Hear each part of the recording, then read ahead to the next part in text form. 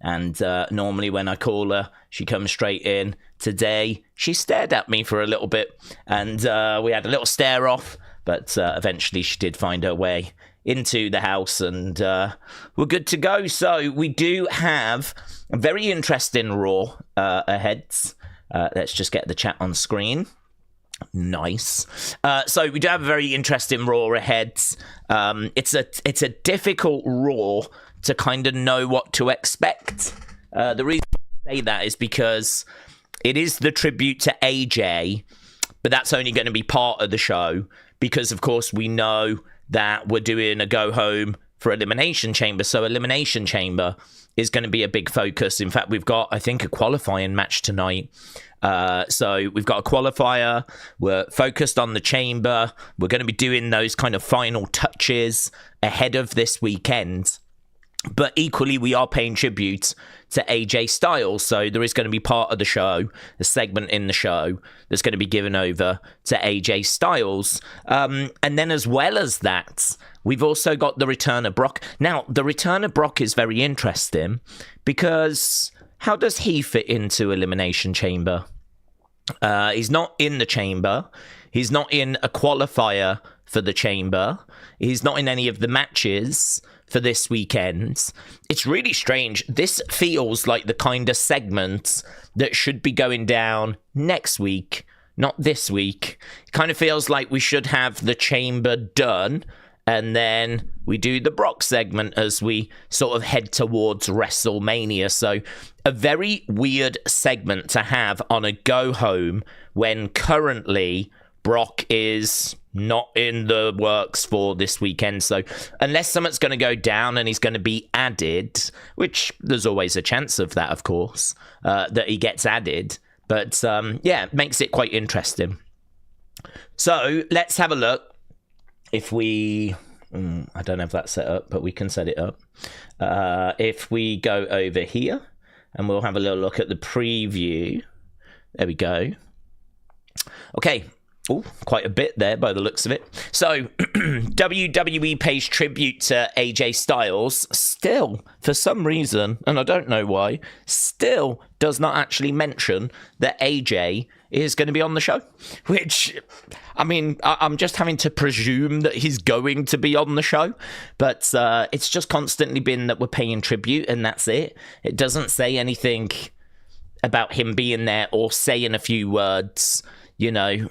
We'll hear from AJ on Raw following his retirement as WWE pay tribute. Like, they're not saying that. They're just saying they're going to pay tribute to him. So he's got to be there, though, hasn't he? He's got to be there. Women's Rumble winner Liv Morgan is going to make her decision. Great. CM Punk discusses his 2 matches that are coming up, Finn Balor and Roman Reigns. Great. Brock Lesnar returns to Raw. Okay. Jey Uso against El Grande, the original El Grande, and Bronson Reed. Maybe Brock takes one of these out and qualifies. Don't know. I mean, to be honest with you, I could see Jey going in because he's a big star, but equally the Vision probably need to have, you know, like Bronson making it as well. So I think the original El Grande doesn't stand any chance. But if the original El Grande gets attacked backstage and Brock takes his spot, not that I'm expecting that to happen, but if that did happen, then of course we would expect Brock Lesnar to win this qualifier. At the moment, I think it's between Jey and Bronson Reed. I'll probably lean Jey. Is there anyone from the Vision in that match? Because their Theory didn't qualify, did he? Theory didn't qualify. Logan didn't qualify. There isn't. There's no one from the Vision in that match. So perhaps it's going to be Bronson Reed that wins, because we need to have some representative of the Vision. It's got to be someone from the Vision that makes it into that chamber. And Theory didn't qualify. He was beaten by LA Knight. Logan, I don't think qualified, did he? Do you know, I can't remember. I don't think he did. Let's have a look. Let's have a look. Off the top of my head, I don't think he did. I'm not picturing who he beat if he did qualify. But let's just go Wikipedia. So it is Randy, LA Knight, Cody Rhodes, Javon Evans, Trick Williams. There's no one from the Vision. So are we really not going to have anyone from the Vision in that match? Yeah, I might have to lean Bronson Reed, actually, for that reason. But Jay is a big star still, although they have kind of shifted him over more to the tag division now, haven't they?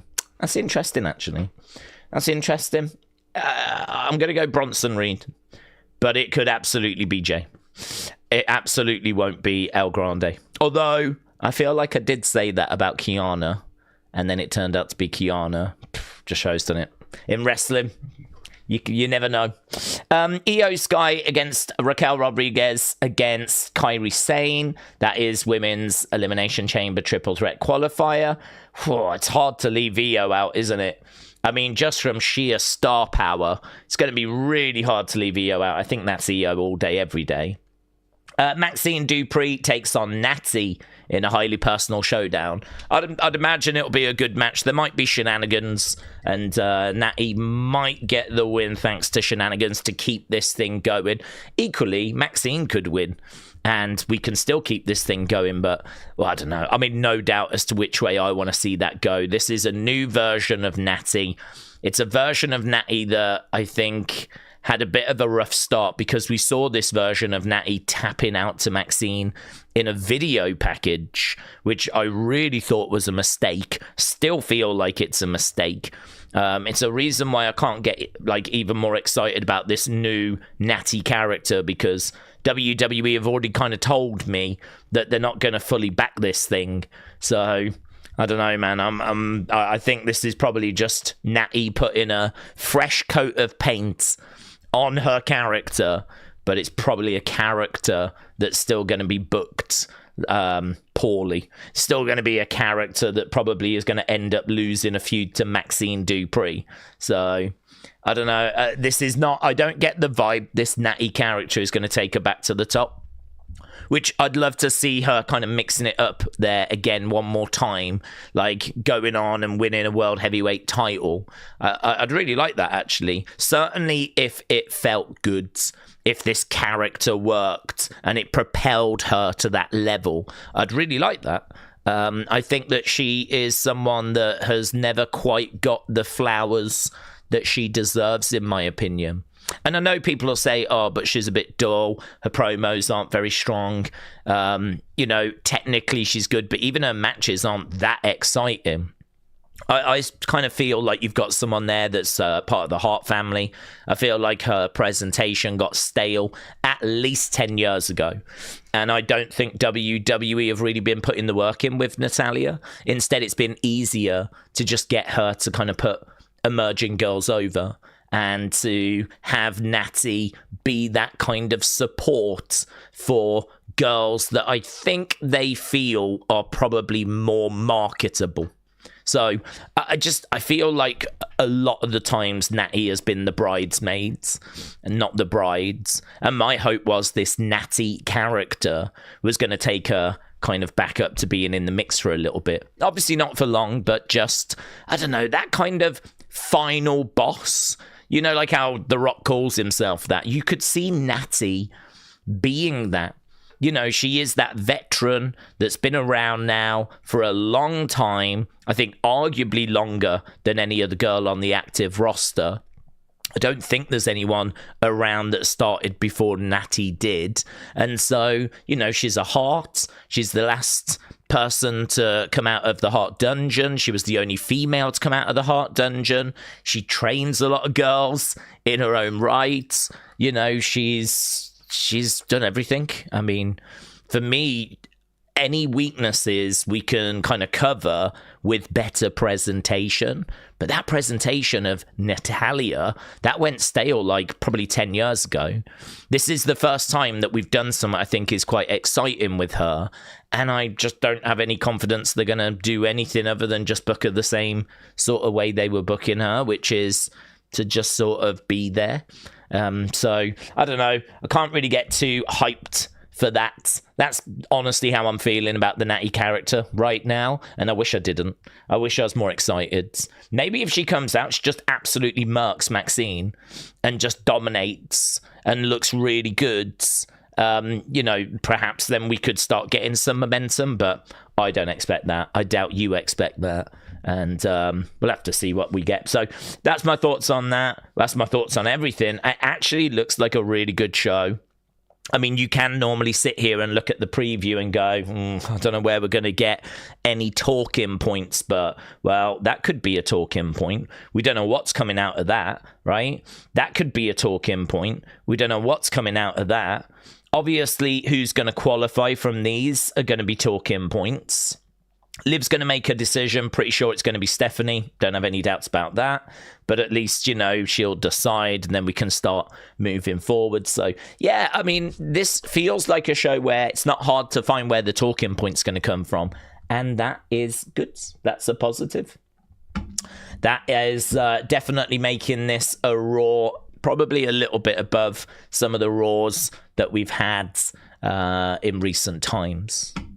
Let's get over to the chat. Hello. Code of Silence, hello. Shout out to you, my friends. Big Half said they should put that IC title on Natty now. She'd have a good run with it. Yeah, I'd have loved that. Honestly, I will never. It would be a question I would have for Triple H. I'd have many questions for Triple H, but one would be, why didn't you put the IC title on Natalya? And make her the first. Why was it that Lyra had to be the first? Like, it's all well and good being excited about Lyra and wanting Lyra to have a run with the IC belt. Like, that's absolutely fine. But why was it that Natty was not given the honor of being the first ever women's Intercontinental Champion? I mean, that Intercontinental Championship, probably the most famous match it ever had. This is debatable, but I'm going to go SummerSlam 92, yeah? Bret Hart, British Bulldog, the Intercontinental Championship main event in a SummerSlam. I mean, that alone is mental. The fact it was in the UK at Wembley, still the only time we've done a show at Wembley Stadium in WWE history, mental. And the fact that it's regarded as one of the great matches in WWE history, certainly one of the greatest Intercontinental title matches. If you think about Intercontinental Championship, the point I'm making is you don't have to think too hard until you get to the name Bret the Hitman Hart. And here is Natalya of the Hart family, who has been an amazing servant and has done loads of great work and loads of great things for WWE, be that on Total Divas, be that with helping girls come through, training, mentoring, working with them at her own training facility, going down to NXT to work with that emerging talent, working with the likes of Aaliyah, and I mean, the list goes on and on and on of all the girls that Natalya has helped, and really worked with. She has not been just a wrestler. In fact, if anything, you could say that she hasn't been selfish enough. If she maybe pushed back and says, I want a bit more for me, rather than just, yes, I'll train this girl, I'll work with this girl, I'll get her ready, I'll do that. Perhaps she needed to be a little bit tougher, rather than just yes all the time. Perhaps there needed to be a little bit of a pushback. So, you've got a girl here that could not have done any more for you, is part of the Hart family, is so well respected. Why did you not give her the honor of being the first ever women's Intercontinental Champion? Why did you not, even if it was only for a day, even if it was only a week, or, wins it on the Monday, drops it on the Friday, who gives a flip? The record books would say she was the first ever, and I don't understand that. Because I think that would have been a lovely gesture. I think it would have been the right person to have been given that honor, and I just don't understand why we didn't. I just don't understand why we didn't do it. And she still has not had that Intercontinental Championship, but Maxine Dupree has. So yeah, I agree with you. I think that would be a great kind of use of Natty to kind of get her to that point. Look, perhaps they'll do it one day. Perhaps they'll give her a run with it. Could you imagine if they never do, though? Could you imagine if they never do give her a run with it? That would be, I'm going to say, unsurprising. Given this WWE creative team, I'm going to say that would be unsurprising. But I hope she gets it one day. I think she really deserves to have a real good run with that belt in particular. Connor said, do we think inside of the mystery crates could be some sort of video package of who attacked Jacob backstage? Because we still don't know who attacked Jacob. Do you agree? Like a TV screen showing who attacked Jacob. Yeah, who would have sent that, though? Who would have sent that? And why would it be on a TV screen and not on a Titantron?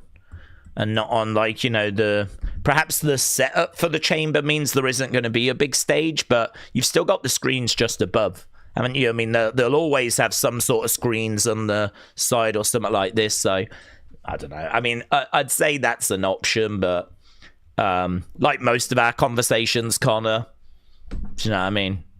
There's no, like, could it happen? Yes. Is there any evidence for it? No. So it makes it kind of hard to just sort of say which, you know, what they're going to do. So it could be something like that, but I don't know why they would necessarily choose to go that way rather than just playing it on, like, screens in the arena. But, well, yeah, I mean, it could be that. I'd certainly take that over a person just standing in the crate, you know, unless it's Danhausen.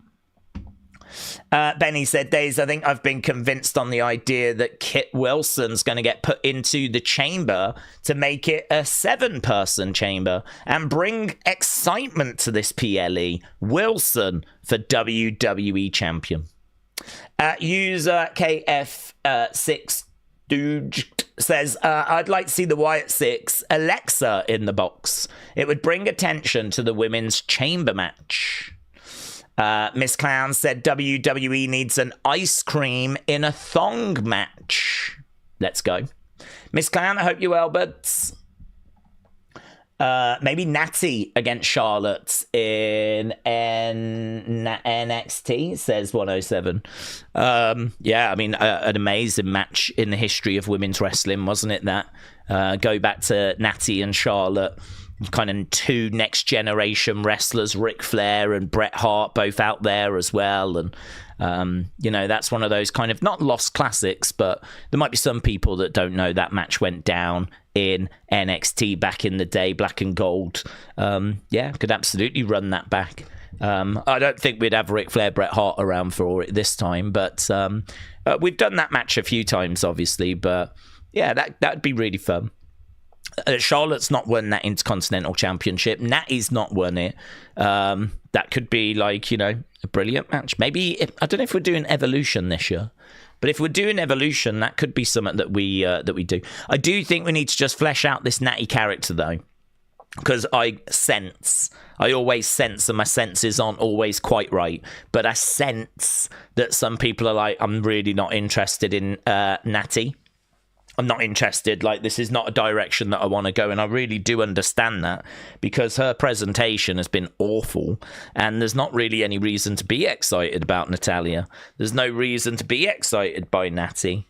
I mean, I would say that this is why this refresh character is a big opportunity, because when was the last time that we actually changed her presentation? I mean, it's great that we've done it now, and so it'd be good to see us kind of capitalize on it. So, yeah, I'd be down for that. Connor said, apparently there's a video of The Undertaker arriving. Yeah. I can't say I'm massively surprised by that. Undertaker does go to a lot of, like, PLEs and stuff. I mean, we know he works behind the scenes at AAA, so, you know, I can't say I'm too surprised. Whether we see him or not, I have absolutely no idea. I would think probably not, but there's always a chance, of course, that he kind of comes out to applaud. And, you know, this is a show that we are definitely going to see some people attending from SmackDown, some legends. Shawn Michaels may be there. We already know Triple H is there. But there's a lot of love for AJ Styles, a lot of affection for AJ. So if WWE are going to pay tribute, I think you'll see a lot of superstars, non-Raw superstars and legends kind of around. But whether they make it on screen, I don't know. Ethan said, do we see the Masked Man being revealed tonight or at the Chamber? I don't see it being revealed tonight, no. I don't see it being revealed tonight. Chamber, there is an opportunity. The thing with the Chamber, though, is that we've got the Mystery Crate. I don't know that we're going to unveil the Mystery Crate and the Mystery Man. Maybe the two things are connected. Probably not. But, Mystery Crate at the Chamber. I think Mystery Man will continue after the Chamber, personally. Edward said, I believe AAA, the Raider Rays, is going to be on March 14th.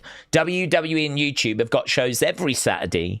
Corey, JBL, Rey Mysterio on commentary. Okay. Well, that's great, because we've just had a couple of weeks where we've not had a show. There's been no wrestling, no WWE. There's been the AAA weekly TV show, but as I've already said, I can't commit to watching that each week. So I'm not really too keen on watching it one week and then not watching it again. Do you know what I mean? Like, that's just messy to me. Like, I just don't like doing that. So if I'm going to watch something, I want to watch something. So I really don't like doing, like, you know, just one-offs. So the AAA show, I've not really been paying attention to, but I would do their PLE. I would be more than happy to do that. And there is a big stipulation in that match, which is if Dominic Mysterio loses, not only does he lose the belt, but he is done with AAA. He's banned. He can't go back and all of that, right? Now, I think there's probably a good chance Dominic retains, but it's a very good stipulation. It's a very interesting stipulation. So I think that means if it is March 14th, I think it means that we've got Elimination Chamber this Saturday. We got NXT Vengeance Day the Saturday after. And then we've probably got AAA the Saturday after that. So we could have 3 weeks of wrestling. I need to have a look, see when UFC is, because UFC, we haven't done any of that. You know, we missed the 2 big shows they had this year. I think it was the Rumble, and I think it was Saturday night's main event. They, for some reason, TKO put on these shows at the same time, and like flipping idiots. So why they couldn't have moved it around and, you know, made sure that their products don't clash, I have absolutely no idea. That's a real mistake by TKO. Perhaps they just feel like there's not a great deal of crossover, but I am that crossover. I would watch those monthly UFC shows. I enjoy doing them. I enjoy watching them, but I can't do it if it's going to go up against the Saturday night's main event and a Royal Rumble. So I might need to have a look into that and like plan it all out. But obviously we're doing the Chamber this weekend. Obviously we'll be doing NXT the weekend after. Whether we do AAA, I'm not sure. That's quite far down the pecking order. But if it's unopposed, then yes, we will do it. So we'll have to have a look into all of that. Will, hello, Will. Hope you're doing well, my friend. Shout out to you. Hannah said, Daze, we got a stacked Raw on deck in the midst of weather that might affect the outcome of the show. We're going to find out what's next for AJ, and maybe some crate clues. I hope to get some Daze DLC for the video game. Let's go. People do normally make Wrestling Daze creator characters. I mean, every game needs jobbers.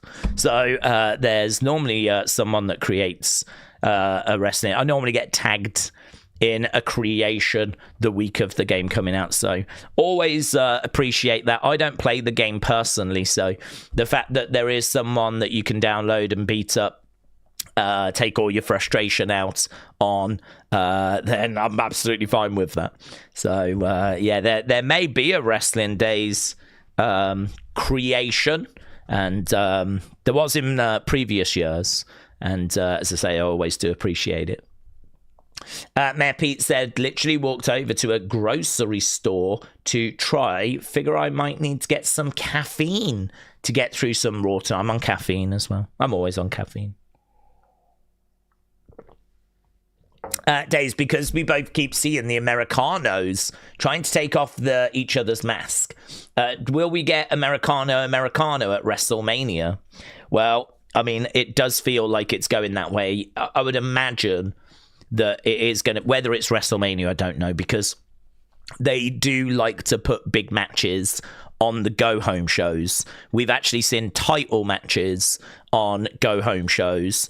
Obviously, we get the Andre Battle Royal on a go-home show. So, you know, they do like those go-home SmackDowns and Raws around WrestleMania to feel unmissable. So I can't say that it's going to be at WrestleMania, but I can say that, you know, I feel like we're going to get it at some point. Definitely does feel like they are on a collision course, and I think mask versus mask would make a lot of sense. But trying to pin down as to exactly when they're going to do it, no idea. But WrestleMania stands a good chance. But I would say so would the go-home shows. So would a Saturday night's main event. I don't know when the next one of those is. But, you know, we could do it at like a Saturday night's main event. They could decide to do it in AAA. The only thing is the dynamic is very different in AAA. The OG Grande is a babyface in America, but in AAA he's a heel. It's very, very strange. Very, very strange. It reminds me a lot of Bret Hart. Bret Hart was towards the end of his WWE run in the 90s with the Hart Foundation faction. He was hated in America but cheered in Canada. And he played into that as well. So it's kind of like different reactions in different countries. And we're seeing that with the El Grandes at the moment.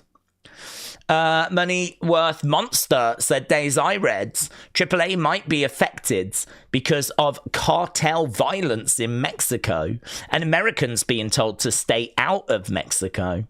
Okay. I haven't seen anything on that. I mean, I don't know what it's like with the cartels. They've been around for a long time, obviously. So that, I don't know if that's flaring up or whatever, but yeah, okay. I mean, I can't imagine, I don't know. I mean, I would say that's probably a story that's been a bit blown out of proportion just because the cartels have been around for, you know, a long time.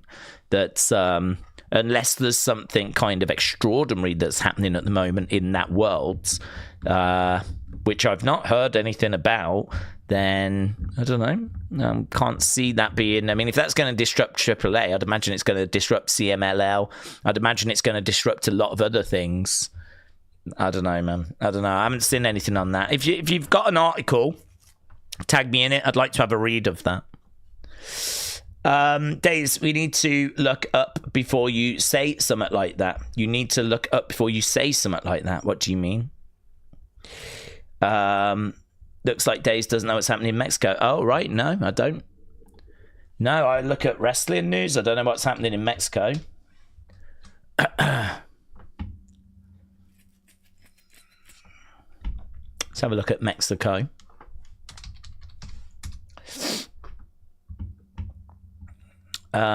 Mexican cartel violence. Okay, so it has erupted. Okay, well, I mean, what I would say is we're talking about wrestling.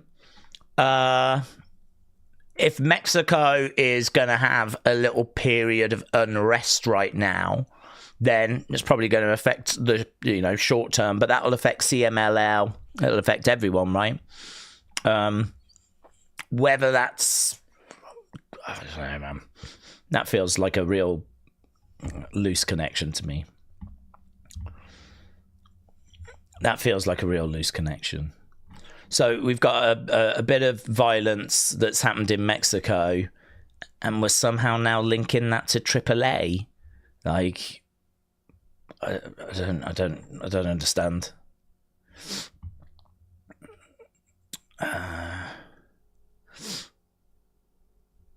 Okay. We'll park that one.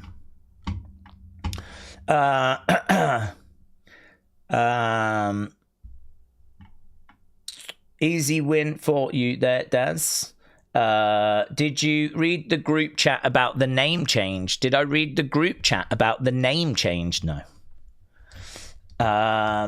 I just tweeted an article about what's going on in Mexico. Okay. Well, honestly, I've not read anything about Mexico. My feelings on it are that there's a little bit of a social unrest there. That's, you know, we've seen that in places like Minnesota or whatever, but maybe, you know, we didn't see 70 odd people get killed. But I just sort of feel like this is probably just a little bit of unrest. Is this seriously going to have an effect on AAA? Probably not. Is it going to have an effect on CMLL? Probably not. It's probably one of those situations where people are taking something that's happening in the real world, trying to connect it to wrestling, trying to get some clicks and views out of it. That's my honest opinion on it. But I will be the first to admit that I have not seen this news. It was a little bit out of my visibility because it was not covered actually on the kind of news update that I read. So just a little bit out of my visibility. So we'll park that. Right, Connor said, if Liv Morgan is 100% going to pick Stephanie as her opponent for WrestleMania, then does that potentially mean that we're going to get Jade Cargill against Charlotte or Jade Cargill against Rhea? If Liv is going to pick Stephanie, are we going to get Jade Charlotte or Jade Rhea? Charlotte's not qualified, has she? So word on the street was it's going to be Jade Tiffany or Jade Charlotte. So I don't think the plans are to do Jade Rhea at WrestleMania. So it looks like it's going to be Jade Tiffany. Whether Charlotte can find her way into that, not sure, but Rhea's over on Raw, whereas Jade is over on SmackDown. So, yeah, for me, they're two different brands. I don't think Rhea's going to find her way over to Jade. So I think they've got other plans for Rhea. Rhea's current tag team champ. Feels like they've put a lot of work into the women's tag division. So, yeah, for me, we're in a situation where I think Rhea is going to be in the tag division. I think that we're kind of looking at Tiffany Jade. Whether we can squeeze someone else into that match, we'll have to wait and see. So, not expecting Rhea to be in that situation. Days, do we see the news of Saudis trying to buy back WWE? No. What I did see was here we've got... Hang on, give me a sec. Dog's barking again.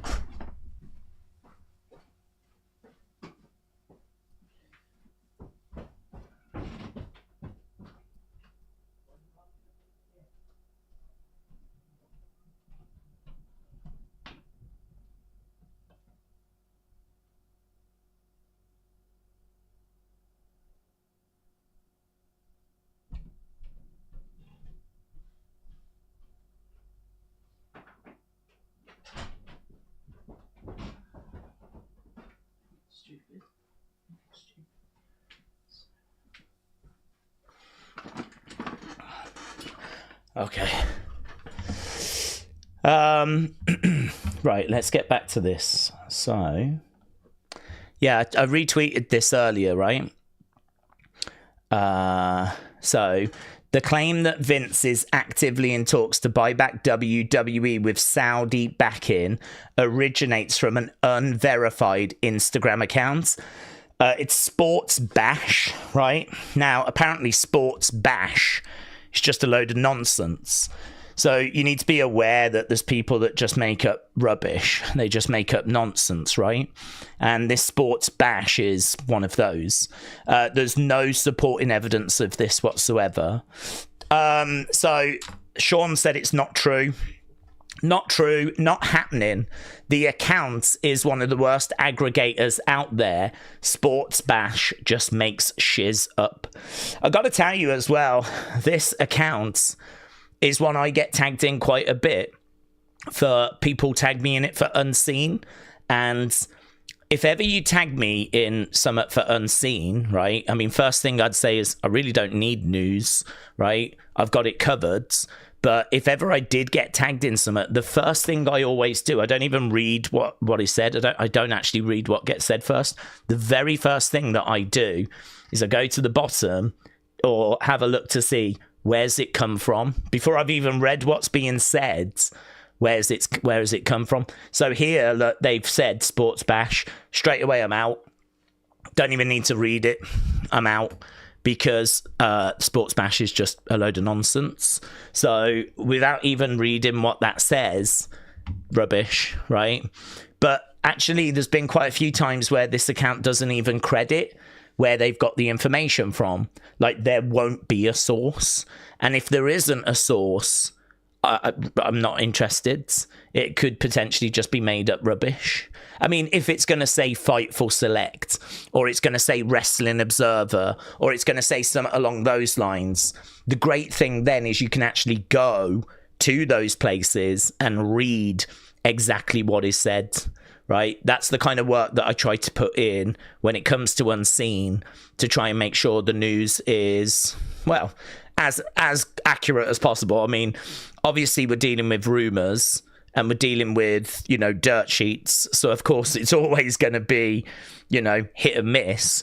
But I think there is a degree of work that has to be done in regards to making sure that at least the sources, the information is coming from is good. Wrestle Votes and Fightful and Fightful Select, these are really great sources. But when you've got things like Sports Bash, then no, I mean, you throw that away, chuck that away. So not true, basically. It's come from this Sports Bash. And honestly, this account is really on my radar as being a problem because they just don't seem to have any filter. Anyone that says anything, they'll just repost it. And they'll make it out like, big breaking news and all this kind of stuff. And they'll dramatize it and they'll make a big thing out of it. But, thankfully Sean's come in and gone and told us it's not true and it's not happening. So he's basically saying this is one of the worst accounts when it comes to like getting your news from, and Sports Bash just completely make nonsense up. So that's the rumor killer on that one. But this, honestly, this is what you have to deal with quite a lot when you're kind of looking at the news. I mean, all day, every day, there are people out there just putting out stuff that are kind of trying to make it seem like this is happening, that's happening. Because everyone's just after clicks, they're after views, and everyone's just really abusing that and just making up nonsense. So, yeah, just be careful. The best advice I can give you is what I do, and what I do is I just go to certain accounts and read as to kind of what those accounts are saying that I trust. This is why I've not seen any news on Mexico, because no one's talking. No one's linking what's happening in Mexico with, this might affect AAA, right? None of the kind of people that I deal with are having that conversation. So that's why it's outside of my visibility. And actually, that would have been outside of my visibility as well, the Sports Bash thing, because I would have just completely dismissed that because of it being Sports Bash. The only reason it came onto my radar was because Sean Ross Sapp commented on it, and that meant that it became something that I was aware of. So that's the backstory on that for anyone that maybe has seen that news. Sean's making it, clear that to him, there's nothing to this. Connor said, would you probably like to see Brock and Oba face to face? What, tonight? Well, if we do that, then we'll probably lead into a match. And I don't mind that, but the bigger thing I'd want to see is Oba win that match. I think, for me, Brock is done. This is the end of Brock in WWE. We believe this year to be the final year. And I don't know how people would book that. I don't really have an appetite to kind of fantasy book Brock's final year. Brock was trending the other day, actually, after Janelle Grant spoke. I would definitely do him retiring at SummerSlam to Gunther. I think him against Oba is a match we should do. I think that could be a real passing of the torch, actually. This could be Brock passing the torch over to Oba. You know, you kind of carry it forward now. So, yeah, I don't mind a face down between those two. And I wouldn't mind a WrestleMania match. But to be honest, I'd kind of like Brock to get take the loss in that and give Oba the victory. Daze, why would Vince buy back WWE? What was the point of selling it in the first place, says Sean. Well, to be honest, there was a lot going on. Someone could do a really great video about the end of Vince's time in WWE because it's quite complicated. So, you know, when we come out of the pandemic, he obviously then gets hit with allegations. He ends up being forced to step away and be out, saying like it was 2 sentences, and it was like, I'm 76 now or whatever. It feels like a good time to retire. Thank you for all the support. It was something along those lines. It was short. It was like, what? And it was just, that is how this thing started to kind of fall apart. And so, you know, he said it was time to step away. And obviously we were all shocked at that news. But bottom line is, it was the allegations. Without those allegations, I think he would have kept going. But obviously, like, you know, there was this kind of all the Janelle Grant stuff and all these allegations that were kind of coming through. He stepped away and then realized that he'd sort of been forced out. He sort of realized he'd been given bad advice. And I think there's some real issues within the family as a result. They actually voted on whether they should allow Vince to return. And apparently Triple H and Stephanie both voted that he should not return. They both voted that he should stay away from the company, which Vince saw as like a betrayal, apparently. His own family voting for him to not return. So, I mean, this thing is messy. This has got a lot more to it. One day, the full story will emerge, but it's messy. It's about allegations. It's about not wanting the family to get the company because you feel like you've been betrayed by them. And so I don't know that Vince, I mean, I don't think Vince ever really wanted to step away. I don't think Vince ever really wanted to actually sell. I mean, Vince is a sort of workaholic, loves being in charge and being in control, loves being like the businessman, and being the head of WWE was his whole identity. When he stepped away, it wasn't because he wanted to retire. When he sold, it wasn't because he was happy to be done. And in fact, you might remember when he sold, one of the key things that he got out of that deal was that he was a key player on the board. You know, he was at the very top of TKO. I mean, when TKO make that purchase, you've got Ari Emanuel and Vince sat side by side next to each other. So part of the deal was Vince would still be kept on in, I think, like a managing director, chief executive sort of role of TKO. Real high position on that board. Real high. I mean, I think there was only Ari Emanuel that was ahead of him, really. So that was part of the deal to keep him involved. And then, of course, the Janelle Grant stuff came out, and then that was it. You know, he was kind of told that this is not good for TKO, and Ari Emanuel kind of, you know, put him out to pasture. So he was done then. He's still got stocks in TKO, but that's it. So I think there is actually an argument that he could go to the Saudis and he could say to them that it would be worth them buying WWE. I mean, they keep running shows in their country.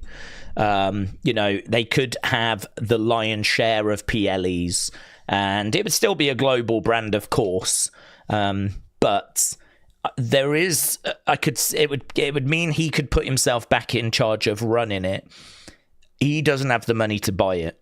You know, don't forget, he didn't own all of WWE. He just had a controlling share of it. So when it sold for more money than Vince got. And it's probably worth even more now. So, you know, Vince doesn't have that money, basically. Vince does not have enough to buy WWE. And certainly with all the legal costs that he's been going through as well, he's got even less money than obviously when he sold. So he would need the Saudis. It would need someone that's got some serious finance, which is why Vince and the Saudis is kind of one of those fan theories that's kind of always being spoken about. Like, could Vince go to the Saudis, persuade them to buy it? Would TKO even sell it? I mean, TKO don't seem interested in selling. So if they're not interested in selling, then, you know, it'd have to be a crazy offer from the Saudis. Would the Saudis feel like it would be worth doing that? You know, would it be worth the whatever billion? The Saudis might feel like, no, it would not be worth it. So I don't know. I feel like there is something to it when you kind of dissect it. I feel like there is method to the madness, but yeah, we just have to stress that this has come from a source that just makes stuff up, and they do it for views and clicks, and I see it all the time. There's quite a few accounts on X that do the exact same thing, and that's why for me the very, very first thing I do is I look to see when someone's making a claim like this is happening, where have you got that information from? If you're not going to tell me where you got it from, I ain't believing it. Right? I need to know where it's come from, and then I can like follow the trail and see exactly what's said, because sometimes it can be that like Dave Meltzer will share an opinion like, yeah, I think it's going to go this way, I think it might be this, but I'm not sure, and then you see a headline saying this is happening. Right, this is happening, and you go back to what Dave said, and he's very clear saying that he thinks this is going to happen, but he's not sure. But people take that and they just go, Dave Meltzer says this is happening, and it all gets blown out of proportion. And so it's quite interesting when you like dig into that level of detail, or at least I think it's quite interesting. But there is a lot of fake news that's out there.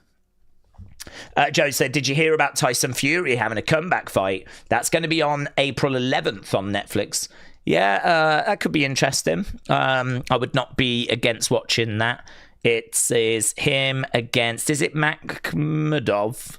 To be honest, there's been a lot of news about Big John. He kind of stole the headlines. So, yeah, I haven't kind of gone that far forward yet. I just know that I'm doing the Chamber this weekend, and then, you know, we'll kind of work it from there. Days with Soul getting the call up very soon. Soul should beat JC for the championship on NXT and lose it to Zarya at Stand and Deliver. Thoughts? Soul should beat JC and then she should lose it to Zarya. Yeah, you could do that. Yep, I wouldn't really have an issue with that. Butterpants said, Daze, is it all right if I use Wrestling Daze as my news source? I hope WWE don't get PLE name ideas from Sports Bash, says Butterpants. Well, I don't have any sources. I've never ever claimed to have any sources, right? All I do is I just look at those big accounts, those big news outlets, and I see what they're saying, right?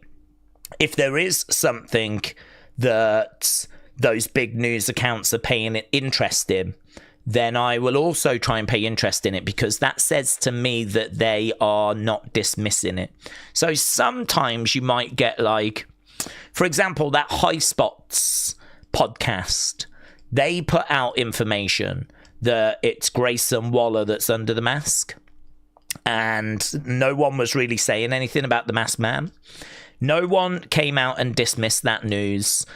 Some of the other big kind of news outlets also picked up on that story, and some of you in the community picked up on that story.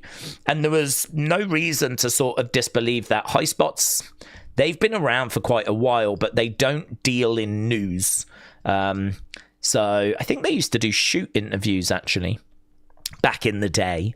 And, they do kind of auctions now where they auction bits and bobs off. So the bottom line is they're not known for sharing fake news. They're not known as an account that's just trying to get clicks and views. They're not, there's no history there of them, making wild claims, right?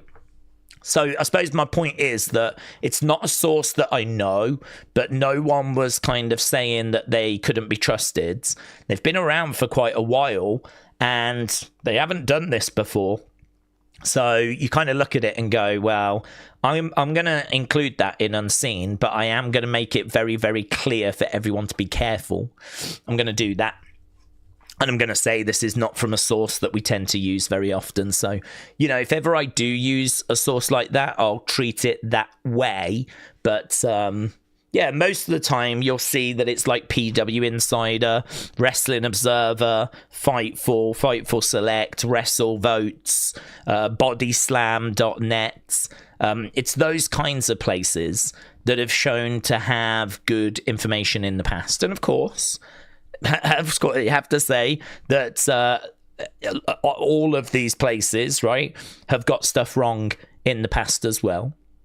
That is the nature of, the dirt sheets and rumors, and, you can't just believe everything.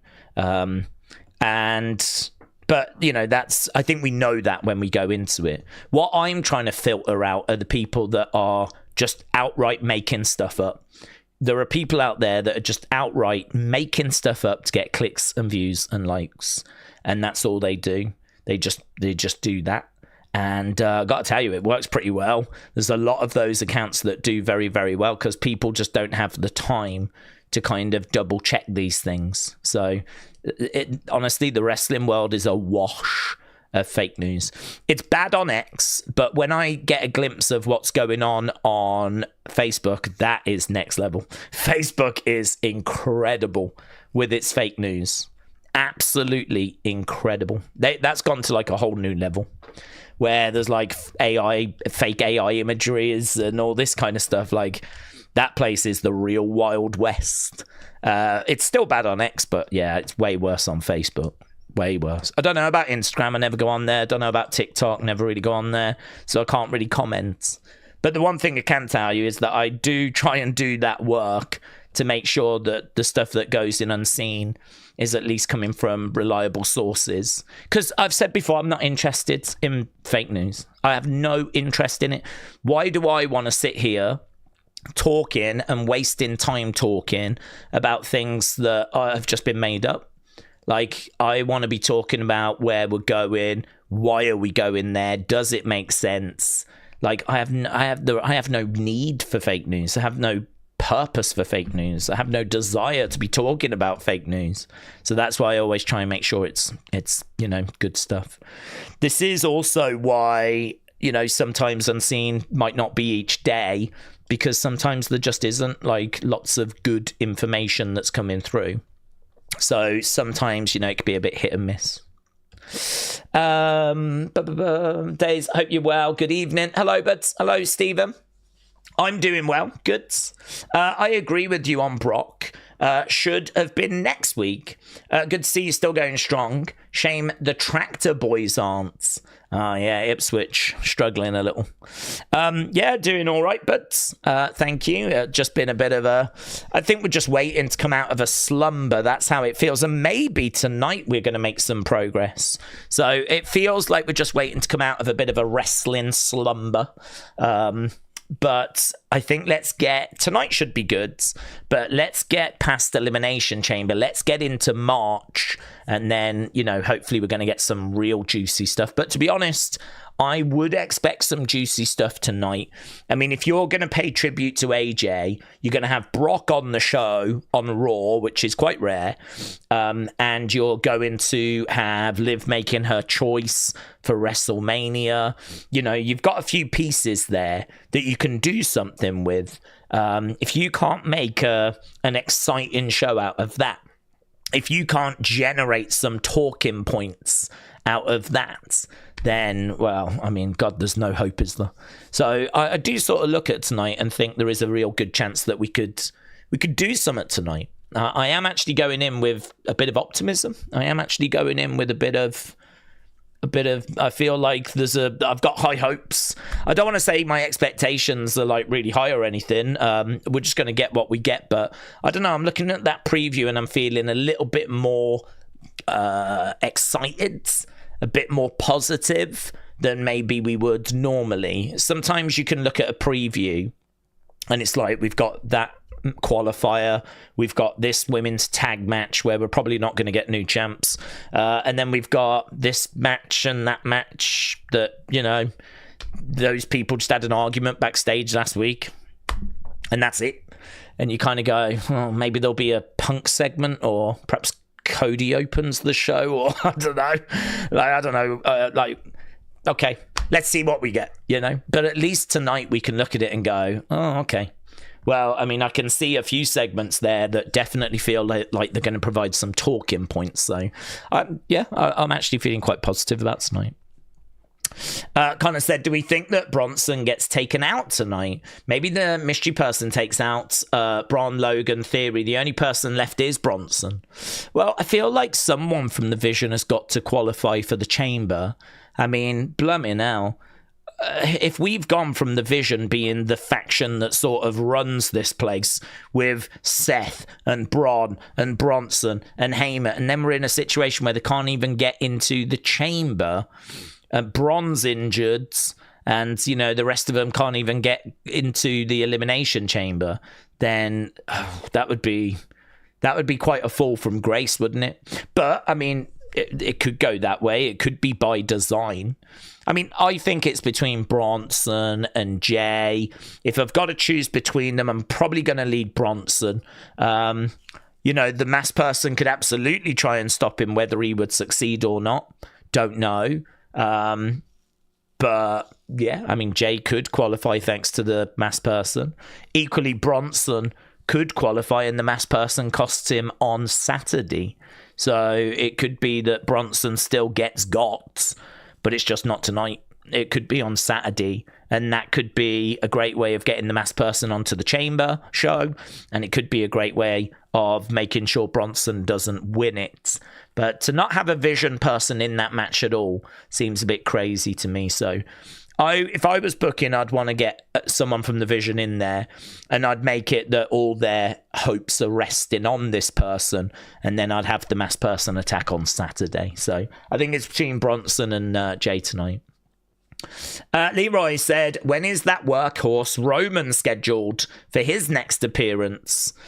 So Roman, I believe, has got, I want to say, 3 dates in March, and then he's got 1 date in April. I think he's got 4 dates between now and WrestleMania. So, yeah, he's not done anything much this side of Chamber, but post-Chamber, he'll be making appearances. I do worry a little bit about that feud because, well, it's a real interesting one, because I don't really see much buzz for it. Some of that might be because the match has already been announced. So people aren't like hoping that we're going to get it, because people already know we're going to get it because it's already been announced. So I don't know. I mean, I think people are excited for it, but I can't quite gauge how excited they are. And obviously with Roman not being around, that has also hurt that. I mean, it does feel like that's just been put on the back burner. It does feel like that feud has just sort of been moved to the side, you know, which is true, because CM Punk's having to focus on Finn Balor. So, you know, he's got to get past Balor first. So it has very much been moved to the side.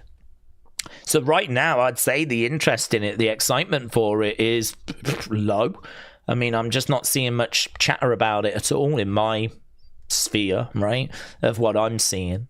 But as we said, there are definite reasons for that. So, yeah, he'll be back once we get past the chamber. And then I'm sure, we'll start ramping up the hype and the excitement for that match. But it's hard to see him and Punk doing much other than just promoing. Maybe there'll be a week where they have to tag together. WWE love doing that. But I can't see that being a fantastic build. I don't see that having loads of great twists. And I see there being really good promo exchanges. I can see some really interesting conversations between Punk and Roman.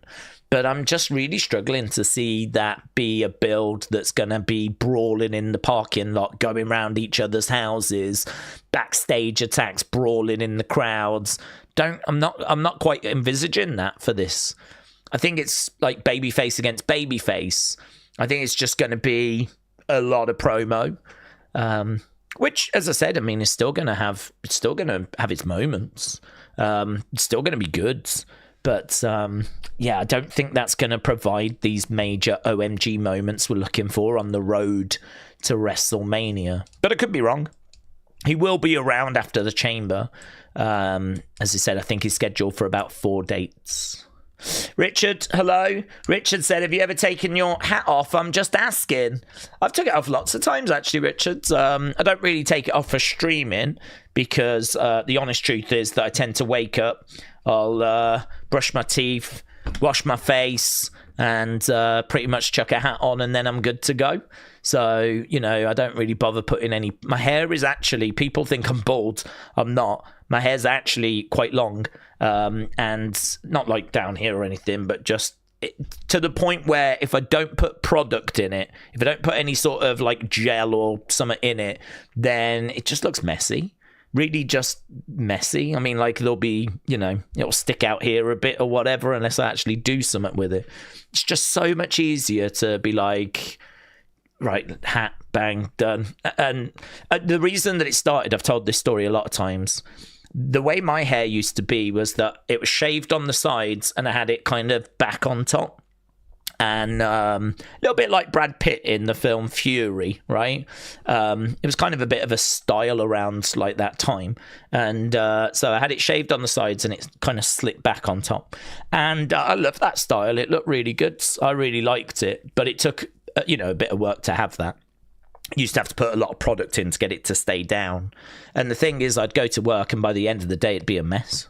By the end of the day, it wouldn't be all nice and perfect. It'd have gone a bit loose. So I was filming videos when I was getting back from work and I didn't want to have to spend time doing my hair, washing my hair and then putting product back in it and sorting all that. That's just wasted time. There's no need for me to do that. So instead, it was like, I'll just grab this, I'll put this on. And so from the very first video, that's the reason why. And I don't even think about it now, to be honest. I don't even think about it. It's not, I don't, at no point do I think, like, where's the hat? The hat's always just here. And before I go live, I always just put it on. So it's just a laziness thing, a hair thing. Richard said, it's me again. What do you think about Clash in Italy? I really like it. Yeah, I think it's great to see us go to new places. I think there's lots of deserving places that we should go to. I'd love to see us go to Japan and do like a big show.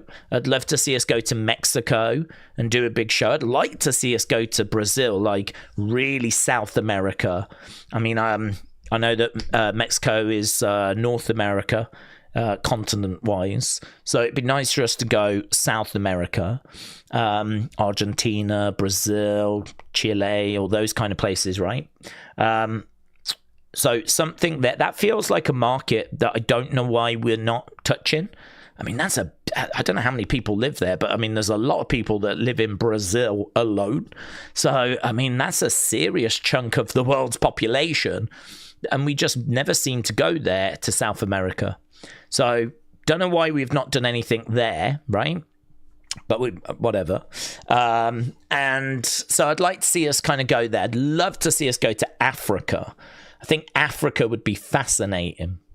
But India, Africa, Japan, South America, these are the kind of places I'd love to see WWE go to. And I would really hope that we could find a way of making it feel like we're in different places around the world, you know?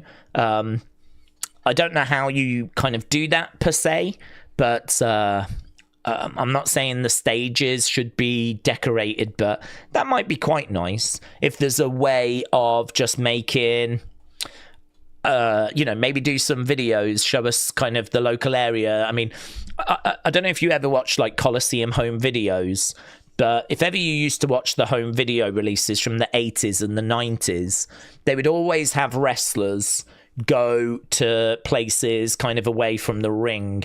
So, for example, there was a Yokozuna going to a sushi restaurant. It's kind of a famous clip, actually. These are the clips that I think are a little bit lost to time, because not everyone will have seen them, right? But basically, it was Yoko in a sushi restaurant, and Mean Gene was with him, and Mr. Fuji. And you basically saw what Yoko was eating and how much he would eat.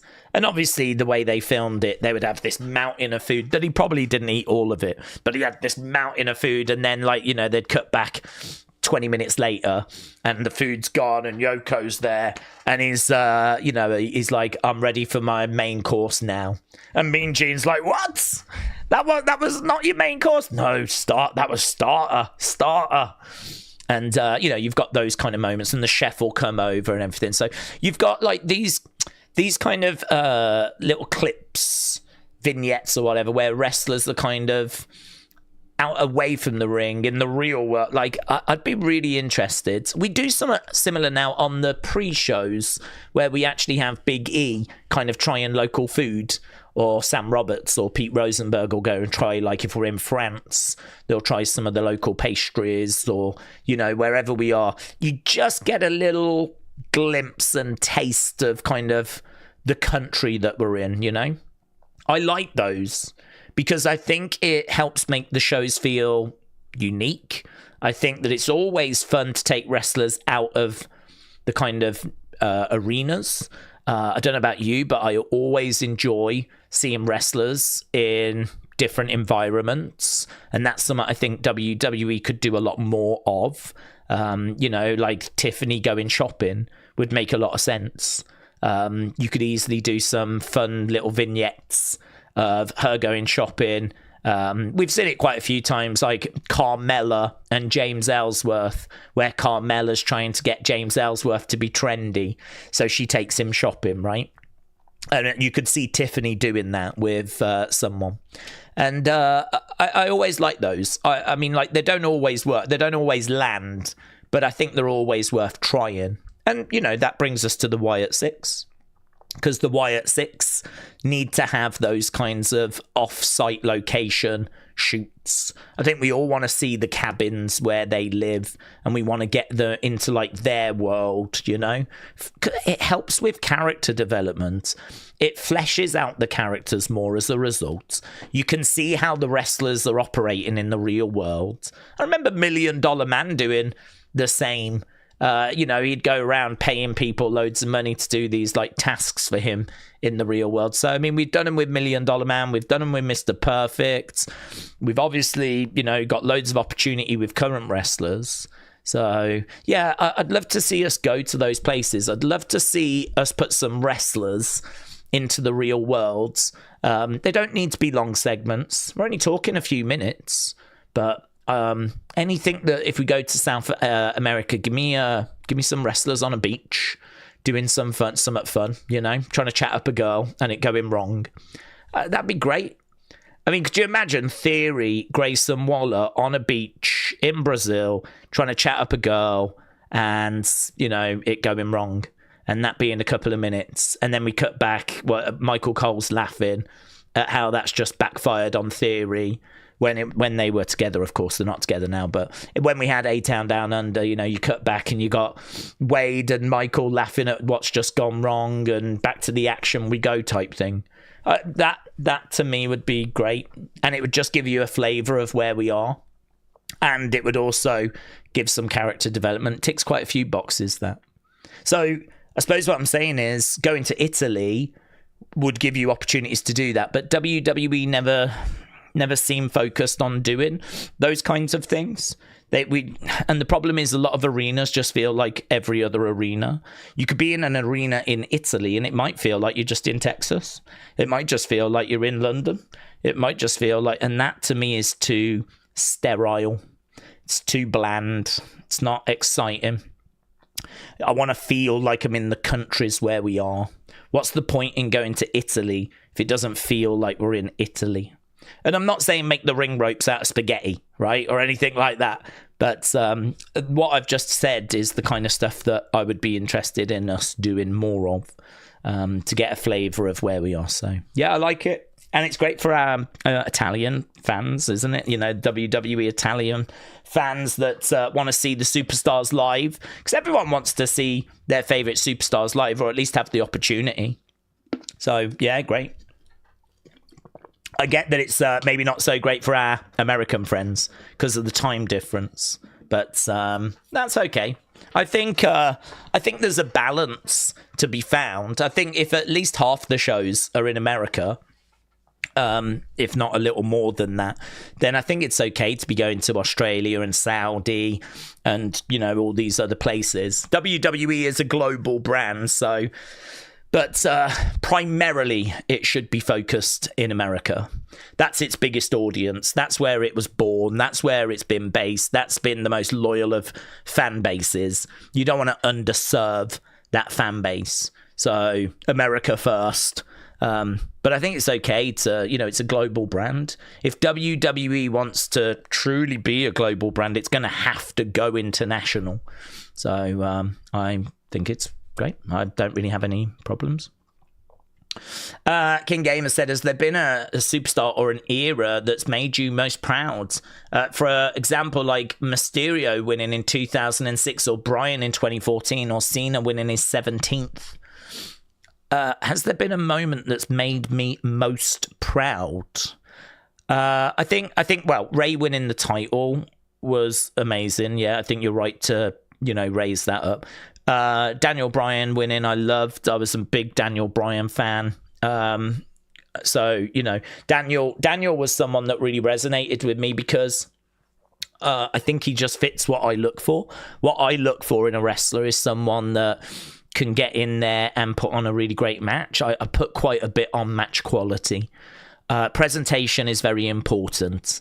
But if you can get in there and give me an exciting match and do it on a consistent basis, you are going to earn my respect. You are going to be someone, regardless of your presentation, you are going to be someone that I'm going to pay notice to. You know, Chad Gable, for example, when he was doing Shorty G, you know, we were very vocal in saying he deserves better than this. This is not right.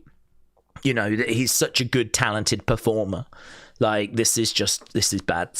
So it's great to see that we did start doing some stuff with him. And, you know, it's a bit of a shame to see where he is now, because I don't think El Grande has been very good for him.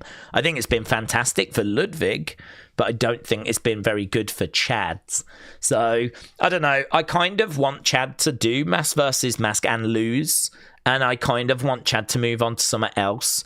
I sort of feel like this is a gimmick that Chad has started, but it's really found its home with Ludwig. And I think Ludwig should be the one that carries it on. I think Chad can go and do something else. I mean, it felt like Chad was quite close to beating Gunther, you know, when Chad's daughter was crying, if you remember, in the front row. And he lost that one, but it felt like, that's okay. This is the setback, and then he'll beat, and then he never did. And it's like, what? How did that make any sense? I was shocked when they gave the win to Sammy instead of to Chad's. That really shocked me.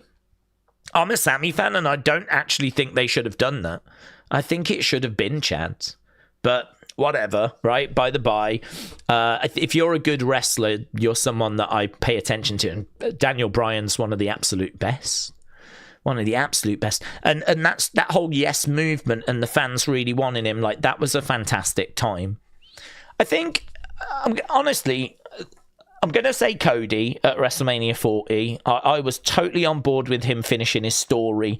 And I think the fact that when I was young, watched Dusty, obviously I saw all of Dustin's WWE career.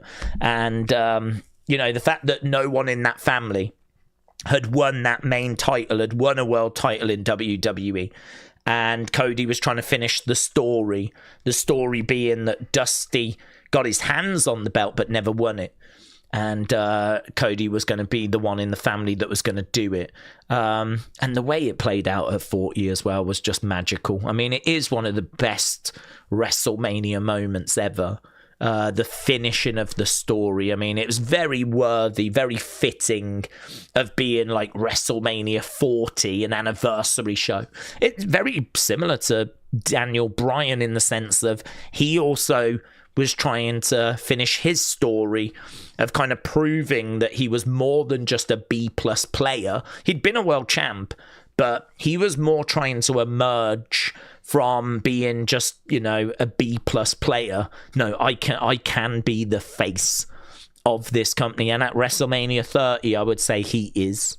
I would say around that time, and certainly on that show, he is. And then, people forget that he wins that belt, gets injured not long after, and then the fans are desperate and demanding him in the 2015 Rumble. They are desperate for Daniel to win. So it's not like he got to the top and then the fans kind of abandoned him. The way that it plays out with his injury means that he still stays really hot and the fans really still are clamoring for Daniel. And this is why in 2015, Roman wins the Rumble and gets booed out the building, right?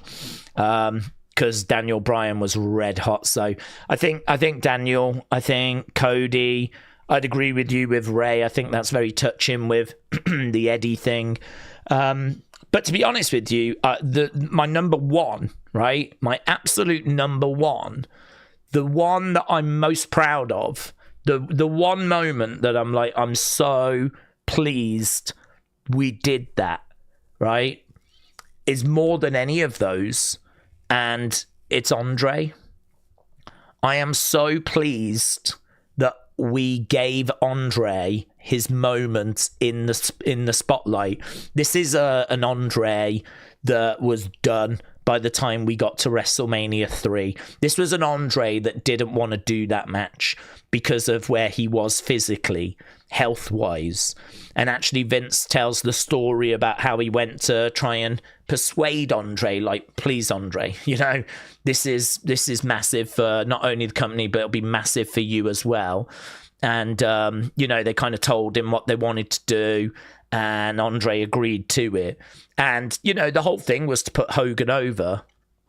It's a shame that WrestleMania wasn't around in the late 70s, early 80s, where Andre could have been featuring regular and had more main events, right?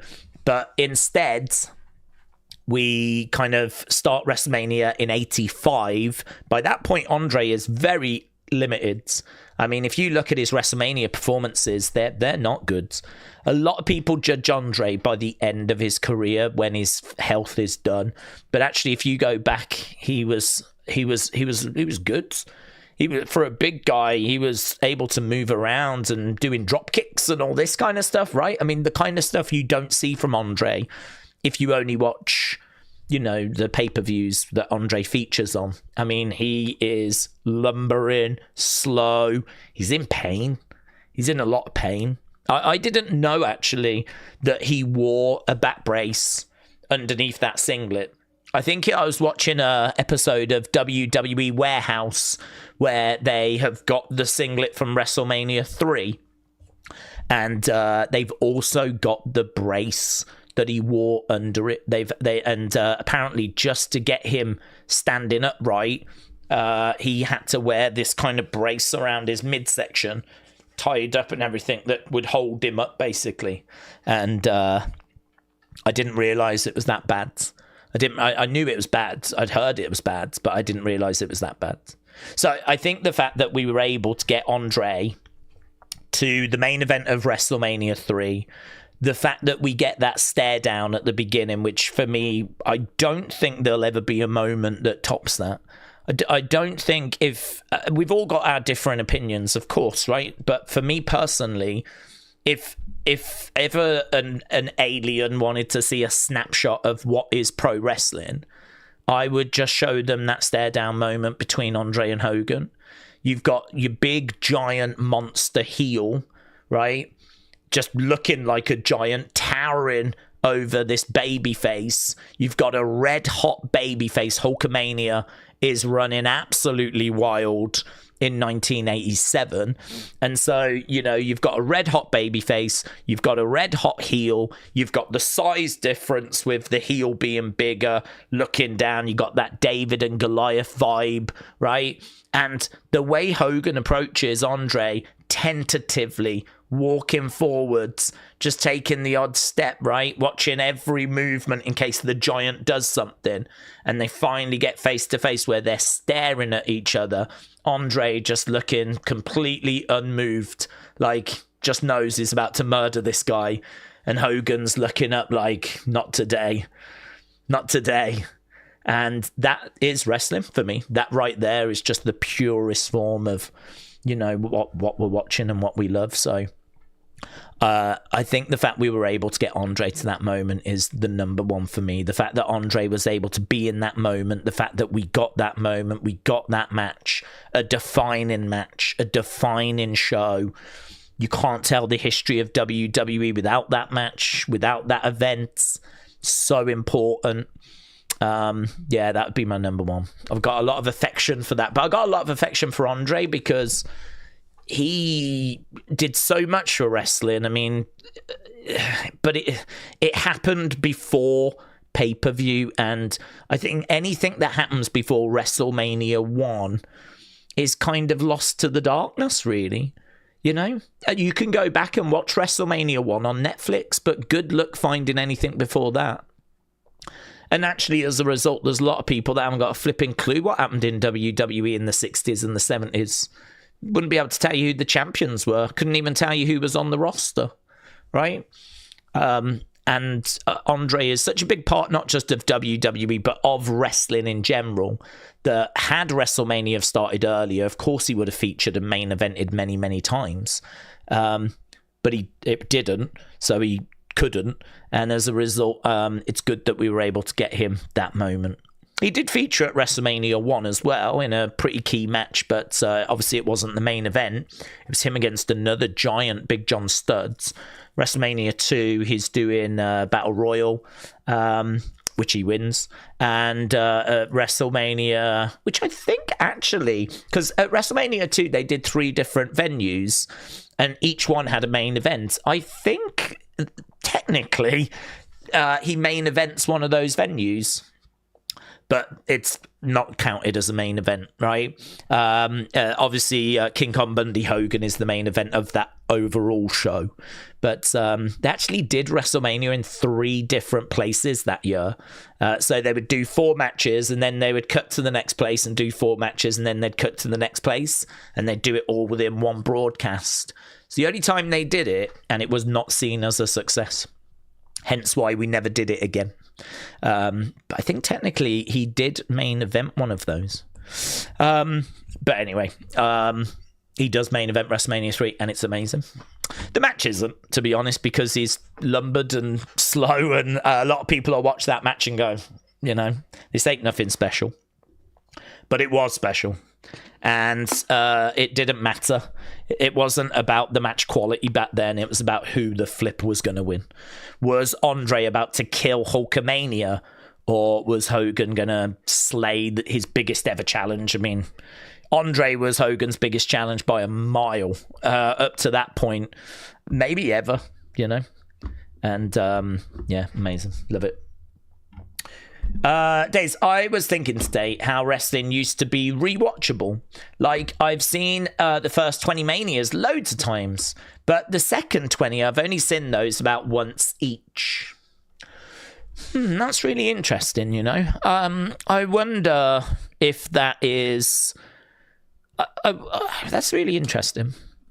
I wonder if it's because wrestling just is never ending and it's constant. I mean, when I was a kid, I would get like a videotape probably every 2 weeks, 3 weeks, maybe once a month. It varied, but it would have, you know, Raws on there and any other bits that they had recorded for me. And so there was period, and obviously you'd just blast that in one go, right? You'd get the videotapes, put them in, and you'd blast it in one go, and then you'd want to watch it again. And then I haven't got anything for, you know, the next 2-3 weeks. I mean, I've got to wait for my next tapes because I didn't have Sky. So I as a kid, I had to wait. And this is why on a Sunday, we would go to the car boot sale, and there was no doubt what I was looking for the most. I mean, I would have took any magazines. If there was any magazines, I was buying them so I could read them. But it was tapes. That was that was the gold that I was after. You know, I'll take any figures, of course. I will take anything wrestling. I would take, right? I mean, I had a clock that was like 50p.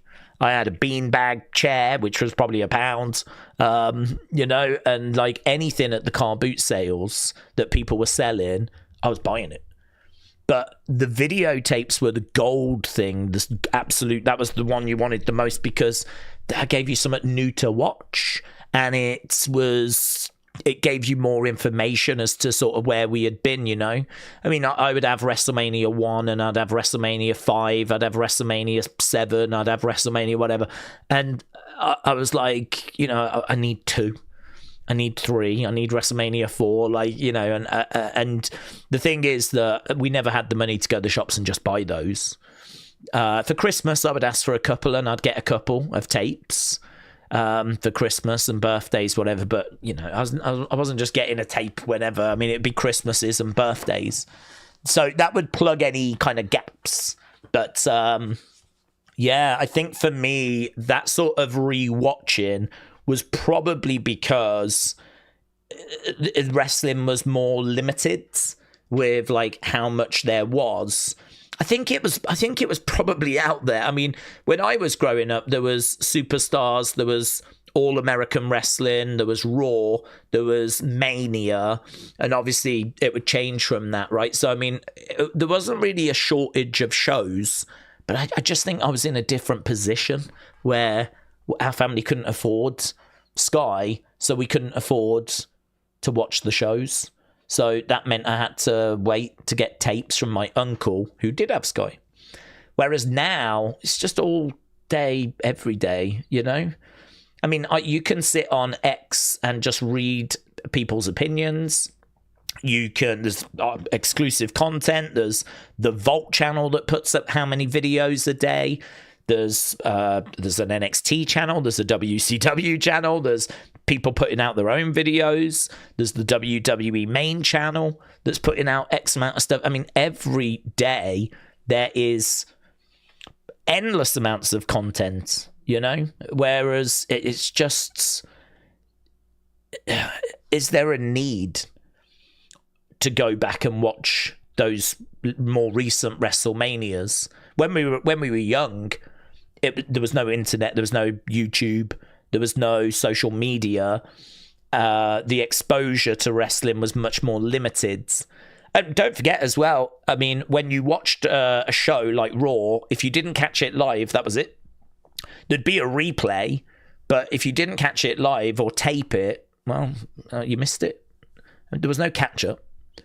I mean, back in the day, you used to have to watch the shows or tape the shows or watch a replay, or that was it. I mean, there was nowhere to catch up. There was no catch up. So even like the shows, it wasn't like Netflix or anything where you could just go and watch it whenever, you know? You had to watch it at a specific time.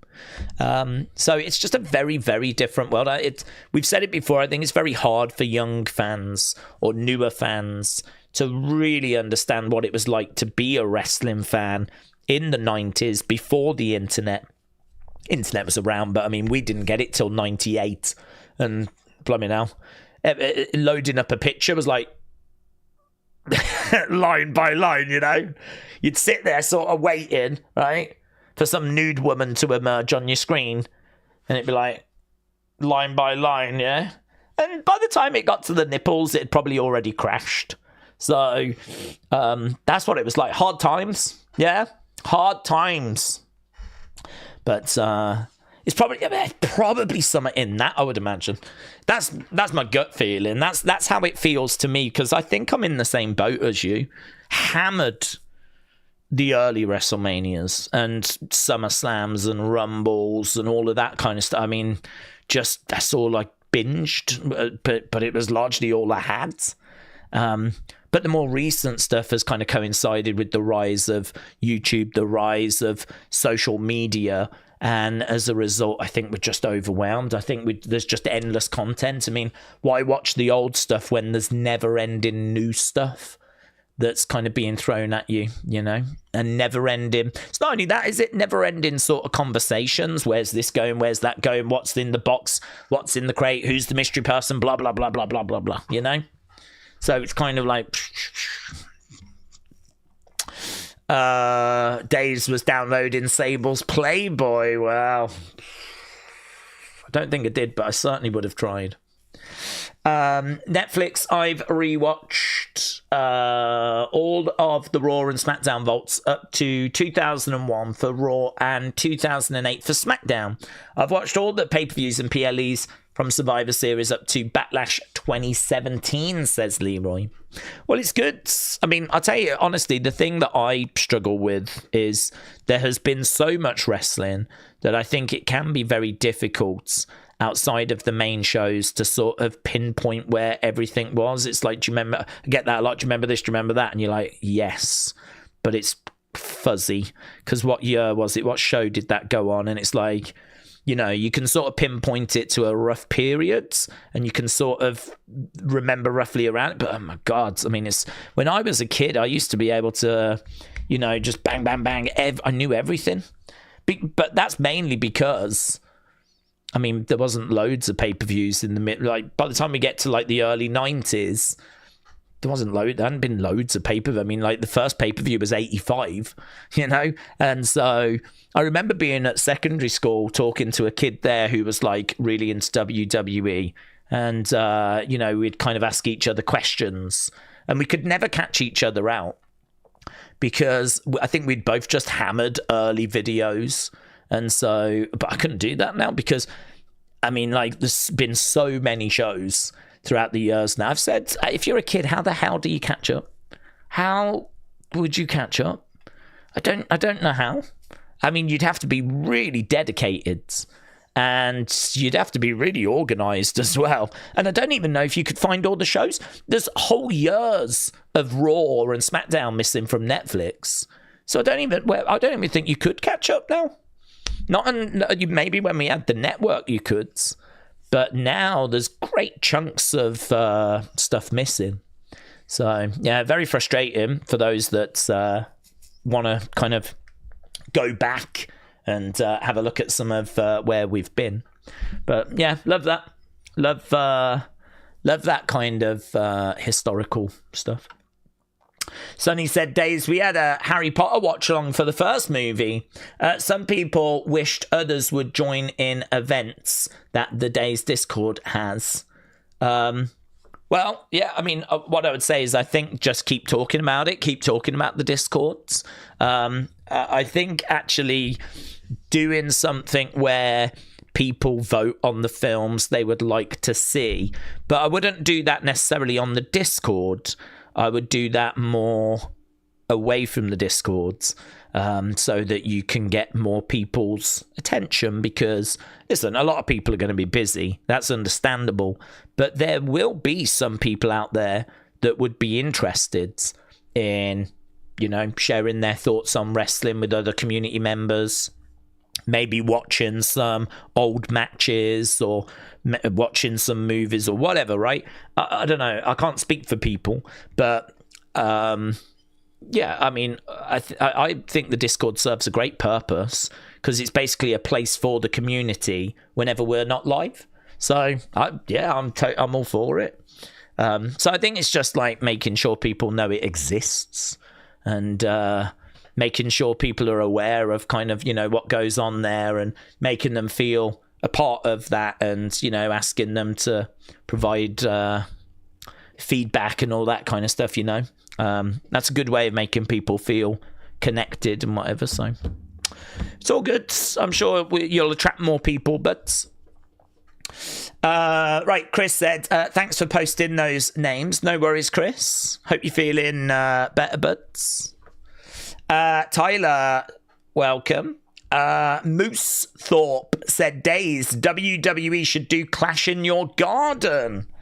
Well, I've got a garden where you could definitely fit a ring, and I reckon you could probably fit a good 50-odd people. Whether that's WrestleMania worthy, I'm not sure. But I think we could definitely do an episode of Evolve. I think my garden could definitely do an episode of Evolve. So if WWE are watching and they fancy doing Evolve in a different location, this is an open invitation. The garden is a little bit on a slope. I don't know if that's going to be a problem, right?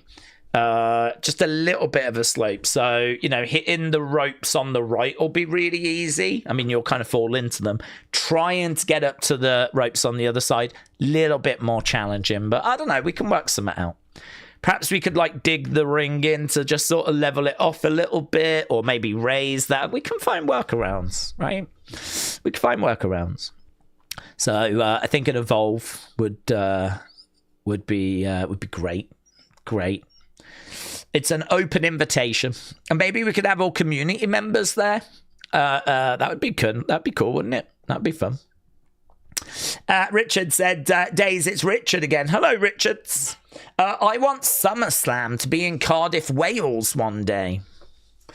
Well, I think if Cardiff wants a show like SummerSlam, they're probably going to have to bid money for it. I mean, I think there are some shows, the B shows, that WWE don't necessarily need bidding for. I'm just trying to think. I've not heard of Italy putting money in for Clash. They might have done, but I don't think so. I think that's probably more WWE trying to break into that market. It's probably more WWE wanting to, make some progress within Italy. So I don't think Italy will have had to have paid for that. But I'm sure WWE have gone to them and said, look, we'd like to host this event here. Can you help us out with any tax breaks, or can you help us out with any, I'm sure they've gone and asked. I mean, it's TKO, for God's sake. So they're very money motivated. So, but for a show like that, probably there wouldn't need to be any payments like there is for Mania or Rumble or SummerSlam. But if Cardiff wants SummerSlam, no doubt whatsoever, that's a 2-day marquee event. You're gonna have to bid for that. That's one that I think you're gonna have to pay money for. I don't think Cardiff's paying money for SummerSlam, to be honest with you. I mean, we're still waiting to see if London's going to put a bid in for flipping WrestleMania. There's been no word on that. And I blame London on that. I do not blame WWE. WWE are very easy to work with. I've got no doubt about that. They are motivated by money. So if you show them the money, they will give you the show. I mean, it's very simple. If London coughed up money, it could have WrestleMania. No doubt. I don't have a doubt for a second. I don't think that, WWE went to meet with the London mayor and they posed with him as he held up a tiny little belt, right? I mean, to me, WWE seemed totally on board, eager. Any concerns in the past about time difference, I think they're gone. I don't think that's a thing. I don't think that can be a thing when you're doing shows in Saudi Arabia, right? I don't think that you can be concerned about the time difference when you're going to Saudi and doing 2 shows a year every year. I think it'll be 3 this year, actually, and WrestleMania next year, So I think the whole time difference thing is not a barrier. It's just how much money are you going to give us? And actually, how much money is it going to take? I don't know. I don't know what that number is. So if you want those kind of shows, you're gonna have to bid for them. Real Russ, hello. Shout out to you, my friend. Appreciate the support. Real Russ said, evening, Days. What do we think about Mayweather Pacquiao 2? Makes sense. They're both broke. I mean, I don't know, mate. Those kind of fights. I mean, that one probably grabs me a little more, if I'm going to be honest with you. I really don't have any interest in Mayweather Tyson. That one is just an absolute sham to me. Any intrigue I had about Tyson has completely been answered with the Jake Paul fight. I don't have any questions anymore. He's done. He's washed. I'm sure that he can make himself look better than that. And I'm sure that he can put on a performance that kind of brings back some credibility. I'm sure that he can, there was flashes in the first half of round 1. Perhaps you can get 2 rounds, maybe 3 rounds of him looking better. But him as any kind of competitive fighter, just feels done to me. I mean, he just feels washed. It's done. And so as a result, I just don't have any interest in that. I mean, to me, that is what it is. And I wonder if there are people that feel the same, or if I'm alone. I can't be alone. I can't be alone in feeling that way. So many people were down on that fight and were down on just how bad he looked. That are people really going to bite that again? Are they going to go for that again? Are they? They're going to fall for that again? I'm not. I mean, if I don't have anything else on, we might watch it. But to be honest with you, if there's a big UFC show, that's going to get priority. Obviously, if there's a big wrestling show, that gets priority anyway. But if there's nothing on, maybe I'll just watch that. But that would be the only way I'd end up watching that fight. I do think Mayweather Pacquiao is more interesting. And I think they've said it'll be a professional fight, which again, that would make it more interesting. So this, I think, is more interesting. But I don't know. We saw the first one at a time that felt like it was probably a little bit too late for Pacquiao. But, it did numbers. Yeah, I think it's still, well, probably not now. But it was the biggest pay-per-view of all time. I want to say over 4 million buys. Obviously, we've had the Netflix stuff, which isn't pay-per-view, though. But those numbers, I think Jake did 33 million. But that was not pay-per-view. That was Netflix. As long as you had Netflix, you could watch it. And we know that 70 million. Some said 100 million for Jake and Tyson. I saw 2 numbers for that. First number that came out was like 100 odd million. And then there was another number that said actually it was more like 70. I'm not sure what that finished up as. That's the biggest though. But with like people actually paying $50 odd, $60, $70, $80 to just watch the fight, the biggest is Mayweather Pacquiao, 4.4 million, I think it was. And then I think just below that is Mayweather McGregor, which did very, very well, but did not beat Mayweather Pacquiao. So it makes sense for them to run it back, and it makes sense for them to do it as a professional fight. Ship has absolutely sailed, though. I mean, I don't know. Back in the day, you was watching the 2 best fighters going at it to figure out who the best is. No one's going to make the argument these are the 2 best fighters right now. So this is just nostalgia. This is just a money grab, which is not a bad thing. I'm not down on it. I mean, there'll be enough people that tune in. What kind of number it does, though, I'm not sure. I think they're going to have to do something pretty tasty in the build to really get people to want to tune in. Mayweather's just had too many rubbish showcase fights. I think people are kind of tired. I think there's kind of an attitude of this is money grab, So I don't know. I just can't get excited for these fights like I used to be able to. I think I've got a bit tired of them now. I think there's 2 fights in particular that really changed my opinion on all of this. And that would be Mayweather against Deji, which is the worst event I've ever seen. right? I mean, just absolute car crash of an event. Really like bad commentary, bad production, long time waiting in between fights, nonsense. I think there was a nonsense like musical performance that was chucked in there that was just nonsense. It was just rubbish. Yeah, it was bad. It was really bad.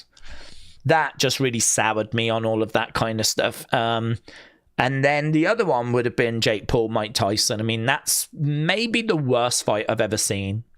And the fact that it was shown to so many people. It's probably the most viewed boxing match ever because it's 70 to 100 million. It's probably the most viewed boxing match ever, and it's probably the worst boxing match ever at the same time. And I don't know, those kind of things, they sort of do cause damage, don't they? So yeah, when it comes to like Mayweather Tyson, Mayweather Pacquiao, what was the other one? Blooming, what's his name? Kickboxer guy. Can't remember his blooming name. The one that the kids love or loved, I don't know. He was on Misfits. His fight, don't give a flip. So that whole world is, kind of destroying itself, in my opinion. It'll still do numbers, make no mistake about it. I'm more into Mayweather Pacquiao than any of those others that I mentioned.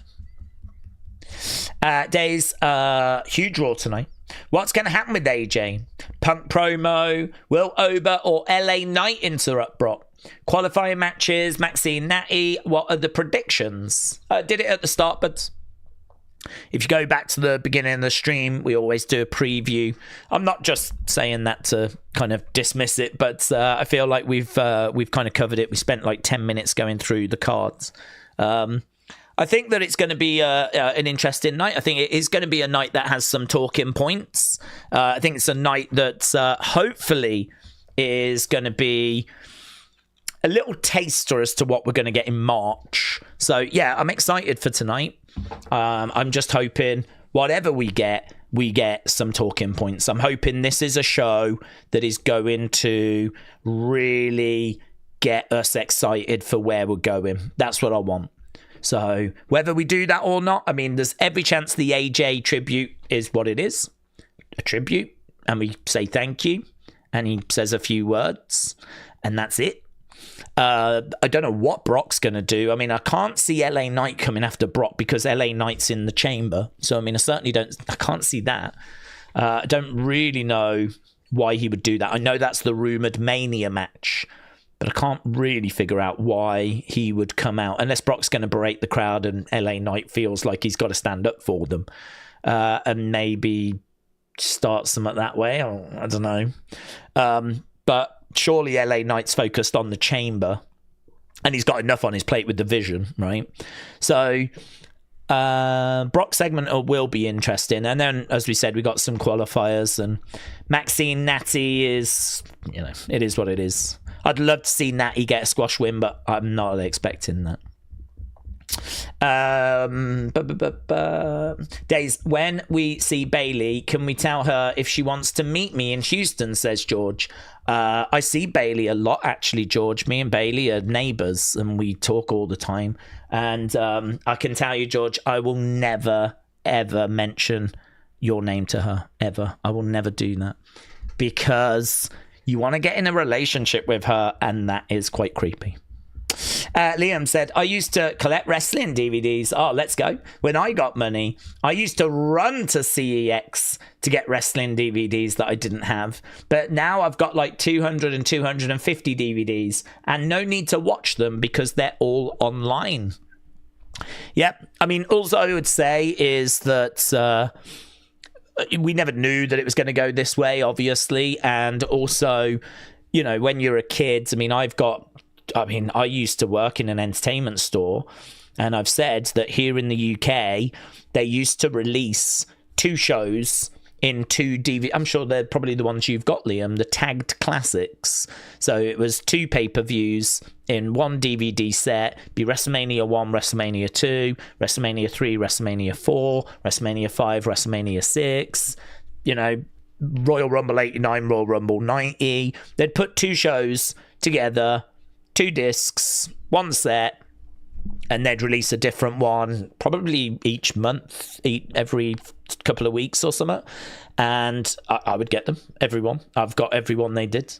So yeah, I'd imagine we're probably talking about like a lot of the same items. I'm in that same boat. I don't regret getting them though. I mean, we've seen, haven't we, with the Raws, that we had them all on the network and we do not have them now. I'd like to think that these kinds of shows are always going to be available, but you just don't know. I mean, really, you just don't know. I would say, like most films, you tend to watch a couple of times and that's it. I think I have bought these and I've watched them a few times and I feel quite satisfied that, you know, it wasn't a waste of money. I've always got it, you know, if ever I need them, they're there. The other thing as well, and this is something to think about, as time goes by, things get changed and edited. You know, they might not have rights to certain music, or there might be certain matches that as time goes by, they feel are not appropriate and they get cut. So actually, some of the versions online can be edited versions where the DVDs that you've got will be as close or closer to the original. So again, when you don't actually own things, it's out of your control as to what they want to do with those things.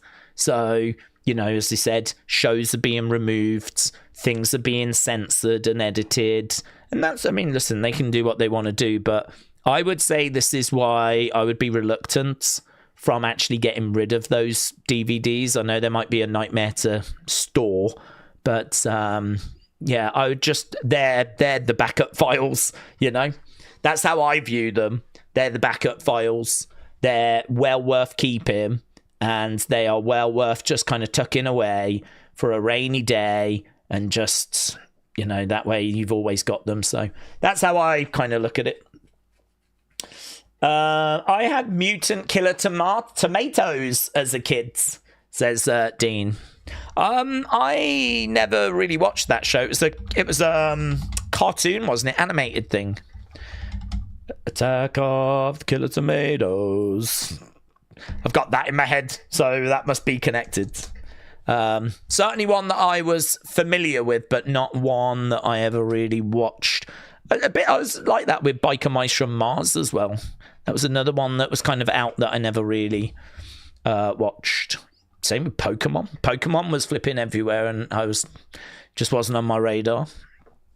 If Maxine Dupree's tonight, I'll be mad, says Connor.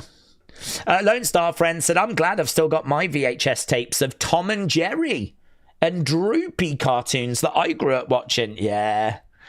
That's great, isn't it? If you've still got those shows that you grew up watching, actually, I mean, I don't think we've got the ones that I had, that I grew up watching with. I think they all ended up getting chucked. So I had a set that had different, like, British cartoons on. And you'd get an episode of, like, you know, 5 or 6 different British cartoons. And so, you know, I'd be watching that sometimes.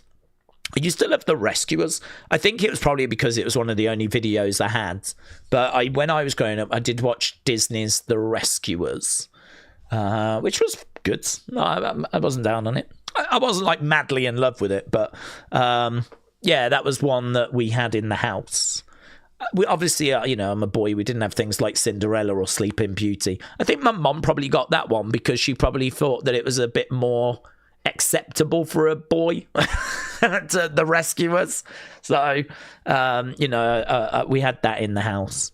But yeah, I mean, when I was young, we did have Nickelodeon. That was not like, that was a cable channel, but it was like, if you had basic cable, like entry-level cable, you got Nickelodeon.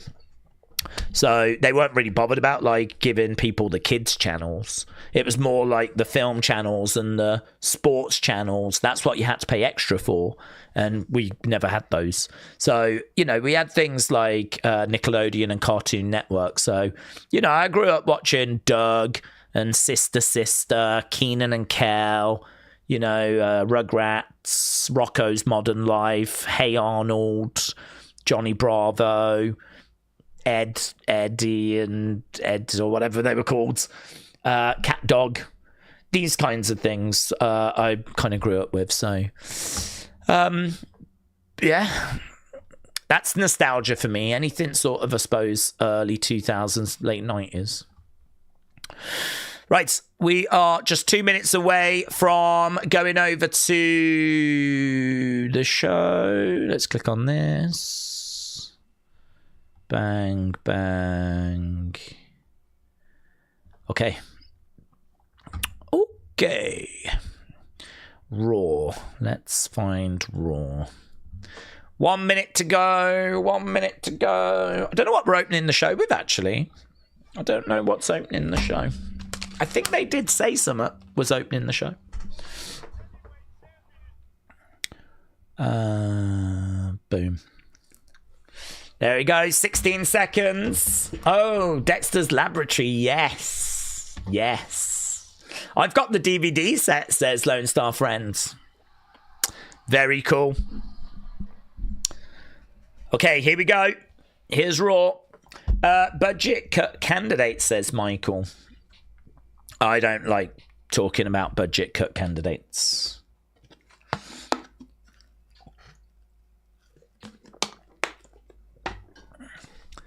Okay. Tony, shout out to you. Leroy said, first time I saw wrestling, not on a videotape. It was on a on TV box with a sports subscription. What year was that? Leroy, what year was that? Jordan, hello. How's things? Good now that Raw's starting. I mean, it was good anyway, but we were just waiting for the show to kick off, and we are ready to get our teeth into this week's episodes. We're going in genuinely optimistic. I think the preview for this show genuinely looks better than usual. It is a go-home. That is a concern. We know that go-homes aren't the best, aren't the strongest, but because normally it's just like, you know, finishing touches. But let's see what they've got, shall we?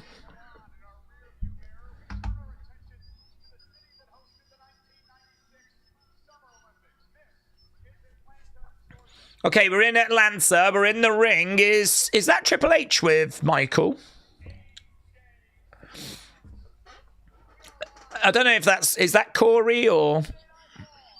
Michael seems to be in the ring. Thank you, AJ. Sign.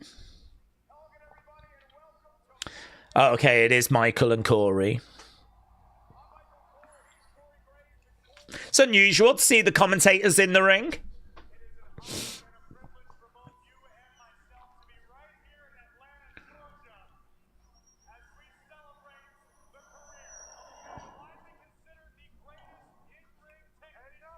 Gunther is interrupting. Gunther interrupts Corey and Michael. Okay, boos for Gunther. Gunther coming through the crowds.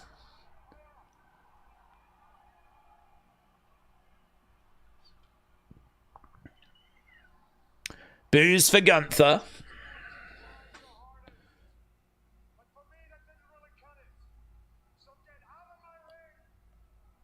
Get out of my ring.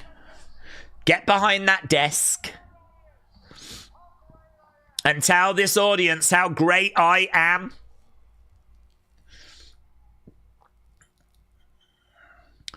Okay, so Gunther interrupts.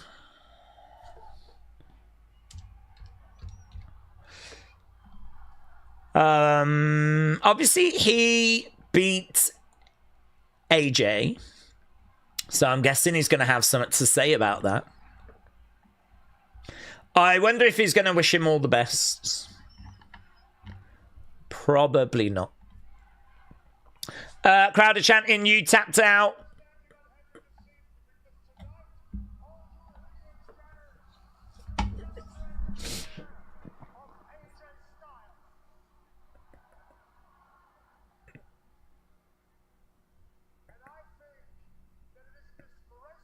I think it's disgraceful that there's a celebration for a loser. I think it's disgraceful there's a celebration for a loser.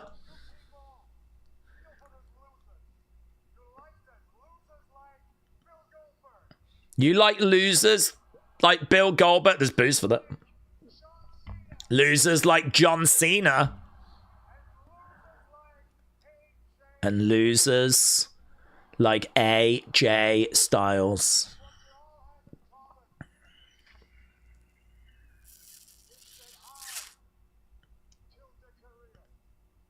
I killed their careers. So, Gunther kicking off the show. Are we going to bring out Dragon Lee? I mean, Dragon Lee's kind of... Okay, we're bringing out Adam Pearce.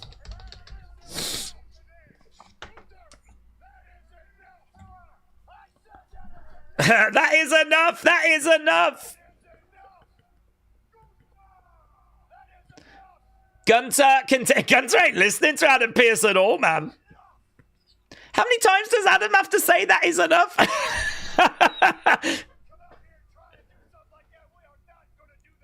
We're not going to do that.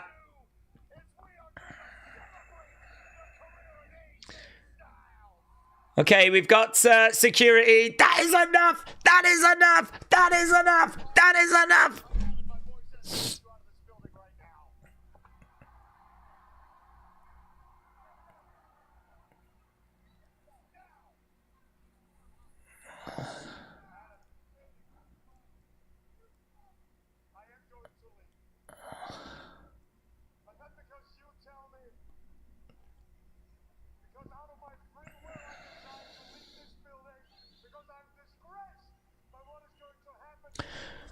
Okay, Gunther says, I am going to leave, but only because I'm disgraced by what's going to go down tonight. We're celebrating a loser.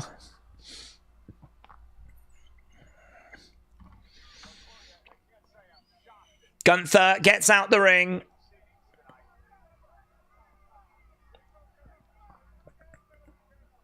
You guys had better be careful. Gunther laughing.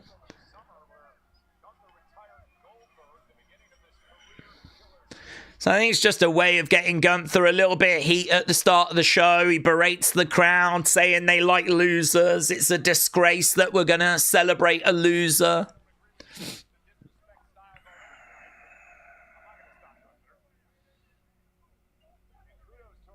Gunther says it's okay. Adam Pearce is like, it's not okay. Gunther goes back. There's Dragon Lee. Dragon Lee from behind.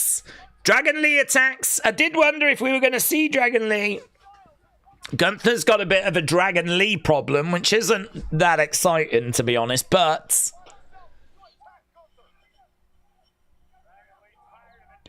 Gunther is going to that. We're staying with this. Okay, there we go. We go back to Dragon Lee. Gunther in the gorilla position. Oh, he just pushed Adam there momentarily. Dragon Lee comes back. We're brawling in the back. We're brawling in the back. Dragon Lee and Gunther are going at it. Brawling in the backstage area.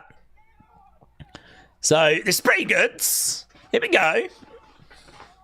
So, we got Dragon Lee and Gunther brawling in the backstage area right now. Gunther goes down. This is quite an exciting way to start the show. I'm not down on this. When he was just walking away, I thought that was just going to be it, but here's Cody. Cody stares at Gunther. Oh, Cody and Gunther make so much sense right now. If he wasn't feuding with flipping Drew, whatever. Gunther's a proper heel that the people hate. Not like Drew, that's Mr. Flipping Cool. Cody is making his way down to the ring then.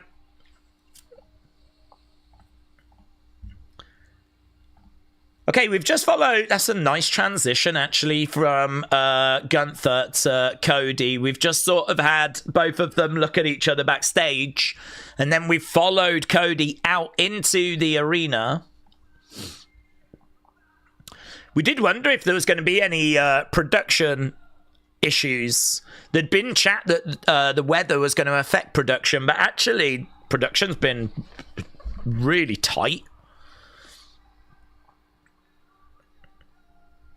There's no sign of any dramas. We got pyro going off. We got full stage. I feel like there's been a bit of work done at the start of this Raw with trying to make it start with a bit of energy. You know, we've had Gunther come out, berate the crowds. We go to the back. He gets attacked by Dragon Lee. Cody comes and confronts him. We follow Cody back out. Like, it's been 9 minutes of action.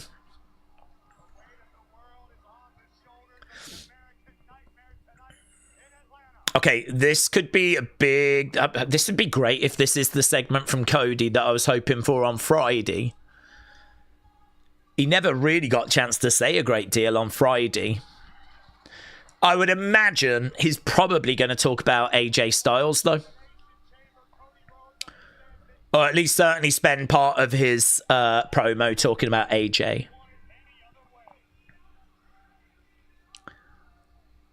Okay. Cody gets in the ring.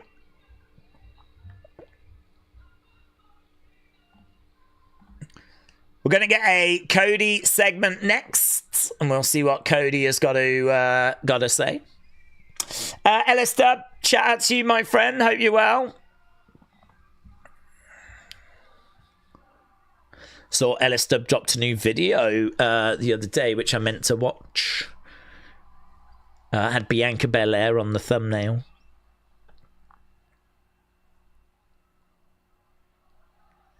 Okay, looks like we're staying with this. I thought we were going to commercial break, to be honest, but Cody in the ring. Looks like we're staying with Cody. Cody posing to the fans. Let's see what Cody's got to say. Fans are with him, and we've got a Cody chant breaking out.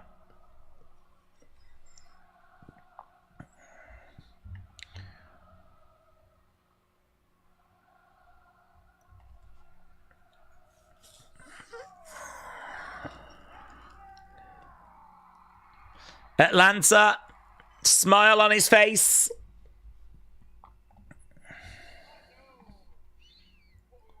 I know what we want to talk about.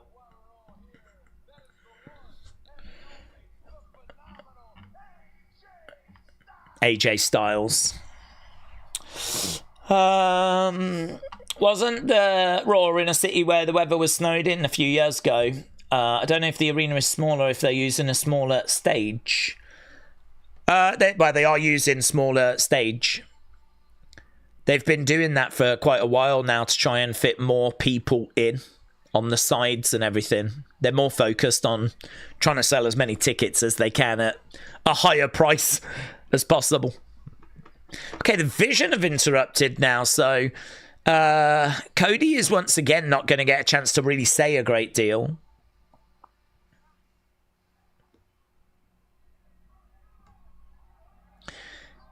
Cody in the ring. Vision interrupts. Bronson. Logan. Theory. Heyman.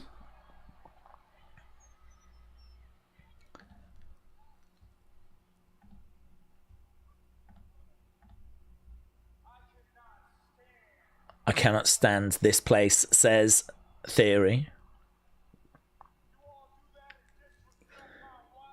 You all want to disrespect my wise man.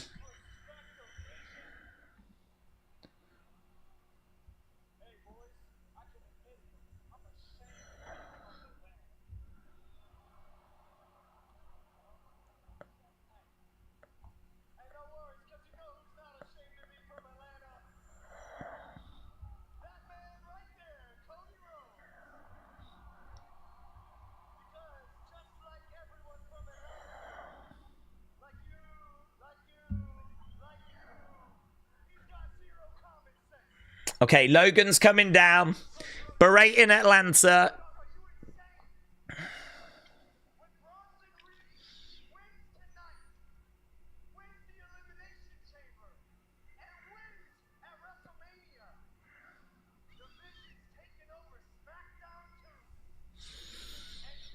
Okay, when Bronson wins at the Elimination Chamber, he's going to take over SmackDown 2.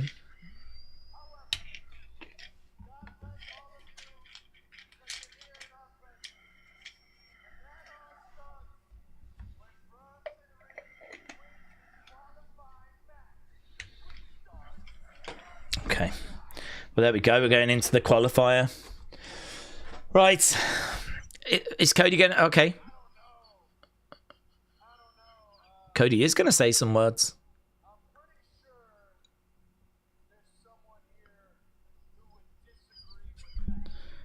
Oh, we're going to bring out Jay.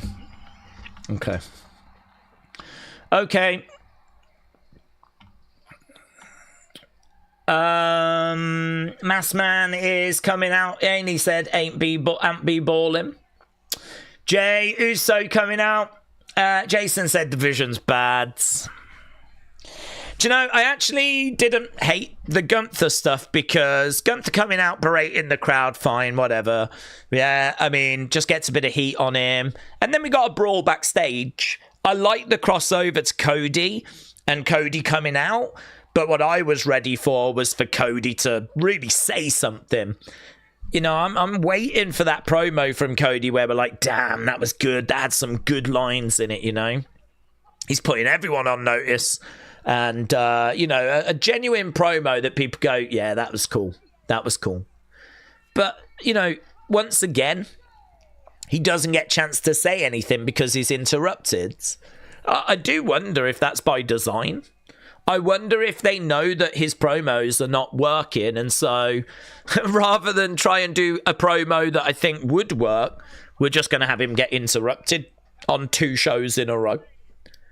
Because once again, he's come to the ring and not been able to really say anything. And that is by design. If they wanted him to speak, they could have him speak. But 2 shows in a row now, he's been interrupted and not been able to really say anything. Vision come out, basically very straightforward. Bronson's going to win this match. He's going to win the chamber, blah, blah, blah. Well, I know someone that might feel different. Out comes Jay. So that was it. That was our start. Porcupine said Bronson should win this. Let's do a poll, shall we? Who wins? Is it going to be Jay? Is it going to be Bronson? Is it going to be... Who's the third person in this match?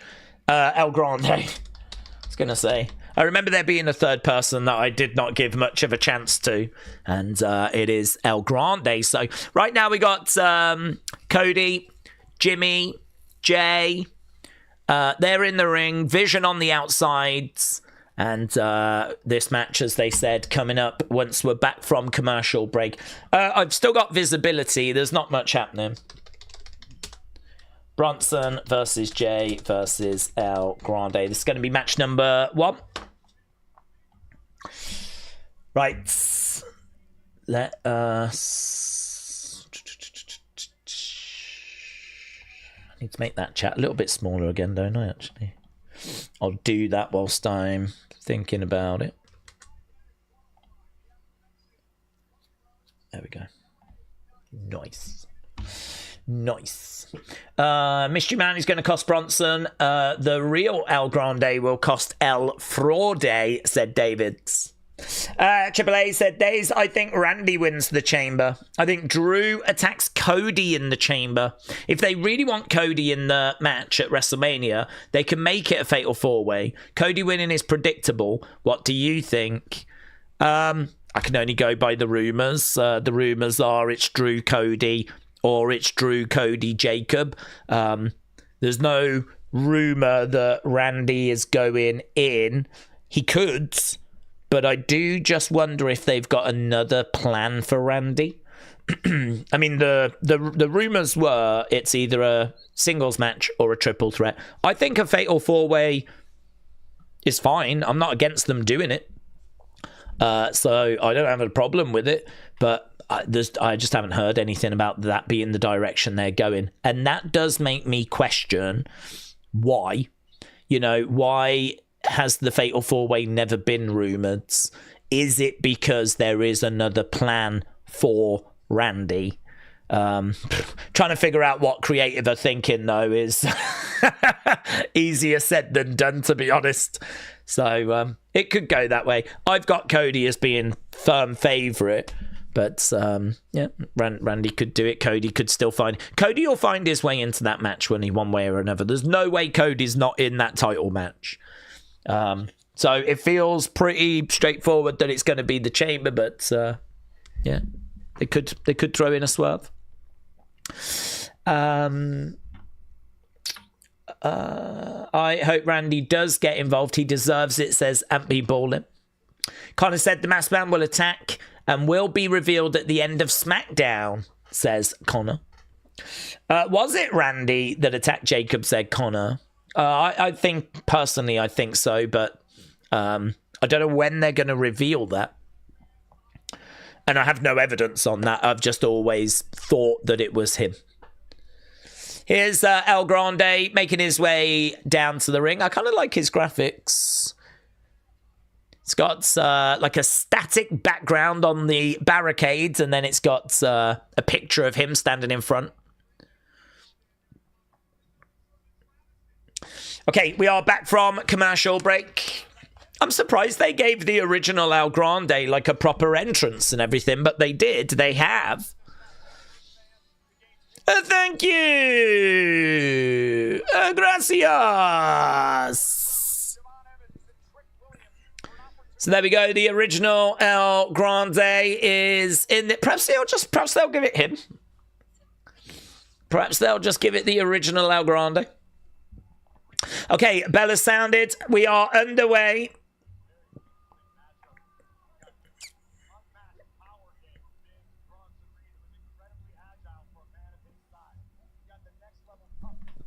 Okay, Bronson goes after Jay. Shot coming in there by Jay. Shot coming in there by El Grande. Yeah, El Grande and Jay kind of working together. Oh, that was nice.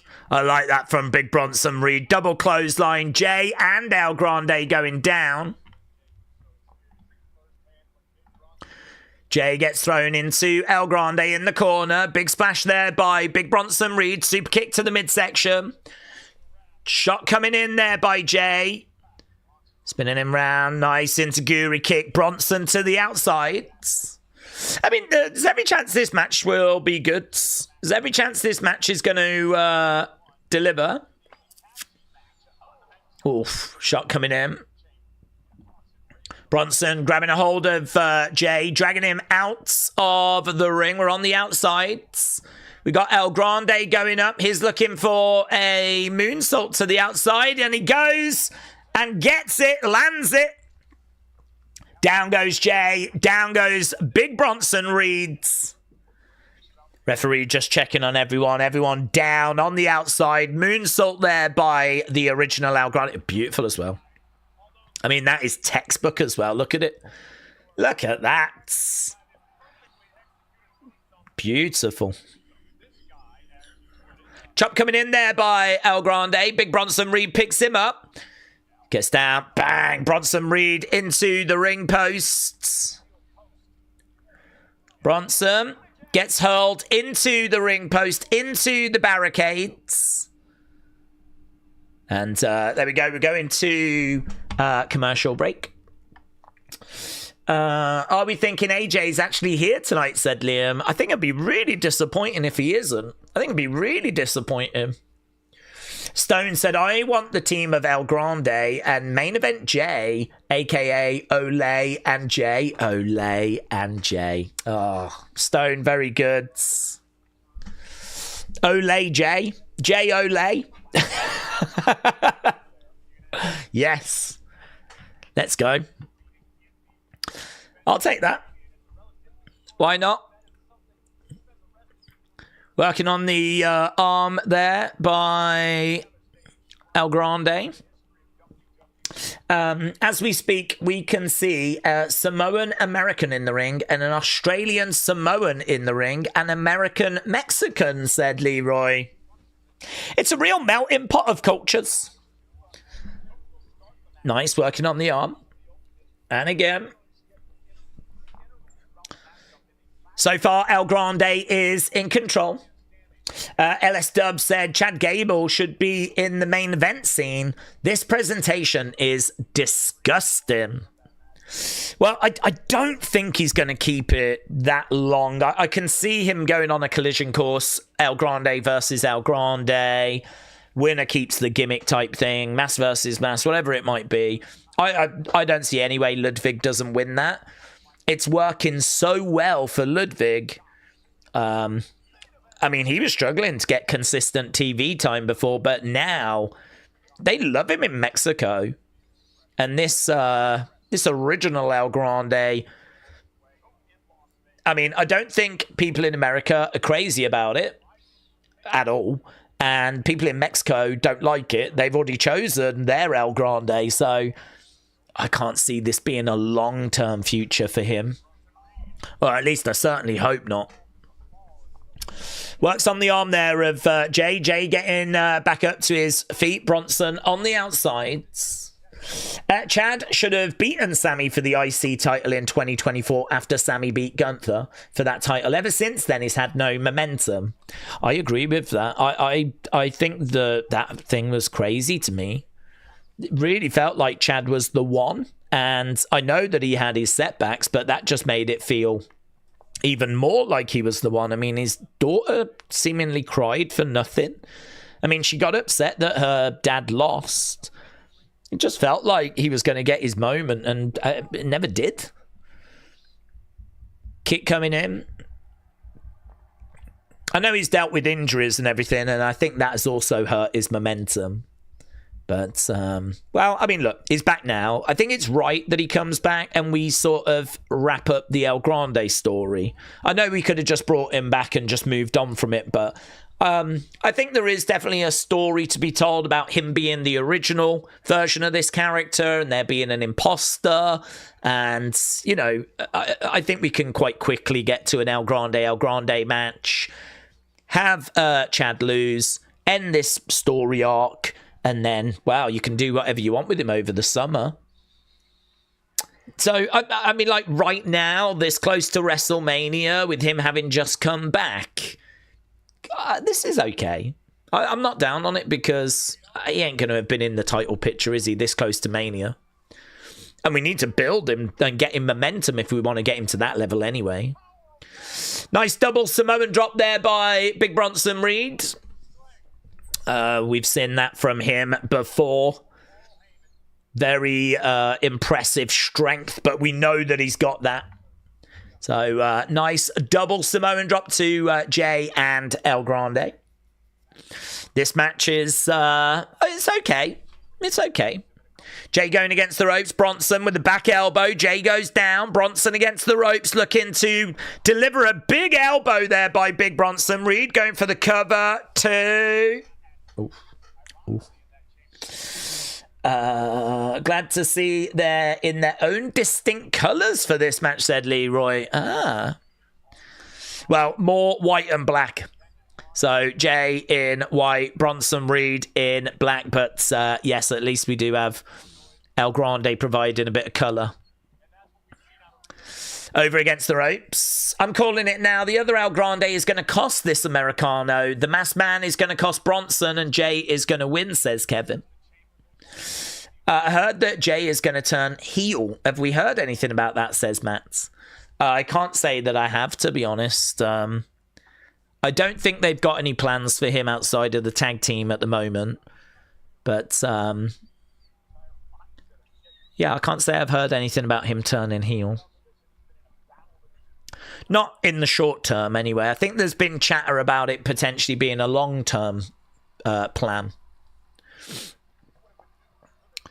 I'd love to know what he's thinking, actually. I mean, if you think about where he was this time last year, getting, you know, having won the Rumble, getting ready to, you know, go for a world title at WrestleMania, and I mean, right now he's back in the tag division. He's not getting the same sort of spotlight.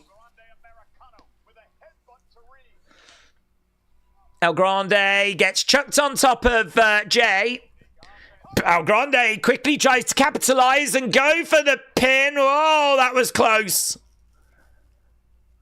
Blumming out. El Grande chucked on top of... that was really clever, actually. He was chucked on top of Jay, but he kind of turned it into a leg drop. Shot coming in there by Jay. And again, Jay trying to dish out a few shots. El Grande driving Jay into the corner. Roll up there by El Grande into a German. Gets it. Lovely. El Grande to the outside. The thing with El Grande is... we don't forget it's Chad, because we know it's... that looked a little bit short there by El Grande. Oh, he just went for a big headbutt, and I think he sort of fell short. Crash landing for Americano. 1, 2. Big Bronson kicks out. Blimey now. Americano.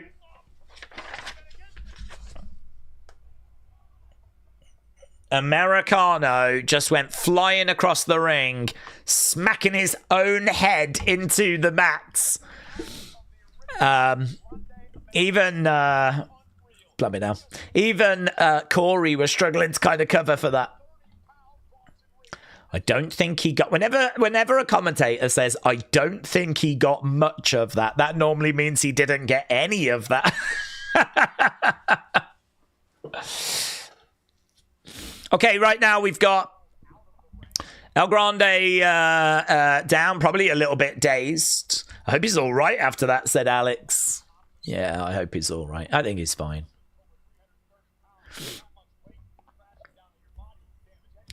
Okay, right now we are commercial break. There's no real heels in the men's chamber. Maybe Trick. I know it's to face Drew, but could we see a turn coming at the chamber for someone, says Bobster.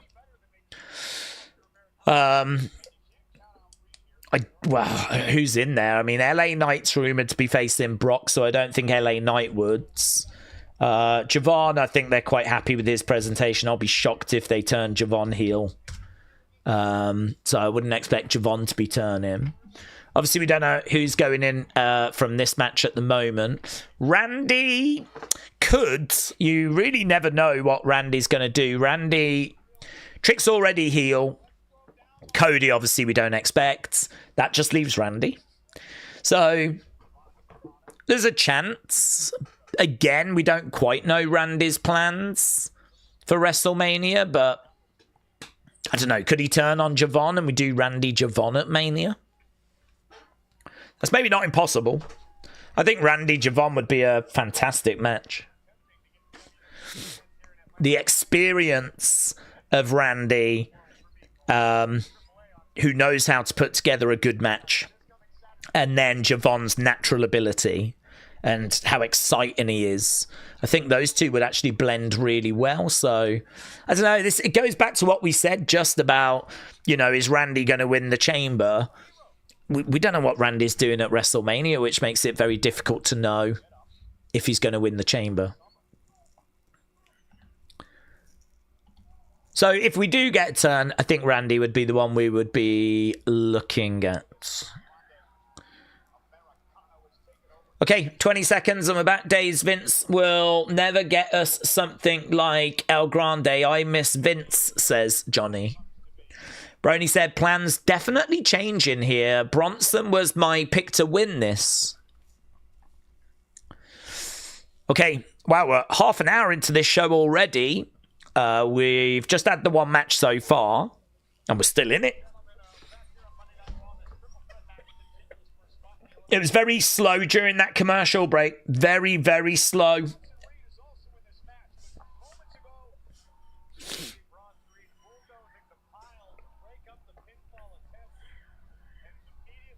Crowd's a little bit muted. I mean, Bronson down. Oh, mate, could you imagine if Bronson's injured here? Jay going against the ropes, collides into El Grande.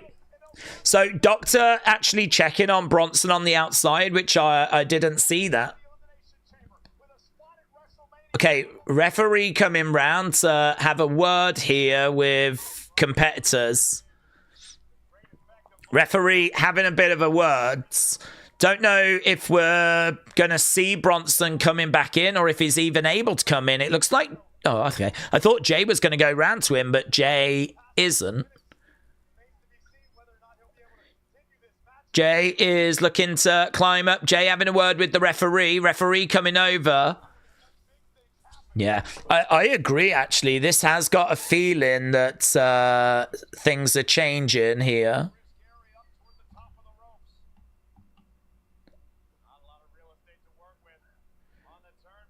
Right now, we got El Grande. No, looking for a big superplex. Shot coming in there by Jay. We've still got a camera, though, on the outside. There's still a camera on Bronson. Right now, we got Jay and El Grande in the corner. El Grande goes down. We're struggling with this match, you know. It's lost all its momentum because of this injury.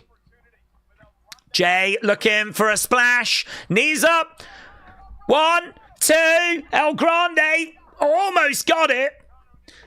El Grande grabbing a hold of the leg, putting on an ankle lock. Ankle lock is in. So Jay right now in a lot of pain. He's trying to roll through, kick out El Grande. El Grande goes down, but he keeps a hold of it.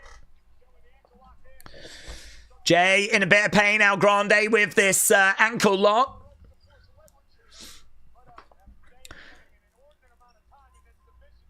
We're seeing the Doctor on the outside. It looks like Bronson's getting back up to his feet. Bronson was moving in the background. Super kick there by Jay. Oh, goes over. Nice kick. Oh, here comes Jay looking for a spear. Connects. Big spear. Now, I don't know where Bronson's gone because I saw Bronson moving in the background. The Doctor had been checking on him. Big splash. Connects. This could be it too. And it is. Jay wins. Jay wins. Jay's going in the chamber. Referee had been having a lot of words there with the competitors. So there is every chance that this finish changed. Yeah, he seemed... I think he just looking for Bronson then. Saw Bronson move in the background. The Doctors had been checking on Bronson. And this is fascinating because that does mean there is no member of the Vision inside the chamber. We didn't see the masked person. We didn't see the other El Grande. And we know that there was some sort of an injury during the match. Bronson was being checked on by the Doctors. Saw Bronson move, but he must have just gone to the back, to be honest. So, I don't know. I thought it was between Jay and Bronson. It's not crazy to see Jay going into the chamber. This could have been the plan all along, but clearly it was not the plan to have Bronson suffer what looked to be a very real injury. Yeah, that's going to be interesting. Be interesting to get some updates on that.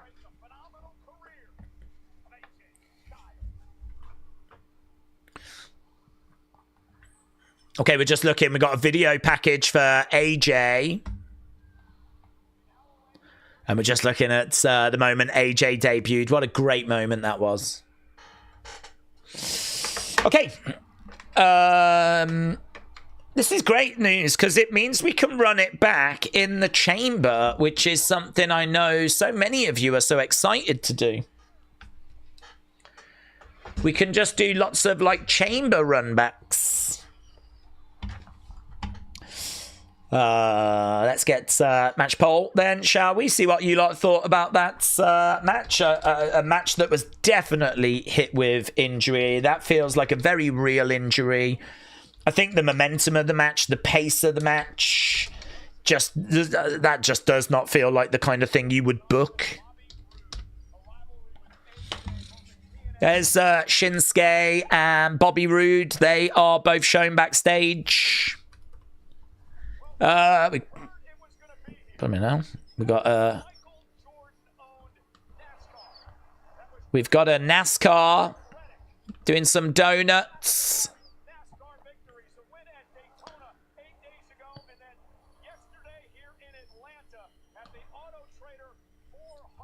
Okay. Cool. CM Punk gets out the car. That's cool.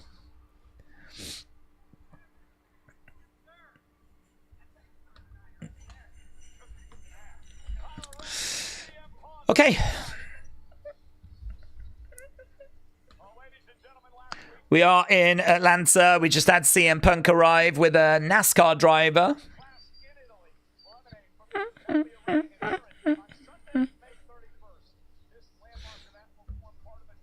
And we're just advertising Clash in Italy. Darren said, I think there's going to be a big twist. I think AJ stays till the end of the year. Boom, boom, boom, boom, boom, boom. Pre-sale tickets Wednesday, 11th of March. Here's Liv. This could be a big segment.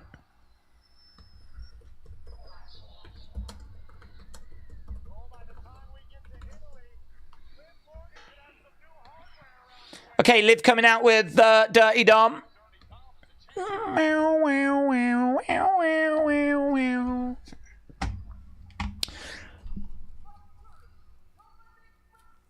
Okay, Liv making her way down to the ring. This is going to take us to... wow, haters are out. Jey Uso in the Elimination Chamber. Odd one out. Odd one out. Liv is going to make her decision tonight.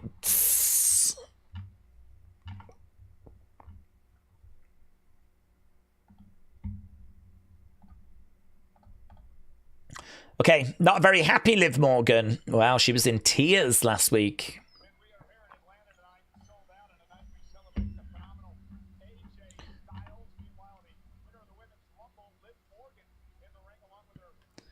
The entire original Vision, other than Heyman, are now injured. Braun, Bronson, and Seth. Well, that's not ideal, is it? That's not ideal at all. Sean Ross Sattler said he left through the side entrance.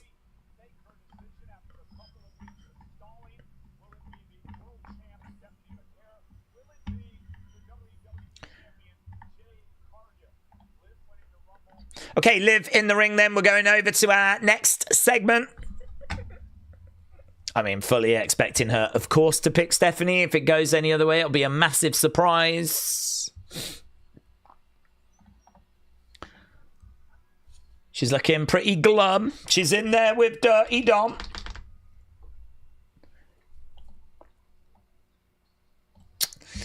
I'm surprised it's almost Mania and there's no member of the Wyatts on the PLE. You would think they would be on one PLE, but I don't think Howdy Solo will be a PLE match.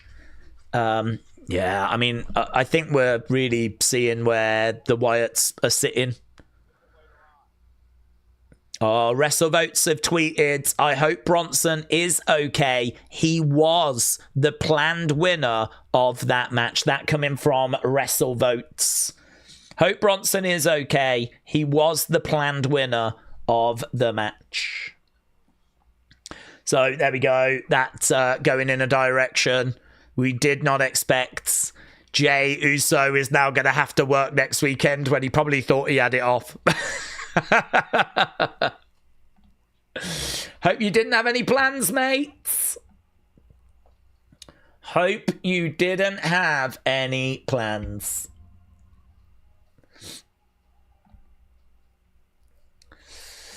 Well, there we go. We've already got a talking point tonight. In fact, I could probably make the thumbnail, couldn't I? I can get that done already. Blimey now. This is great. But not for Bronson. Just for me. I guess the real vision was everyone on the team was going to end up injured and just taken out of commission. Heyman must be conspiring with Roman to injure every member of the Vision. If I'm Heyman, I'm a bit nervous. I'm the only original member that's still standing. Yeah, I mean, absolutely cursed. I don't know what we're going to get tonight. We may get a bigger talking point, but to be honest with you, Bronson being injured when he was meant to win that match is huge. I wonder if the Masked Man was going to come out or if it was going to look like the Masked Man is secretly working for Bronson, said Phoenix. Well, I think if Bronson was meant to win, probably the Masked Man was not going to come out, I would imagine. If Bronson was scheduled to win.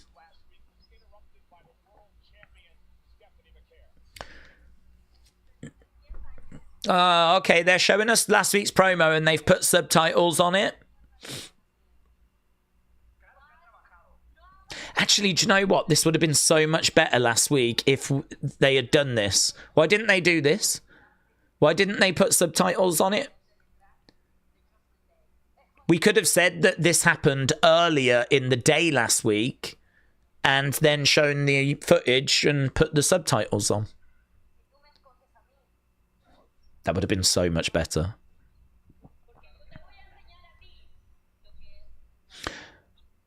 I'm going to show you what a real champion is.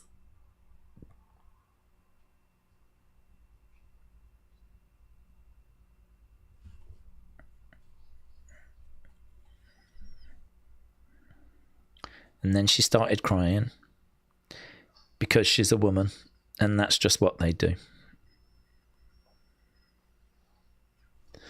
Okay, she's still looking sad. Blimey now, girl, you won the Rumble. You're going to fight at WrestleMania and face a champion? Why have we got a heel being all sad and vulnerable? What's going on? What the flip?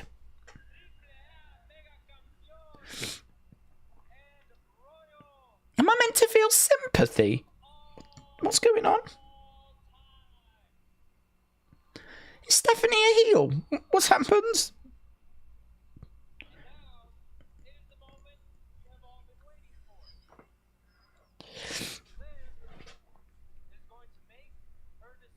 Liv is going to make her decision. Perhaps she's going to go, do you know what? I'm just not up for it. This has been so emotionally hard, I'm going to skip it.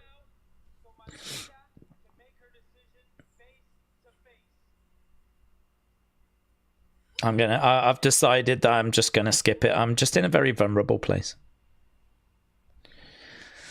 Okay, we're bringing the champs out. Stephanie, I still didn't quite recognize her new music, to be honest with you. When are they going to clean up Dom? He looks like he's homeless. Are they going to team in with Sammy, said Shining Wizards. Here's Stephanie, the bully.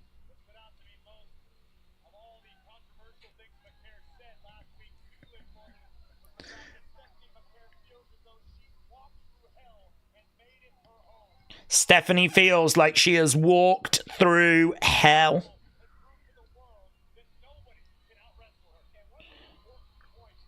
And is ready to prove to the world that no one can out-wrestle her.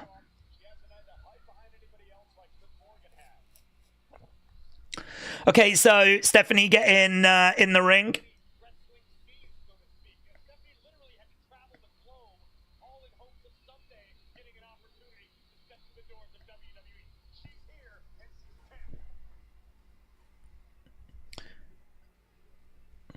Stephanie having a little look over at Liv's direction.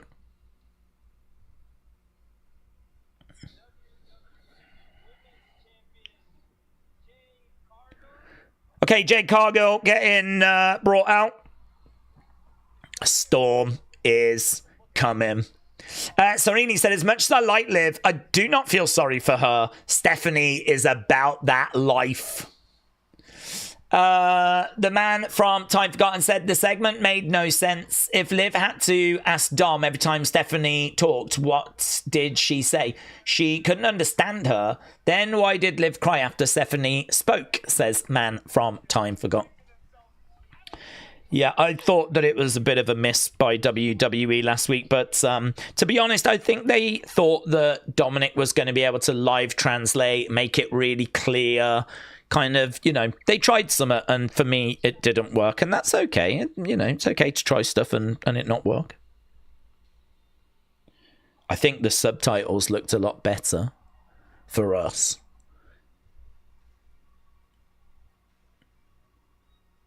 Whether Liv should have been driven to tears, I'm not sure, but well, let's get this done. She's got a choice to make.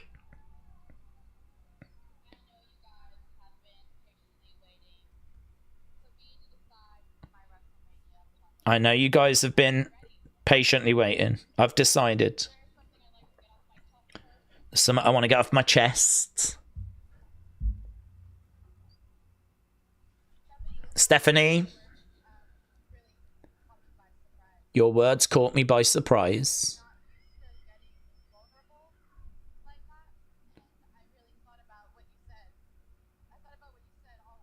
I've thought about what you said all week.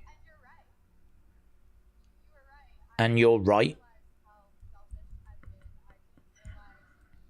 Okay, this feels like a trap, doesn't it? She's saying you're right.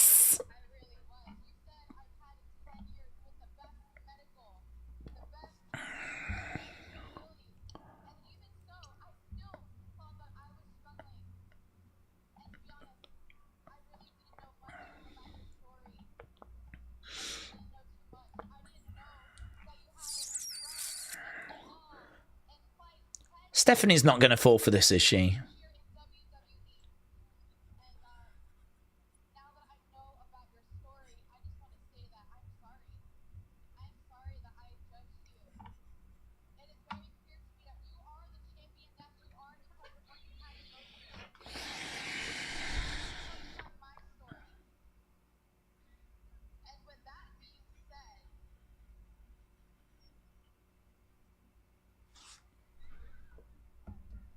Here we go. Decision about to be made. Surely Liv picks Stephanie, but she's going over to Jade's. Bang. She nails Stephanie with a microphone. Stephanie goes down. Liv looks over at Jade's. There we go. Choice made. No words needed.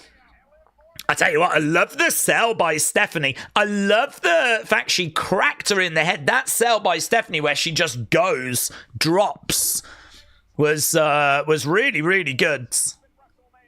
Stephanie back in the corner. Liv. Double knees, kicks Stephanie back. Stephanie goes down. Stephanie still reeling from getting cracked in the head by that microphone. Liv with the... Oh, I thought she was going to smack her with the belt, but instead she hits Oblivion. So Liv has made her choice. It's not a surprising choice. It's the direction that everyone expected. I like the way it was done, though. Just absolutely cracking her with that microphone. And there is Liv holding up that Women's World Heavyweight Championship. Is that what we're going to see at WrestleMania? Is it going to be and new, or is it going to be and still? There are some out there thinking that Dom could change allegiance at WrestleMania. Could it be that Dom sides with Stephanie? I think this will be a good build. I actually think that this is going to have quite a few twists and turns. This should hopefully be something well worth keeping an eye on.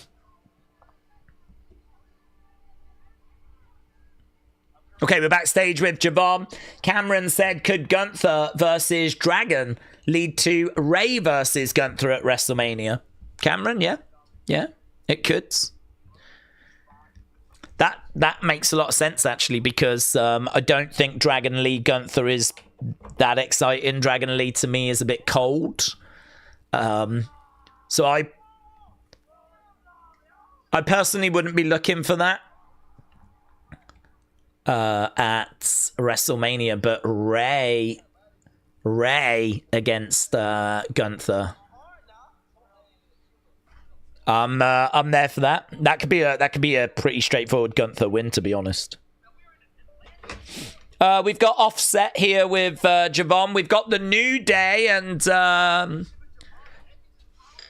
Grayson. Grayson's got quite a bit of facial hair now, actually. Grayson seemingly growing out that facial hair. I don't know if that's a good decision. Offset says that New Day sucks. If you want to throw hands, we can throw hands tonight.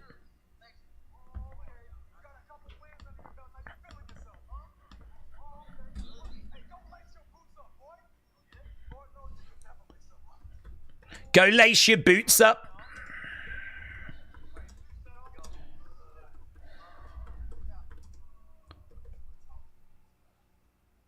Okay.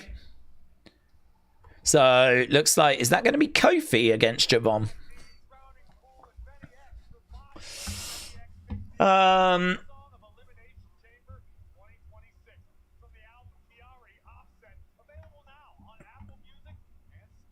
Yeah, I kind of like the way she absolutely cracks Stephanie with that microphone. I love the sell, man. I love how she dropped. Okay, the countdown is on Saturday.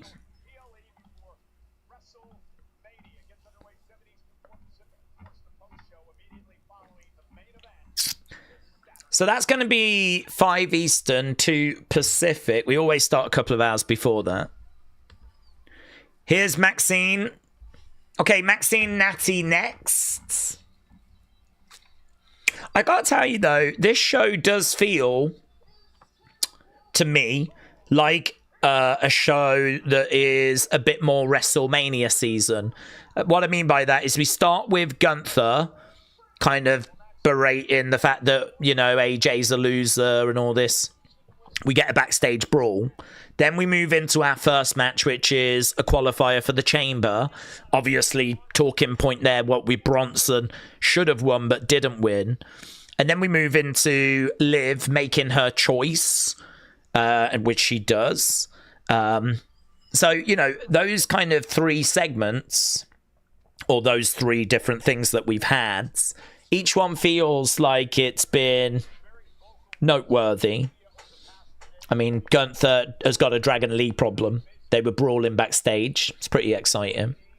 Then, as we said, a qualifier. Then Liv makes her choice. So I actually think this first hour has been pretty good, honestly. I feel I've already got my thumbnail done, which is great. And to be honest, it could be Liv, couldn't it? That could be the thumbnail, her standing over Stephanie. There's also been a couple of celebrity appearances with that NASCAR driver and Offset. So we've actually had a couple of celebrities, local celebrities, appear as well. Not that that makes a big difference, but... Okay, Maxine is in the ring.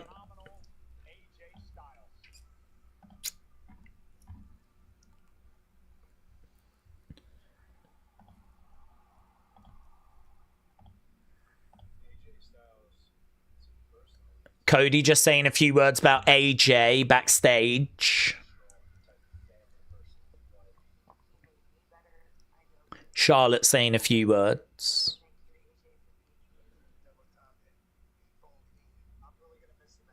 R-Truth, Sammy, Tyson Kids, Finn Balor, Kurt Angle, Roman, Xavier,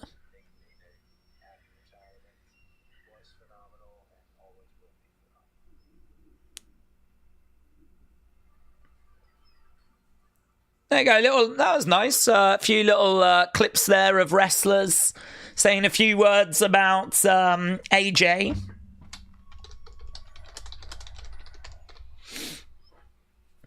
Okay, here comes the Loki legends. Natty. This new version of Natty.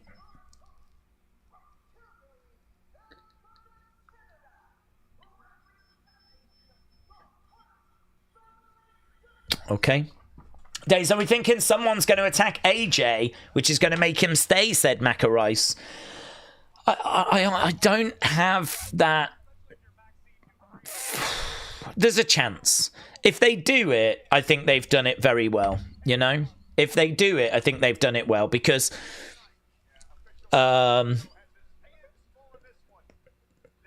you know, if they do that, I think they've probably worked the wrestlers. I mean, it's not leaked that we're doing anything.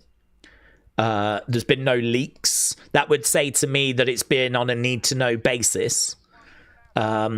This would be, in my mind, another example of like last year when we did Seth faking the injury.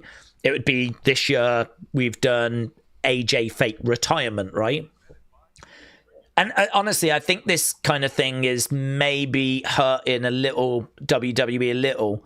Because you can understand people second guessing if what they're seeing is true now. You know, all of a sudden you just can't trust anything. So it's like, I don't know, man. I don't know if that's a good thing to do or not.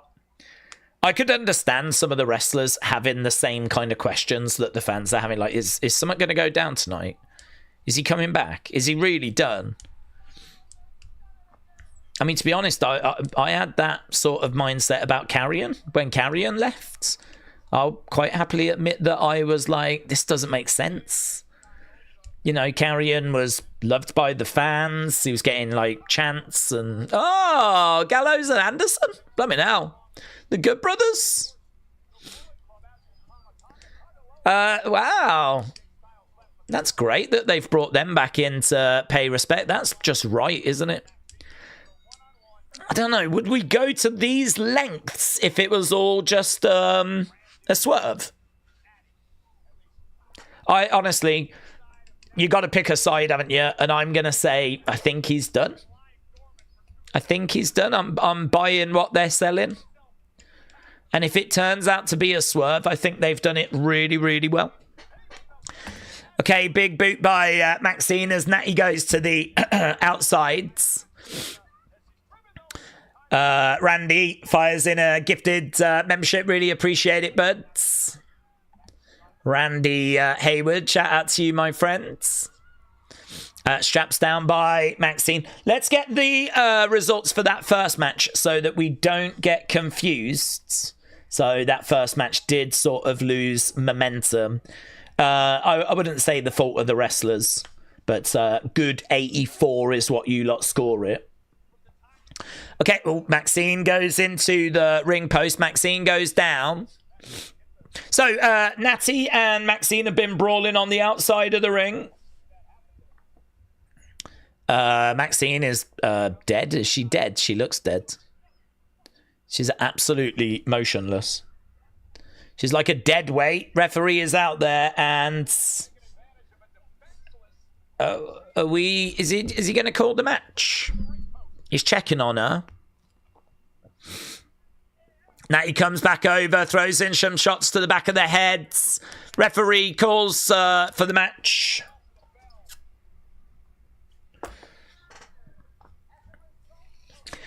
Well, there we go.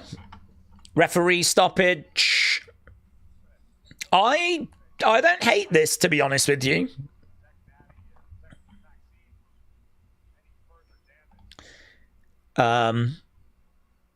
Sadly, it wasn't really as a result of Natty kind of like out wrestling Maxine. It was more just hurling her into a ring post. But I don't necessarily hate that. Of all the ways that could have gone, I'll take that one. There's no need to score it, though. I mean, it's a nothing match. It's I don't know if they'd class that as a no contest or what they would class that as. Just ref stoppage. Is that Natty by ref stoppage?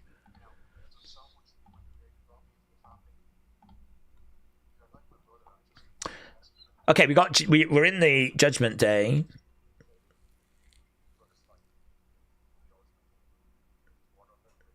Finn Balor says to JD, "You will see me become champ."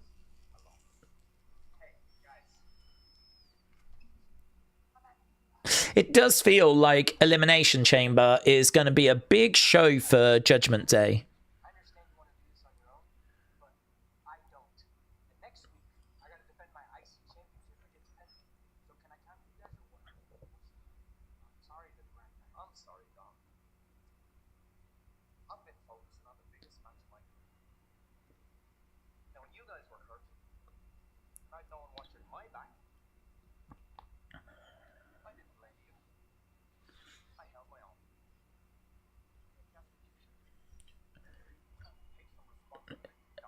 It's time to take some responsibility and grow up, Finn Balor says to Dom.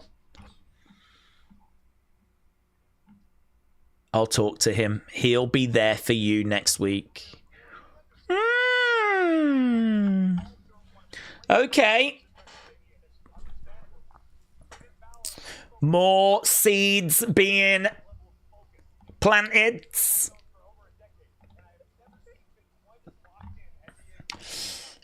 Finn's out, said Ampy Ballin. At least Dom admits that he's not trying to do it on his own, said Wrestle Rants.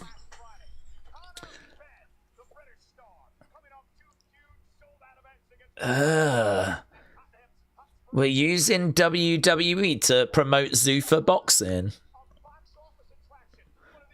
Not a fan of this.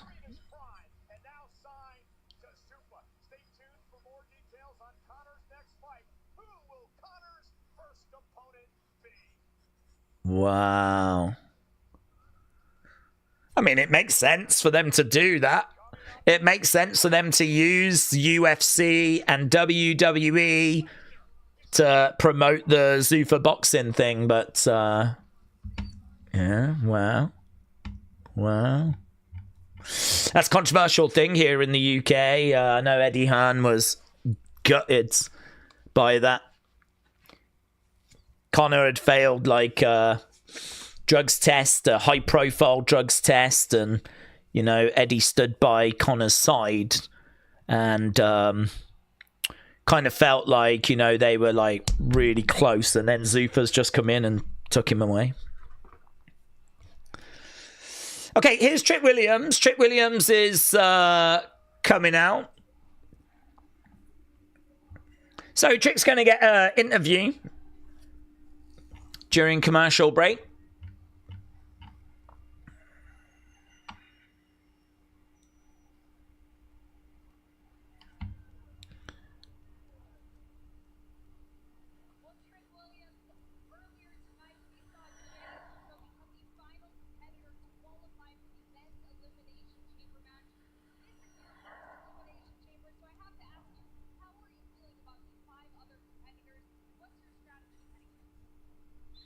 Okay, she's asking him, what's your strategy heading into the chamber?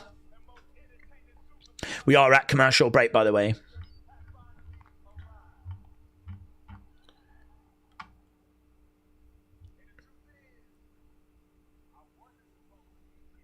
I wasn't supposed to be here tonight. But someone told me Atlanta's got the best chicken wings in the world. Okay.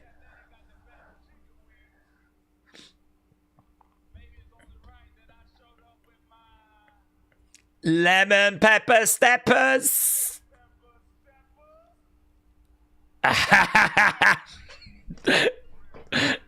People are loving the lemon pepper steppers. They need to sell lemon pepper steppers on WWE Shop. I want lemon pepper steppers. No one's going to be eating. No, that's probably true, actually. We ain't going to have no RKOs. Trick just looking at the crowds.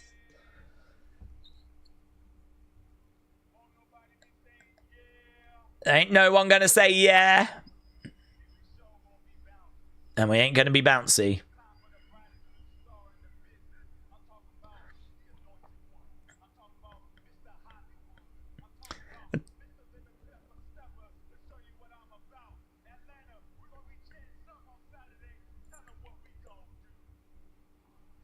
Tell them what we gonna do. And the fans start chanting, whoop that trick. Man, that was like a babyface promo. I wasn't meant to be here, but I heard you got the best chicken wings. I was ready for him to turn around and go, well, I tried them and they suck. Right? I don't know what Atlanta's rival is, but let's say it's Boston or whatever, right? I was expecting him to go, Boston have got better, and then the crowds go, boo, boo, how can he say that? We're better than Boston. This is what I was expecting. He never did. He never did. He was like, I wasn't meant to be here, but I heard you got the best chicken wings. And he's like, when I'm in the chamber, there ain't going to be no yeets. There ain't going to be no American Nightmare. There ain't going to be no yeah. There is going to be something, though. Tell them what we going to do. And then the crowd start chanting. What? That was like a babyface promo. Oh, he's so good, though, isn't he? It doesn't matter. It was just a little promo during a commercial break. Sign in the crowd says, happy birthday, Grandma. Lemon pepper steppers, man. That is, even that's getting over on the main roster. It's all flipping getting over on the main roster, isn't it? It's all getting over. This guy's getting over. Here's Oba.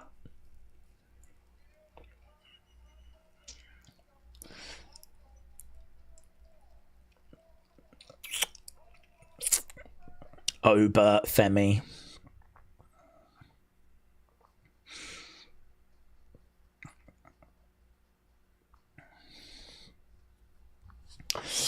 We know who Oba is. Why the vignette, said Humpty Vision. Just, you got people watching each week, haven't you?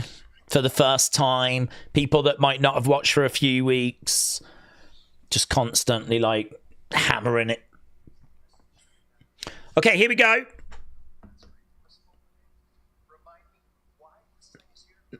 Yeah, it's come back again.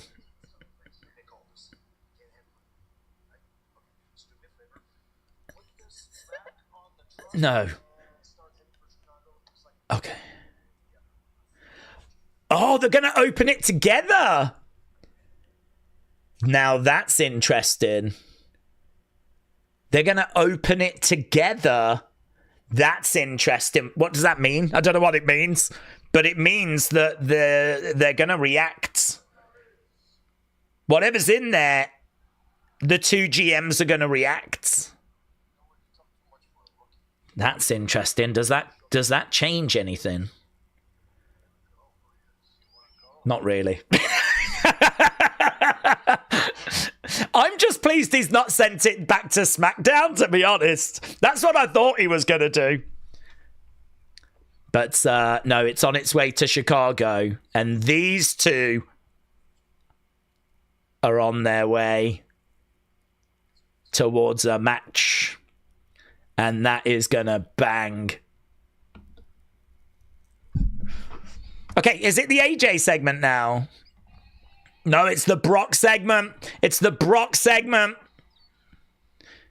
It's the Brock segment. Guys, I am genuinely enjoying this show. I feel like we're just going from like not like a big segment, but I feel like we're going from, I think there's been some real work done to the show, you know. I mean, Natty Maxine, no one really cared about, and they just kept it so short. I mean, it wasn't around long enough to offend. Now we've got the crates, now we've got Brock, and we've done a qualifier. Liv's made a choice. Mate, there was like 3 or 4 different things I could use as the thumbnail this week already. Brock making his way down to the ring then. Let's see what Brock's got to say, because I ain't got no idea what he's going to say. He's here with Heyman. Interesting that both the GMs are going to be there when that crate gets opened.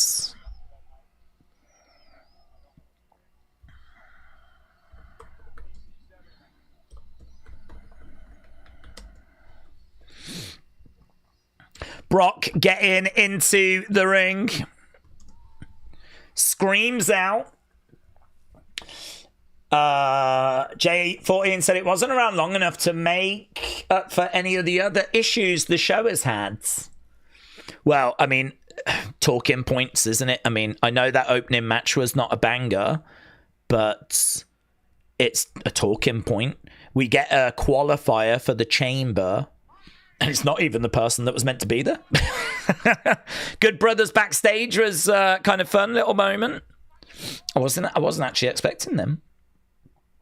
Johnny said the crate is just going to be Vince's skeleton. Well, that'll be a talking point.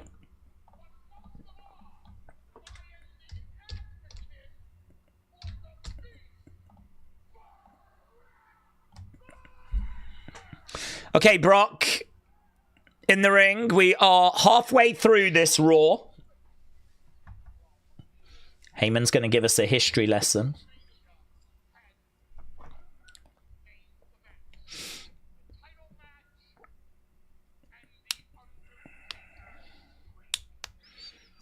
We're going to talk about the streak ending? You're going to bring that up, says Brock. And Undertaker's backstage as well. 12 years on. 12 years on.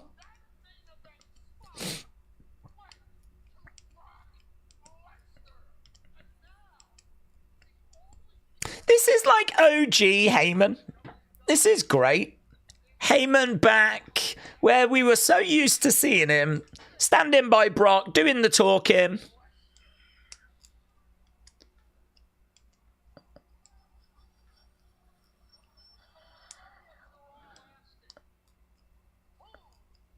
Oba, have we got some Oba chants?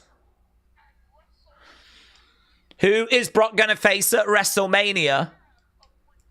Got a few Oba chants breaking out.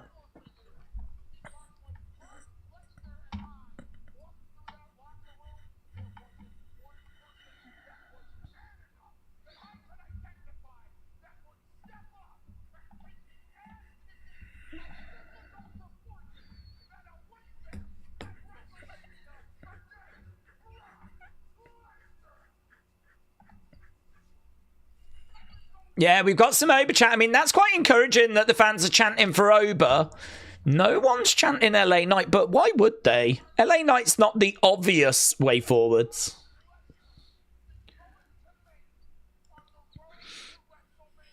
Okay, we've got Brock's schedule. He's going to be doing 5 appearances.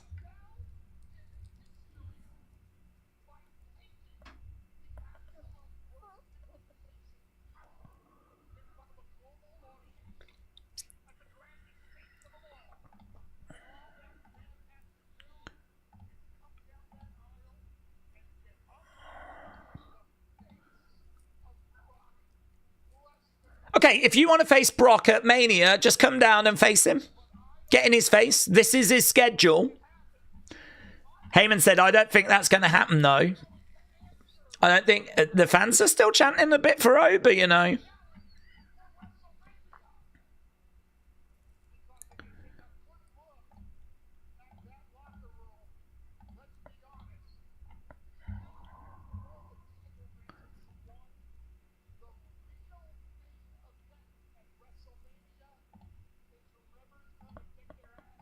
The real main event at Mania will be whoever gets their ass kicked by Brock Lesnar.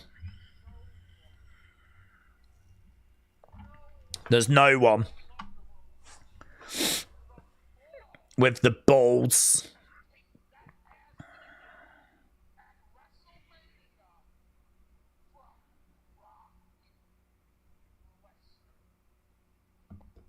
Heyman tosses the microphone away. So it's an open challenge, yeah. Okay, so I don't hate that, actually.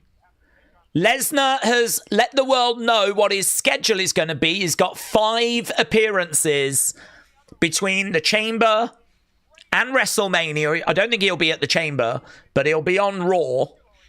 5 of them between the Chamber and WrestleMania. And Heyman has made it very, very clear, if you want to be in one of the main events of WrestleMania, it's undeniable that one of those matches is going to be the Brock Lesnar match. All you've got to do is step up to the beast.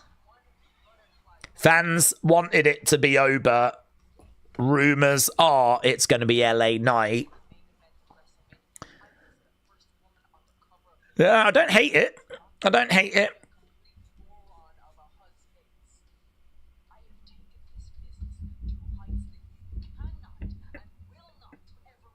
Okay, we've just got a Becky promo right now.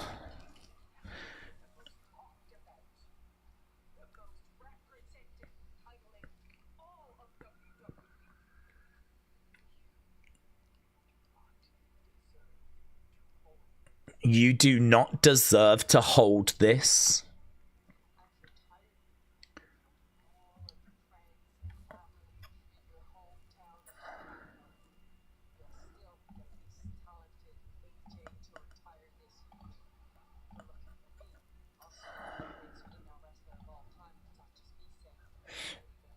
The LA Brock feud could be decent, but the match will be flat. LA's matches can be poor, and Brock's matches are like 5 minutes max. I don't like that wrestling is so open. They tell people the schedules of the stars. It takes away the surprise, says Billy. Tony said, I would go on a limb to say that you could step up to Lesnar. No, I couldn't do that because I stream. Okay, we've got build into the Chamber. We've got Becky and AJ. Just a little vignette. Here's Javon. He's going to be in a match with Kofi, isn't he? We sort of made that earlier tonight.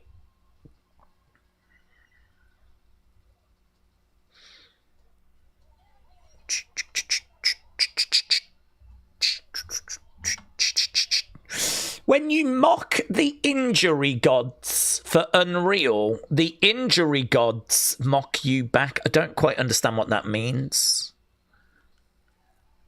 When you mock the injury gods. Oh, are they talking about... Okay, I get it now. So, WrestleVotes, TC of WrestleVotes is saying, if you're going to do a fake injury angle to benefit Unreal, like you did with Seth, the injury gods are going to bite you in the ass like they're doing now, because not only is Seth actually injured, but Bron is actually injured, and now Bronson is actually injured. I mean, I don't think there are injury gods, but I do get what they're saying. Imagine if there is a god of injury. If there was a god of injury, what would be its name? Who is the injury god? Okay, Javon's come out with Offset. It's pretty fun. I mean, I couldn't name a single Offset song. Didn't he used to be with Cardi B? He used to be with Cardi B, wasn't he? That's all I know about Offset.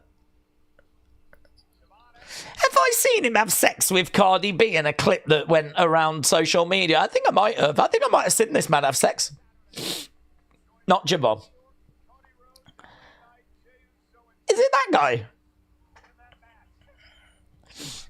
guy? Probably Seth would be the name, said Ampy Ballin. Probably. Matt Cardona. That would be the next. Triple H would be the next. The Vision would be the name. Young OG in the ring. It'd be Kevin Nash. Black Onyx said, everyone is getting hurt with out of practice because of lack of house shows. Yeah, honestly. There could be some truth to that. Absolutely. Absolutely. I mean, the other thing I would say, though, is that we have been in this situation quite a few times. There's been quite a few WrestleManias that have been absolutely decimated in the build because of injuries. we've been not too bad in recent years, actually. But, I mean, the great thing with WWE is it's so blessed with talent that, do you know what I mean? They're going to be absolutely fine. You could suffer even more injuries. Not that you'd want to, and you'd be absolutely fine. We've got a lot of exciting superstars. But you do have 2 days that you need to try and fill.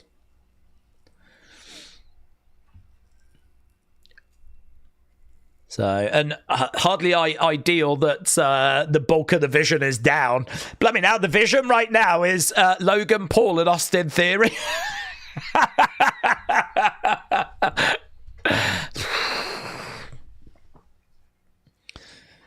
A-Town truly down. That's what they could be called.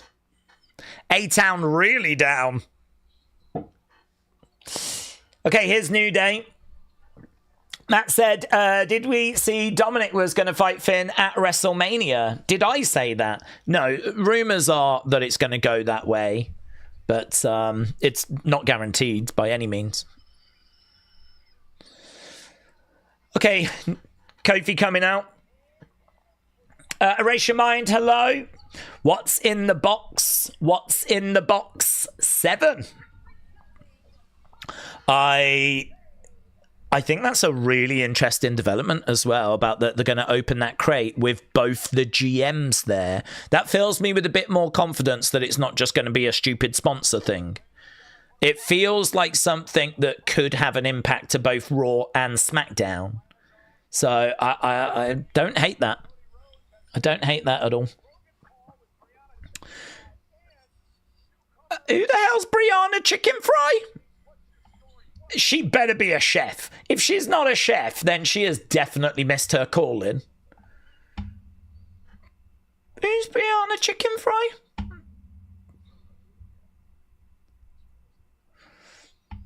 Shouldn't that be the name of the girl that does chicken shop dates? Okay, we're just looking at a clip of Powerhouse Hobbs, Keys, Royce.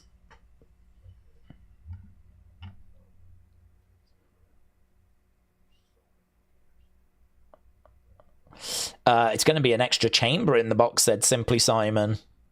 Ampy Ballin said Powerhouse on Stephanie. Sonny said Oasis is the Greek god of injury. Oasis. Is that true? Let's have a look. I didn't even know there was one. Greek gods of injury. There actually was one.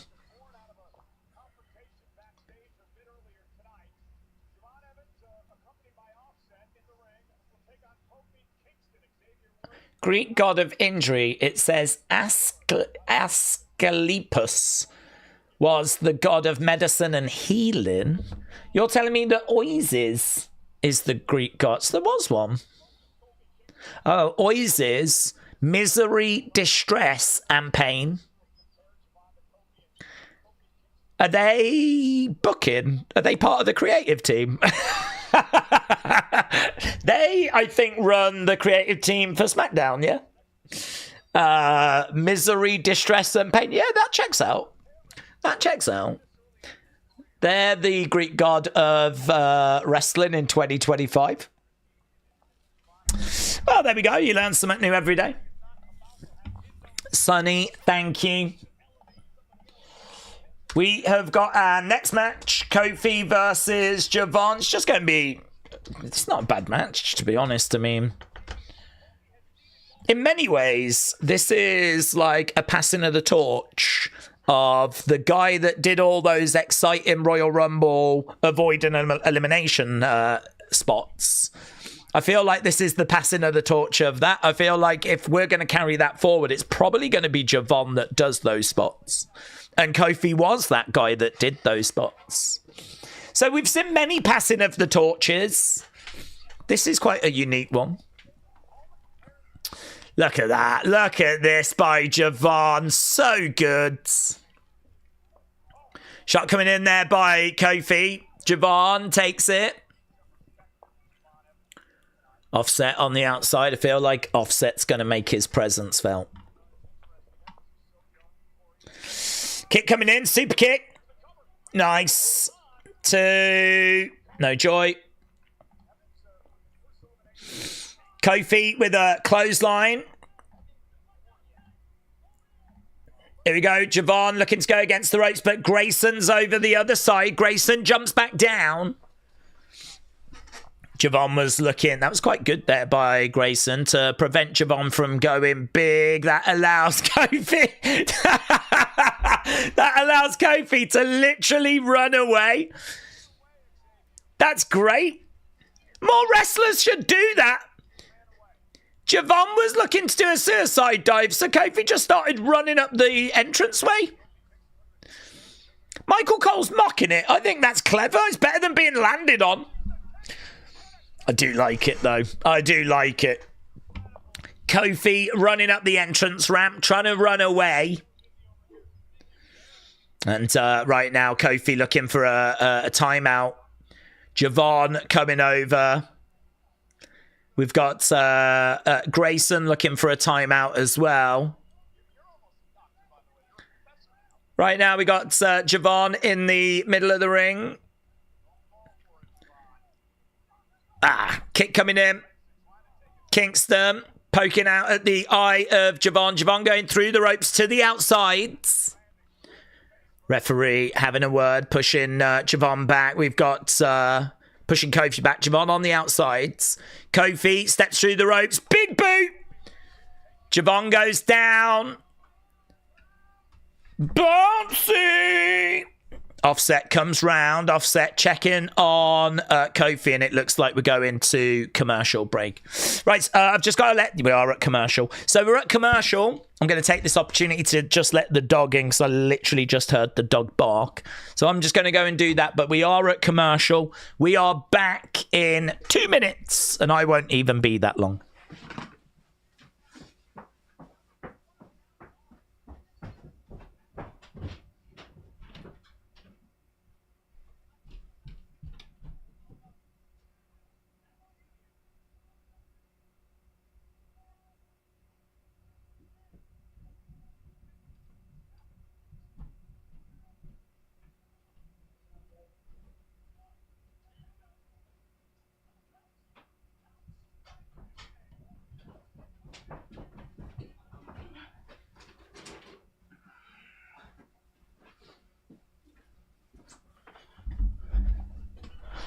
That was timed quite well, actually.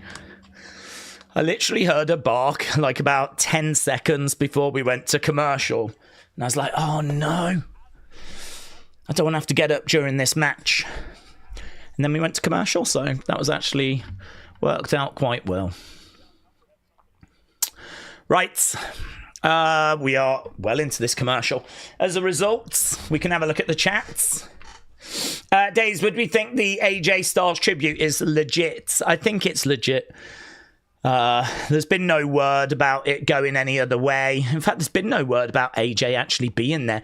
There's still no word about AJ being there. We still haven't seen AJ. Of course, I'm expecting him to be there. I think even the wrestlers are going to have questions. Even they're going to be wondering, is this real? Is this legit? Which I think is a very fair question because none of it has felt quite right with the fact that he retired at the Rumble in Saudi, which I know that it is a nice full circle thing because he debuted at the Rumble, but I don't know, it just doesn't feel quite right. Rather than retiring at Mania or getting through to SummerSlam or, whatever. I mean, even retiring at Backlash in Tampa might have felt like you could have gone there, maybe. I don't know. That just didn't feel... And then the fact he didn't leave his gloves in the ring, that's another one that people will point to as being like, that doesn't feel, quite right. So, I mean, I think it's understandable that people have got questions, but yeah, I mean, if it's going to be a swerve, I think they've done a brilliant job, honestly. I think they've, I don't think they could have done any more, really, of making people think that it's real. I think it's real. So if it is going to be a swerve, it'll be one that I am not expecting.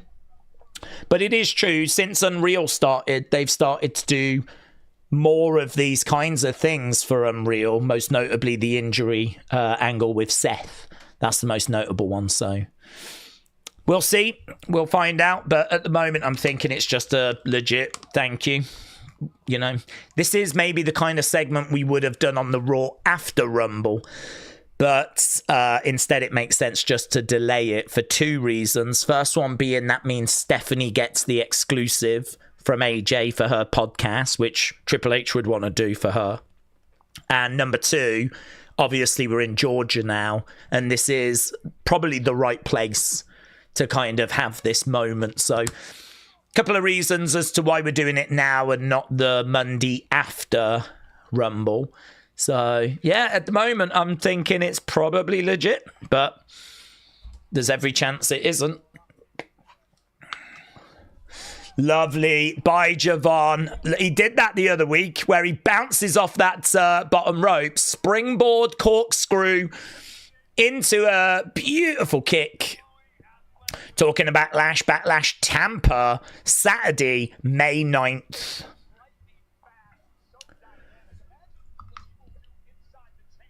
Imagine what he's going to do inside the chamber. Look at, oh my God, the heights! I hope he's all right. That did look a bit awkward. He's selling. He's trying for a shot. This could be... Oh.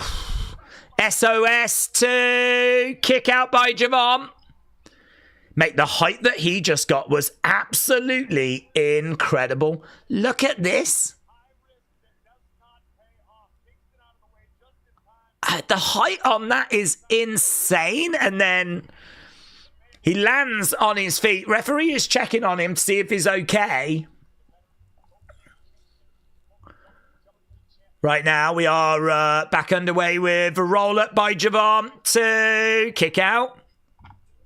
Javon goes back against rope, stuck underneath, over the other side, top rope. This boy is bouncy! Nice. Okay, I don't know that Kofi's going to be able to run away this time. He's back up on his feet, no. Javon lands on him. It's all Javon right now. Kofi goes down.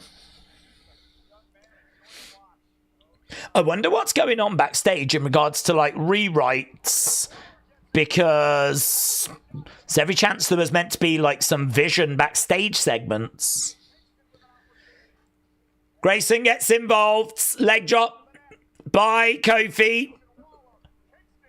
1, 2... Shoulder up by Javon.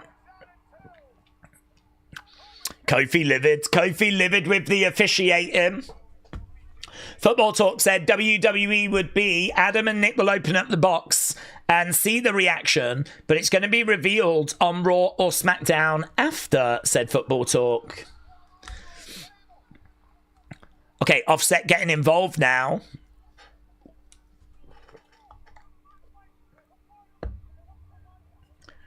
Kofi going off on Offset. Javon going over in the corner, going up. OG cutter. I mean, sometimes Javon goes a bit too big for his own good. That OG cutter was absolutely huge. He struggled to actually stick the landing, but he got enough of it.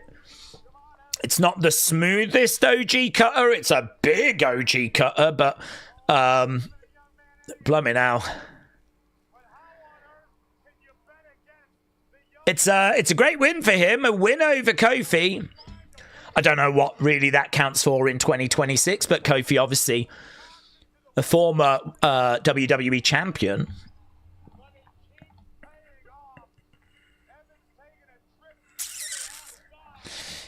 Okay. That was what it was, and what it was a showcase for the young OG. Look at that, blimey now. I mean, by the time he grabs the head, it turns more into a blockbuster, actually. He's kind of coming down like this, and he's having to, like, grab the head and... I think Either Kofi was a little bit too close, or more likely Javon is just flipping so full of beans. He just went so big. Actually trying to time it was like, well, but he got enough of it. Right, there we go. Let's get your thoughts in. What did you think about that match? Yeah, we're hearing from Bailey now as we've got another AJ video package.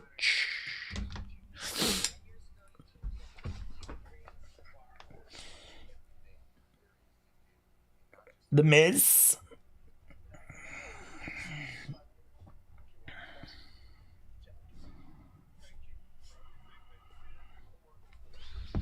Abyss.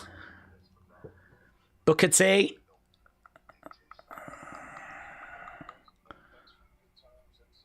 Randy.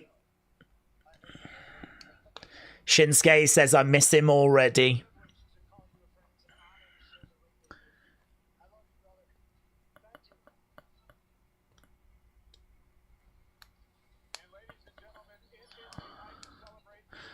Frankie Kazarian.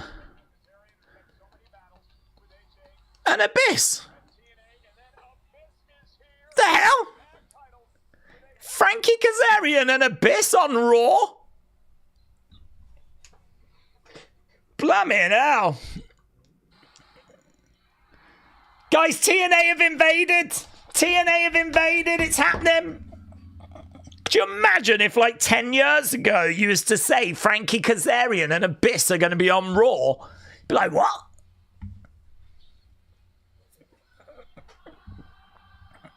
Crazy. That is crazy. It's cool. It's crazy, though. Okay, CM Punk is making his way out. I've really... and I might be in the minority and I don't care. I've really enjoyed this show. I just feel like we got about 50 minutes left and I just feel like nothing has lost me. I feel like there's so much to talk about. We just saw Frankie Kazarian and Abyss on Raw. Even little things like that. It's mental. See what? And now we got Punk. Punk's coming out. What's Punk gonna say?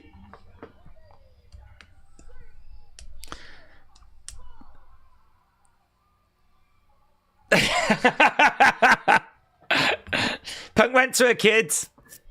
High five. The kid was like,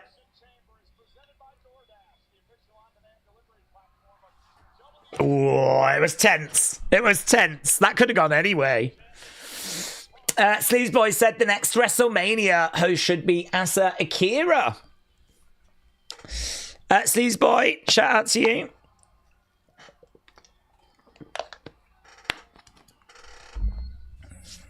Next WrestleMania, of course, is in Vegas. I mean, according to the dirt sheets, there ain't going to be anyone there. Ticket sales down about 19%, apparently. I don't know if there's been any movement on that. But, yeah, a year after, obviously, we're going to be in Saudi Arabia.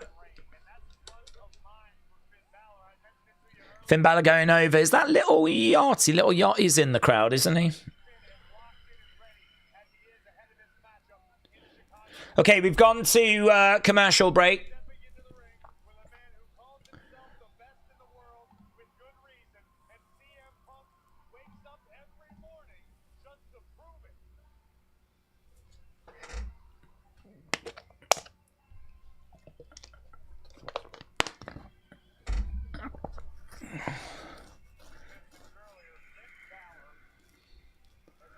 Okay. Daze, Javon is my dark horse to watch out for in the men's Elimination Chamber. Okay. CM Punk going out. I always look at that kid, actually. The kid with the blonde hair and the glasses. CM Punk just having a chat with him at the moment. Bradley said that's because Vegas is dying. You can gamble from your couch now. I'm not surprised about those ticket sales. They charge like $1 million for tickets. Real fans just can't get in. And the crowds are lame, says Bradley. CM Punk is going around and literally speaking to everyone. I don't think there's anyone he's not spoken to. Okay, we're back from commercial break. And we're looking at that iconic SummerSlam match, AJ and John. SummerSlam in arenas. We're going to do some match watch-alongs on the members' sides. And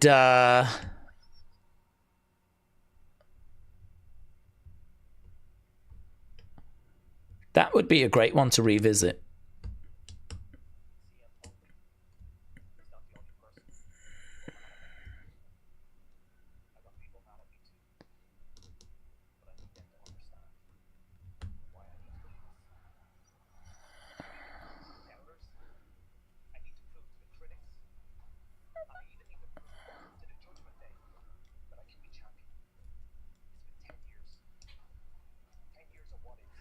It's been 10 years of what ifs.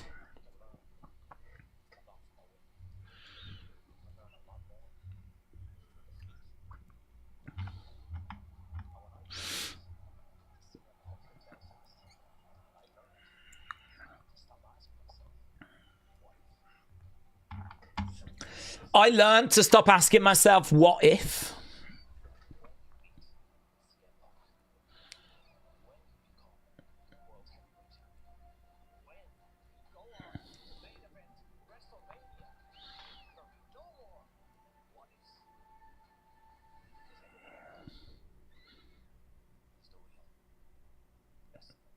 Oh, I like this vignette from Finn. Everyone's going to know who the real best in the world is. So we've just heard briefly from Finn there. I guess that means he's not going to interrupt CM Punk, which is what I was kind of expecting him to do.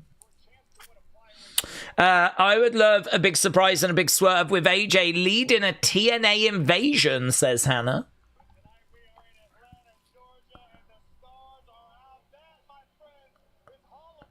Dwight Howard in the crowd. Loads of superstars out for this, celebrities out for this show. Jermaine Dupri shown in the crowd as well.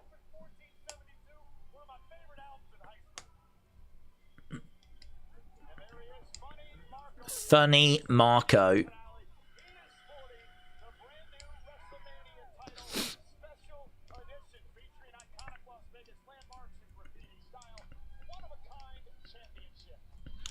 Special WrestleMania one-of-a-kind championship. Bow Wow! He used to be little Bow Wow. He's grown up. Bow Wow. Wow, they've got all the hip-hop greats.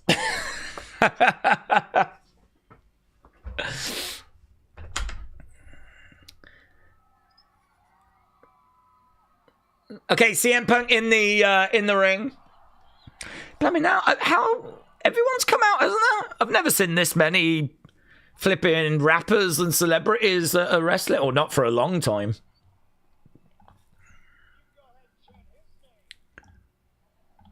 You can go ahead and chant AJ's name, says CM Punk.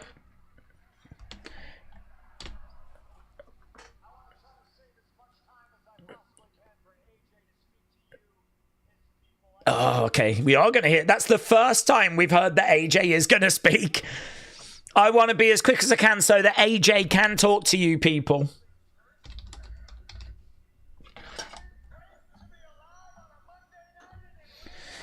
Is it great to be alive on a Monday night in Atlanta?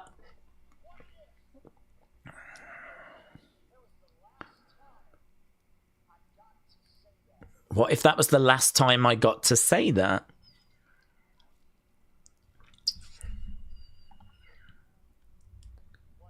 What if?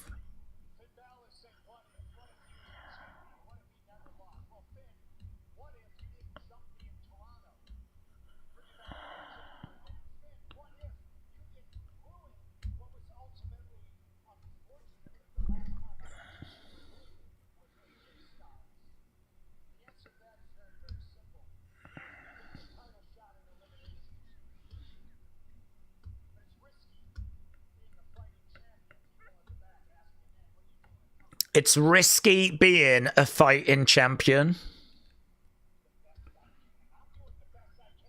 I don't like this line because the alternative is we have someone that doesn't defend for like 2 months. I feel like we're giving him praise for doing really what he should be doing.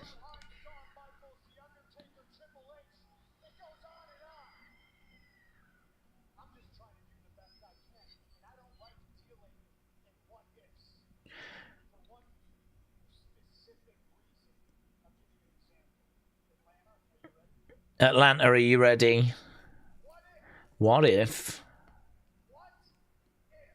What if? What if Roman was here tonight?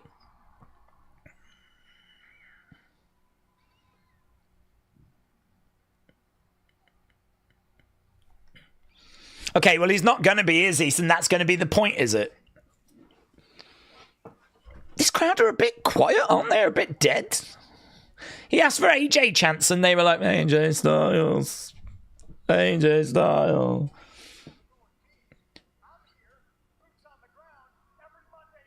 Crowd start booing when he says, well, he's not here. I do every town. I do every tour.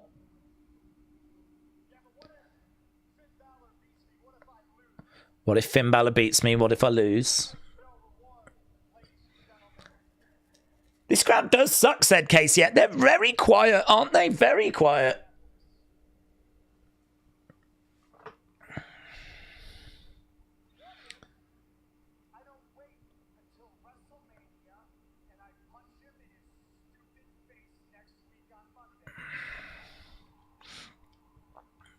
What if I don't wait for Mania and I punch him in his stupid face next week?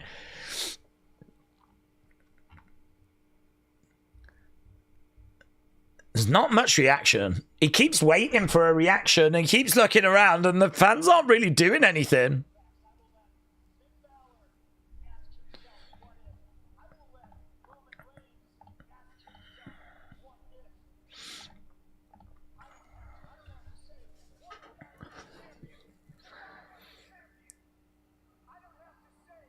I don't have to say what if.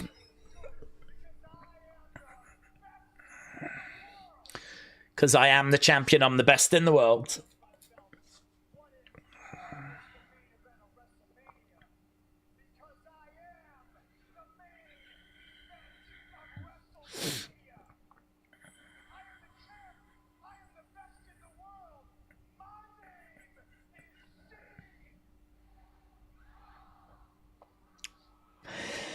Not much to that, honestly. I mean, it's fine. It's not bad. But it's just, well, you can keep saying what if, I don't have to say it. I mean, I don't really get that because we've got Finn Balor. I believe Finn Balor's there. So why didn't we have Balor come out and do a back and forth in the ring?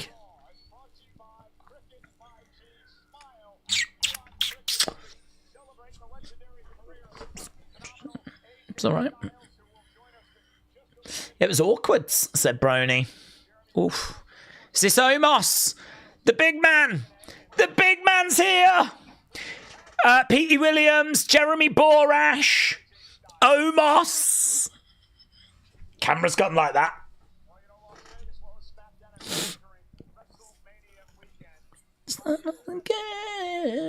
Homo sapiens rise, said Alex. Homo sapiens rise. Yes. Ellis Tubb said, I'll send this membership milestone. You got a membership milestone? You've been a member for 67 months. That is crazy, actually.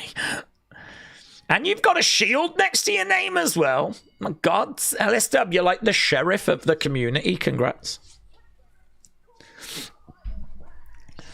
Okay, EO making her way down. TJF said it's a WrestleMania bout I showed you. Yep. One of one. It's just a little fun thing. I mean, well, I don't know. Will they sell replicas?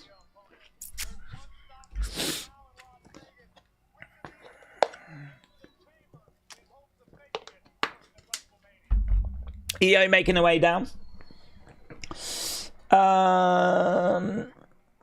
WWE is horrible at tributes.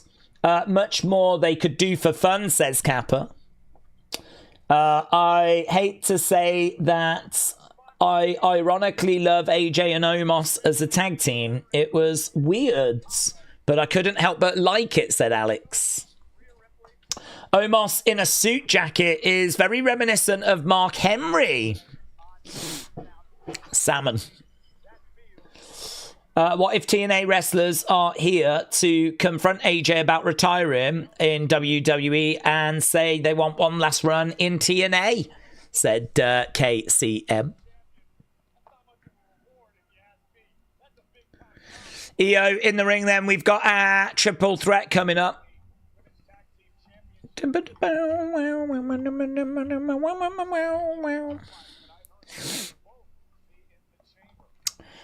I am here for Abyss, says Joe.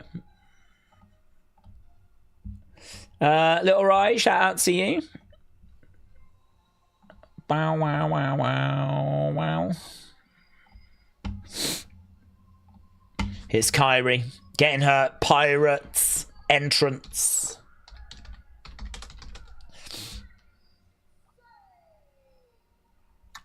Defcon said in AAA, Omos is Vikingo's bodyguard against Dominic. Defcon, thank you. Kyrie, EO, and who's the other person in this match? Raquel. Okay, Kyrie, EO, Raquel. Shiny Wizard said, I know you don't watch, but TNA was good last week. His theme would get the crowd going, says Joe. Okay, Kyrie has made her way down. I'm sure there'll be a moment where Raquel's on the outside and we just get EO and Kyrie going at it.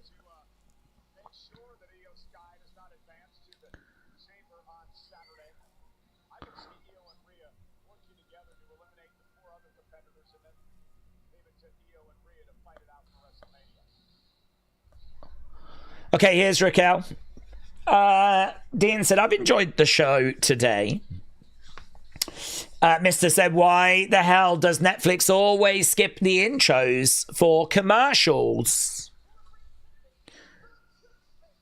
Well, it is frustrating the amount of adverts that they put in when we thought we were going to avoid adverts. Do you remember when we first went to Netflix and we thought that we weren't going to get any adverts, and that has just not been the case at all? But the truth is, I think they want to get so many in. So, you know, do you do it during matches? Do you do it during entrances? Like, you just, whenever you put them in, it's going to be disruptive, isn't it? Okay, we are back from that commercial break, and we've got, well, I mean, this is probably our main event match. And then after this, we'll have the tribute to AJ. And then we'll be done. Actually, you know, the thumbnail probably should be AJ, shouldn't it? I've made a thumbnail and I don't even know if it's what I'm going to use. Because it probably should be AJ. And if AJ something does go down in that segment, then it definitely does need to be AJ.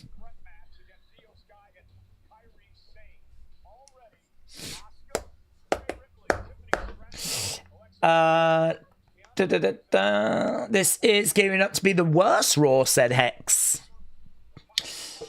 Daze, I think something bad is going to happen to AJ, said Joshua. Okay, here we go. We are underway with our main event.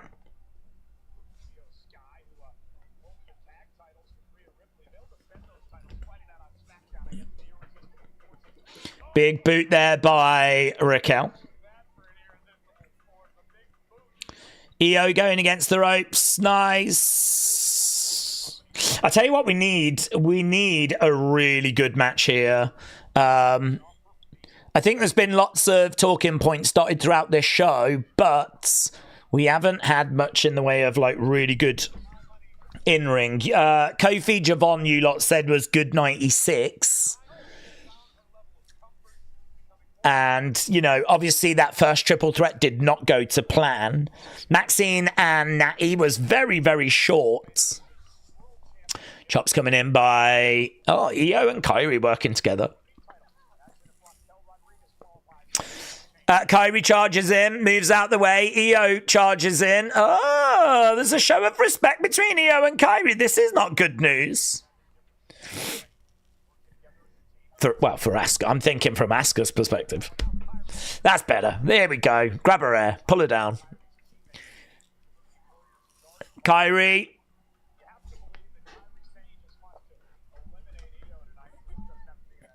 I want. She points up at that WrestleMania sign and says, I want that for you as well.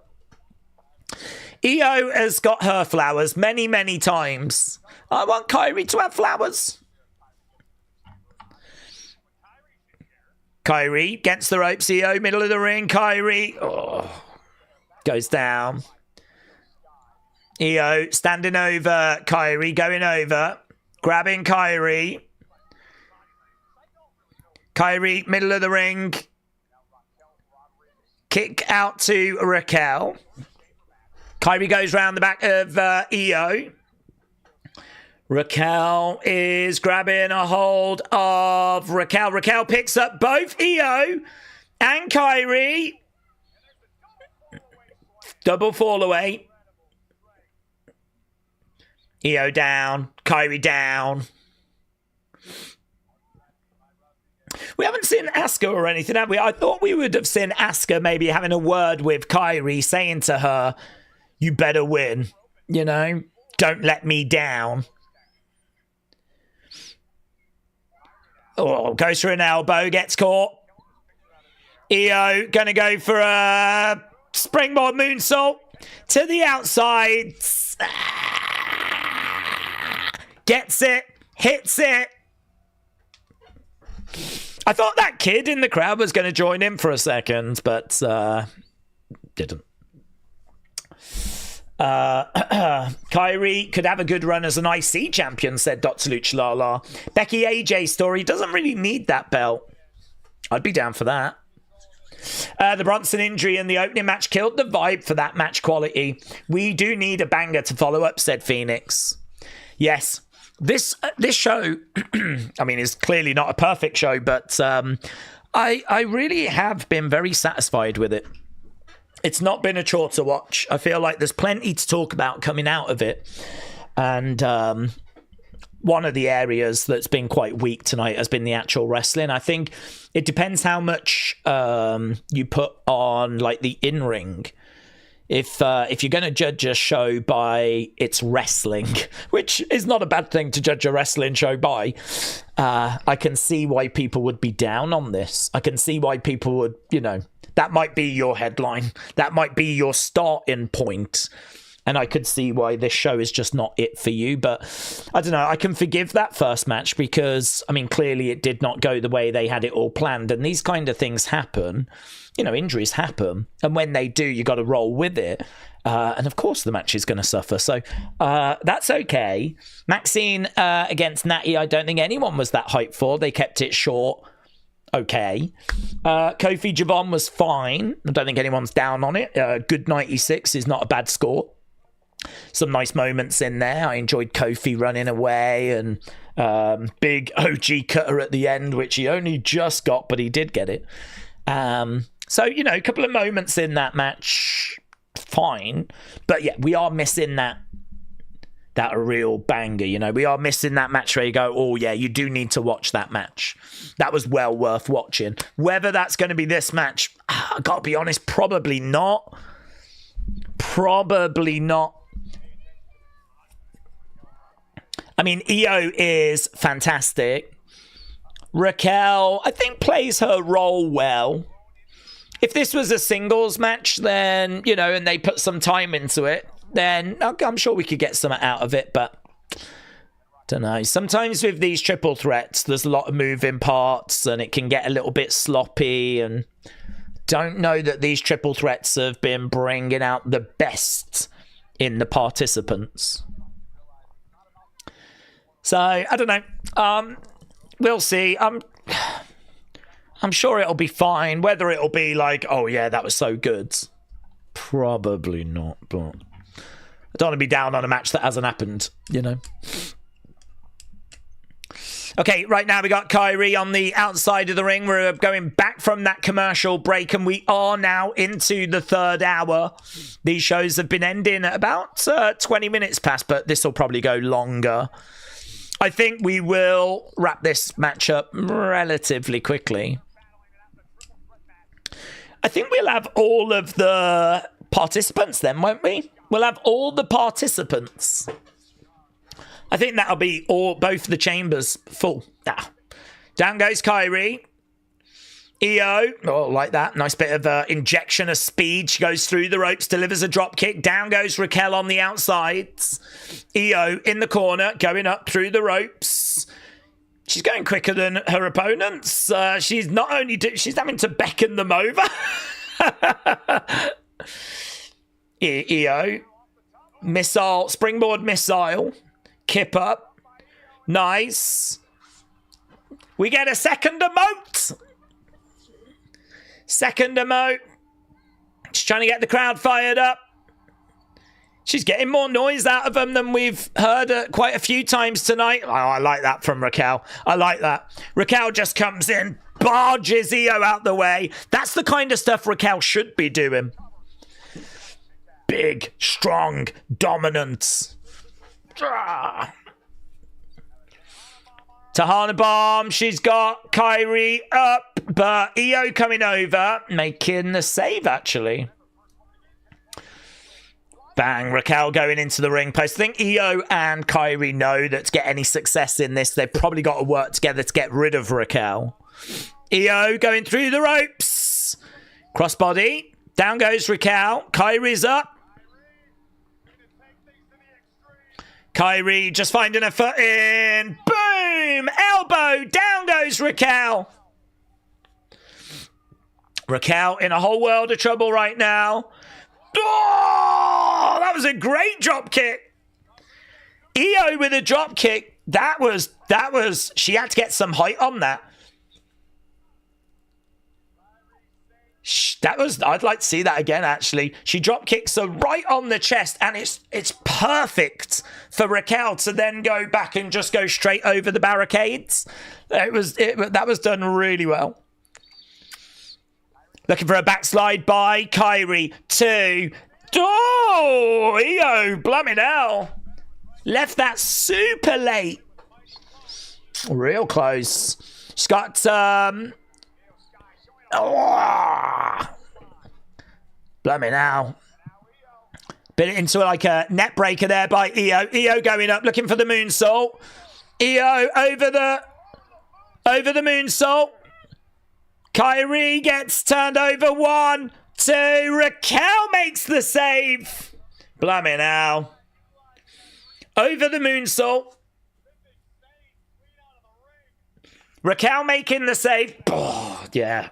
Another good move for Raquel. Boot coming in there by Io. Drop kick. Just as Raquel was coming in. Io up to the outside. Raquel charging in. Big swing. Oh, that was nice. I like how she went for that big swing and missed. But you could see how much effort she put into that. Io up top, looking for a missile, gets it. Raquel goes down. I think Raquel's done really well in this match with her moves. Her moveset's been bang on. She has played that bigger woman role really well here. Io going up. Raquel to Harnabomb. She's grabbed her. She's got her in the position, but Io holding on. Back elbow coming in there by Io. Raquel trying to grab at that leg. Raquel goes back. Io in the corner. Raquel having to do that sort of standing and waiting. Oh, that was nice. DDT. Over the moonsault. I don't know where Kyrie is, but Raquel down. This could be it for Io. Kyrie pushes her off. Kyrie's going to capitalize. Kyrie with the elbow. I thought she had got it. I thought she landed the elbow. Oh, no. Tahana Bomb. Oh, no. 1, 2. It's Raquel. Mate, I was adamant that it was going to be Io that was going to win this. I was adamant it was going to be Io. Raquel gets the victory. Oh, there was just a fleeting moment where I thought it was going to be Kyrie, and I really wanted it to be Kyrie. Io is absolutely fantastic, but she had an incredible year last year. Ah. Yeah, that elbow, it was kind of like, did it hit? Didn't it hit? Did it hit? Did it hit? Didn't hit. Raquel with the... That match was all right, man. Raquel with the Tahana Bomb. Okay, we have got, I think, one last segment to go, and that's going to be the tribute to AJ. This is where AJ's about to reveal that he's spoken to the TKO boards and he is the new head of creative. Triple H is going to come out looking all shocked. He's going to find out it's true. Triple H will start crying. All the fans will start chanting, na na na na, hey, hey, hey, goodbye. Triple H will keep crying. He'll go to the back, and then we'll get Frankie Kazarian, Abyss. Basically, all the TNA guys will get put into really big matches on the road to WrestleMania. And basically, Mania is going to be like TNA against WWE. It's going to be a big segment. That's what I'm saying. It's going to be a big segment. AJ is about to save WWE.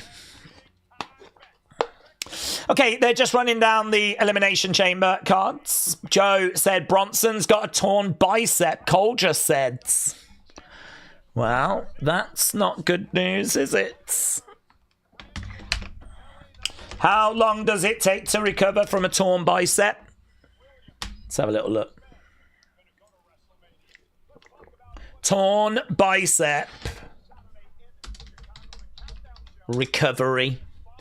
Torn bicep typically takes about 3 to 4 months. Full strength will return 4 to 6 months.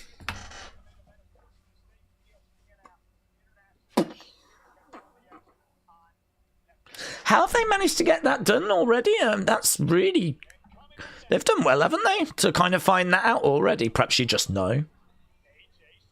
So apparently he's going to be out indefinitely, but yeah, months and months. I mean, Mania done.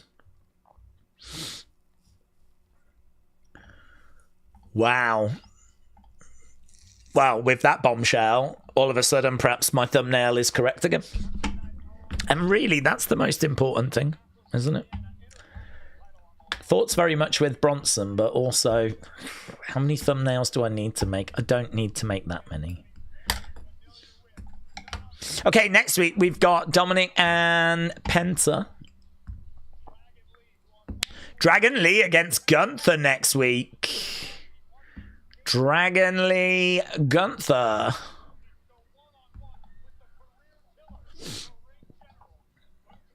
I think both of those matches are surprises, honestly. I was not expecting either of those winners today. Jade, there was always a chance. And to be honest, Raquel, there was always a chance.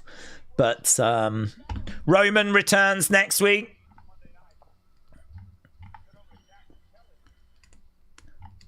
But they weren't my favourites to them. Defcon said, my son, JJ Styles, is 12. AJ has been his favourite since he was 3. He's crying, but he said they are tears of joy. Yeah, well, respect to JJ Styles. And I think there'll be a lot of emotion in the house for this final segment. I think there'll be a lot of hope as well that some swerve is going to go down, you know, but I don't know. I really don't know. We're just hearing from Jade at the moment. So, Defcon, shout out to you. Jack, shout out to you. Eddie Hall did his a few years ago when he was training for his fight against Thor, says Brandon. Can we think of a group that's been more cursed than the Vision, said Steve. They just keep dropping like dominoes. Yeah, it's bad. It's bad. Ah, we just cut off Jade. We just cut Jade off. Georgia. So she was mid-sentence and we just cut her off. Your door to more. DoorDash. Your door to more. Okay, we've got AJ video package right now.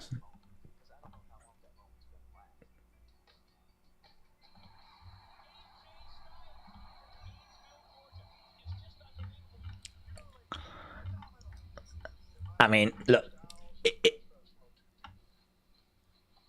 if you was going to wrap things up, or this, I mean, we've cut no corners. There is no corner that has been cut here. We've brought in, we've got Abyss, we got Kazarian, we got the Good Brothers, Petey Williams, Borash, Undertaker's there, backstage. He might make a brief appearance. I mean, he won't want the spotlight. I'd imagine if Undertaker comes out, I don't think he'd want to come out on his own and the music and all that. I think if we're going to bring out the roster and they're all going to applaud, I wouldn't be shocked to see Undertaker be one of the people out there applauding. No doubt where the spotlight is for this segment, it's on AJ Styles.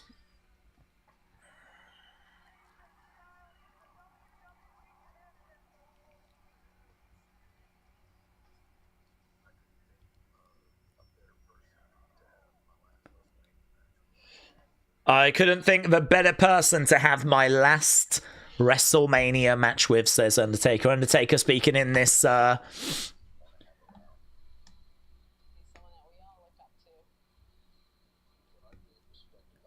video package. This is AJ's moment, and actually it's really selfish of Bronson Reed to try and steal the headlines.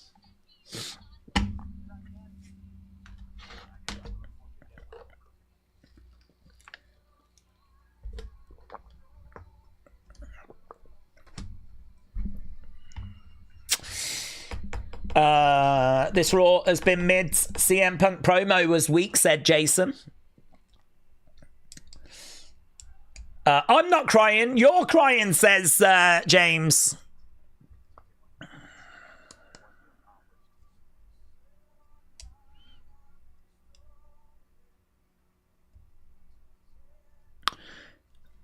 My thoughts go to a guy actually that I remember when I started on YouTube, AJ had just literally just arrived. The very first video I did was a predictions video for the 2016 Royal Rumble.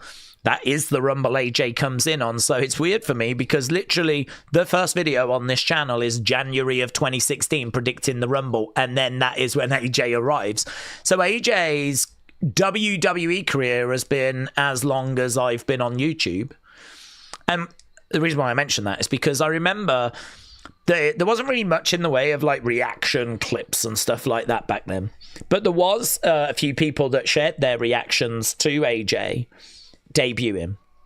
And there was one guy that they actually had on the Edge and Christian show because his reaction went viral because he was a massive AJ fan. And they actually brought him on to meet AJ on the Edge and Christian show. I wonder where he is now. I wonder what he's thinking now. 10 years ago, that was. Here's AJ coming out.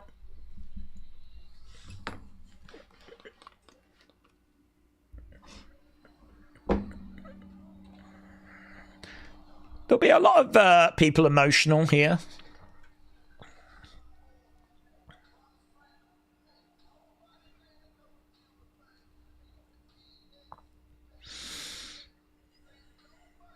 I wonder if there is just an air of doubt. Want not. Don't really want not. One of the greats of this generation without an absolute shadow of a doubt. God, that kid's been getting loads of attention tonight. I mean, I don't begrudge the kid the attention, but, you know, maybe I do. Don't know. Haven't really thought about it. AJ getting into the ring.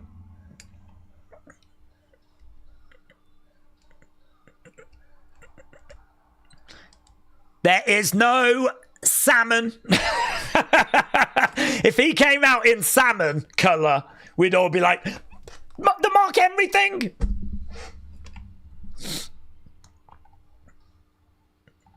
I would imagine they've said to him, look, we're looking for this to go about 10 minutes, whatever, but you do you, yeah?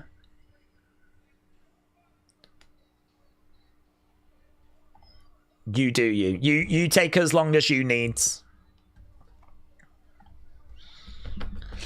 AJ has made his way out then.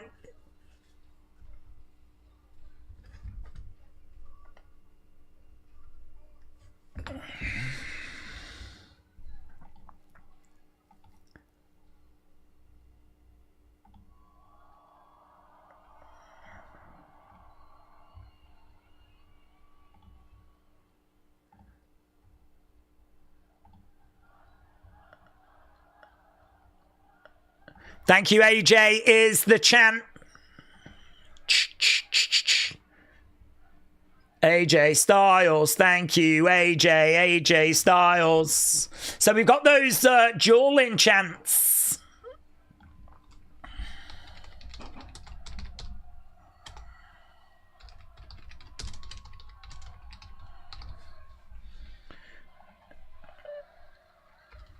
Thank you, AJ. That's good. I'm glad this crowd are making noise.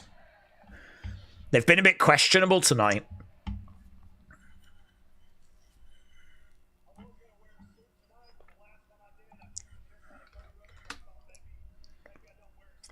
I was going to wear a suit, but the last time I did, I beat the pee out of Cody Rhodes.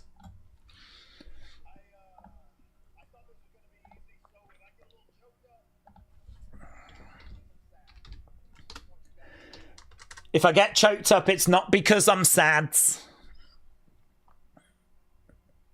It's okay to be sad. You should be sad.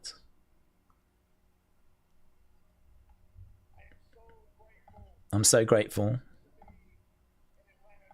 to be in Atlanta. And thankfully, it sounds like Atlanta is really thrilled to have you as well, because they've been a bit quiet tonight, AJ.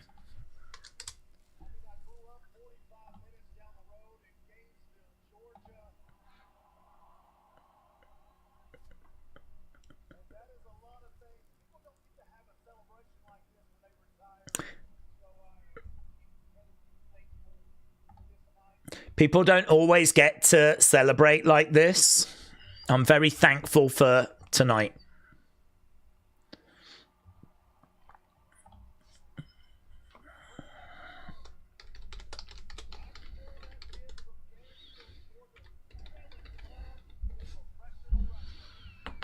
At my core, I'm still that kid that fell in love with professional wrestling.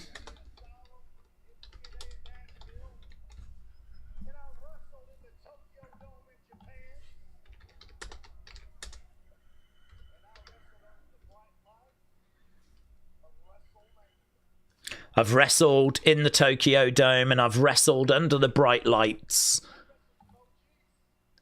of WrestleMania.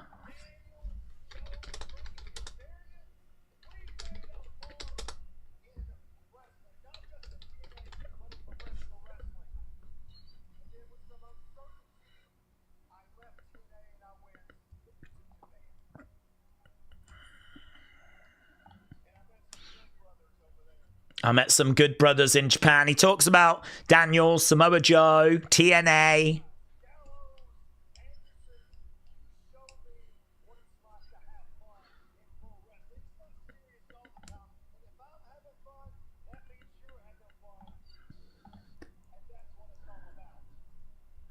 You showed me what it's like to have fun. That's what he says to the Good Brothers.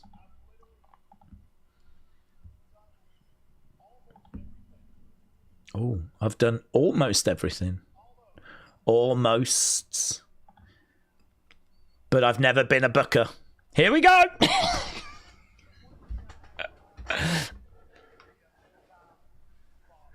Oh. The one thing I've not done is been a full-time father. Oh.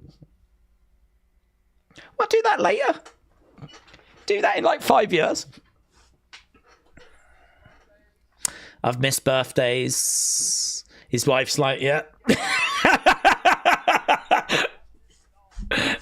AJ's like, I've missed anniversary, but his wife's like, yep, yep, preach.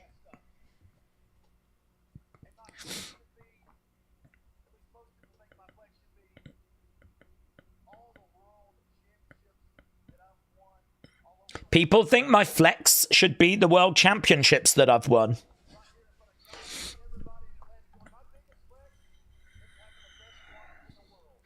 My biggest flex is having the best wife in the world. Oh. You never slowed me down. You never told me to stop.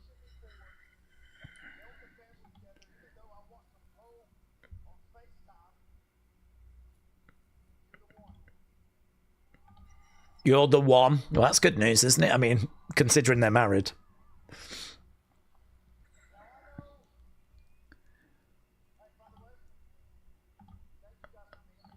Thank you for being here. He shouts all the kids out.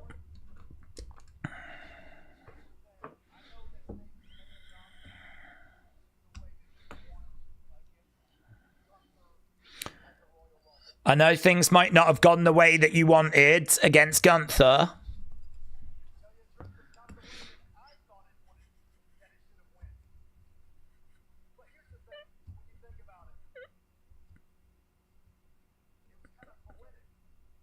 It was kind of poetic. Hear me out, please.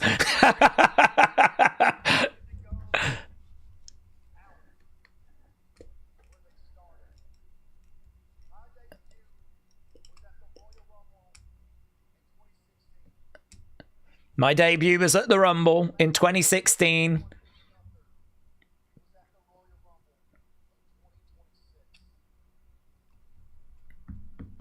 Okay. Well, he puts value in going out on the show. The crowd are like, is that good? I don't, do we applaud this? Just clap, okay.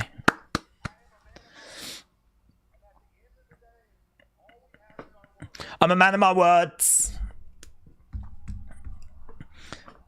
Okay, he's taking the jacket off. Take the gloves off. Leave the boots in the ring. The jacket is in the ring. It's the boots, really, but I didn't take my gloves off.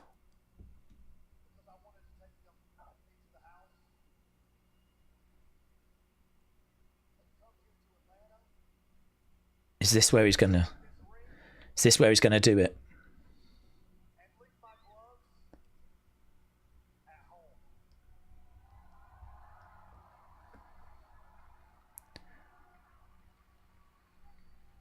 This is home. The gloves come off, and the gloves are going in the ring.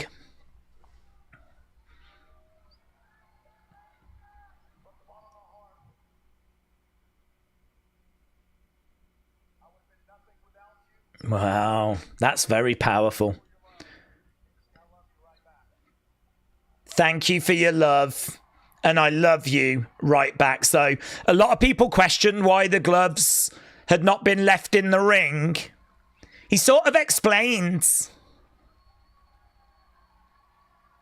on Stephanie, it's because, you know, he might want to do it again, but tonight on Raw, he does indeed leave the gloves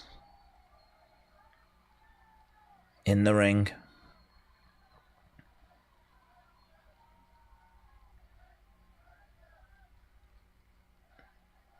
Fans are chanting, thank you, AJ. And here we go. This is what we were expecting. The superstars make their way out.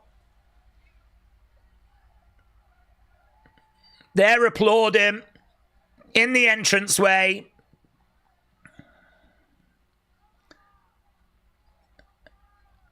And it just feels terribly sad, doesn't it?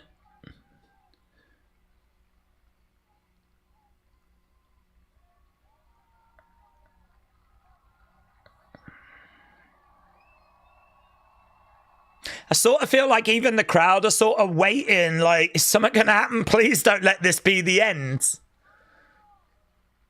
Everything's pointing towards this being the end. CM Punk puts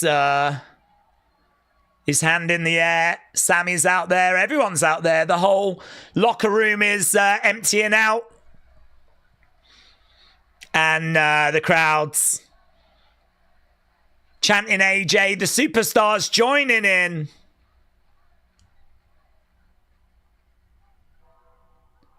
The gong sounds.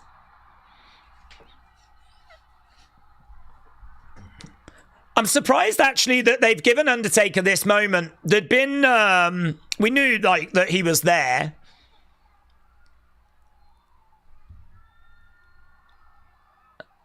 Is he gonna shake his hand in the ring?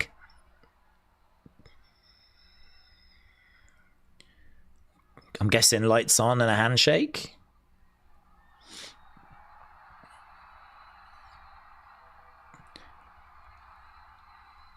American Badass.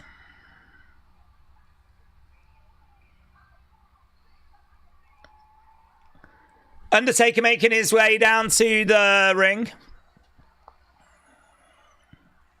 Undertaker's role in this day and age is the bringer of Hall of Fame news. Perhaps he's bringing that.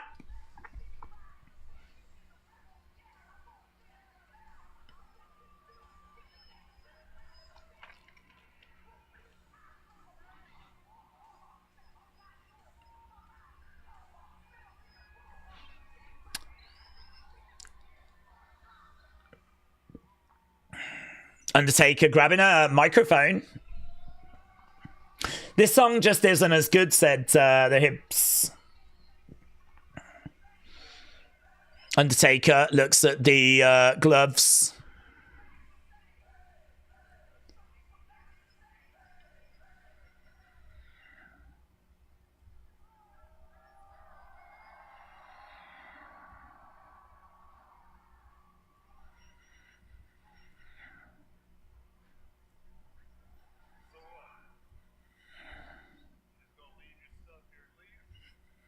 You're just going to leave your stuff here and leave?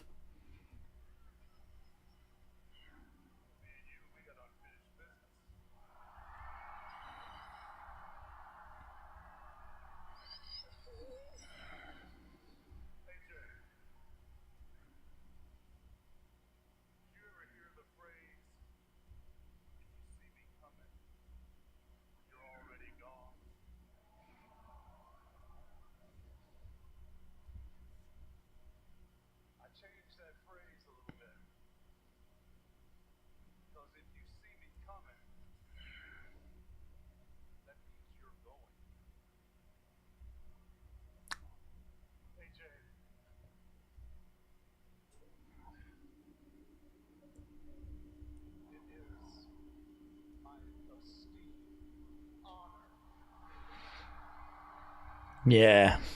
Classy. Classy. You are the newest inductee into the WWE Hall of Fame.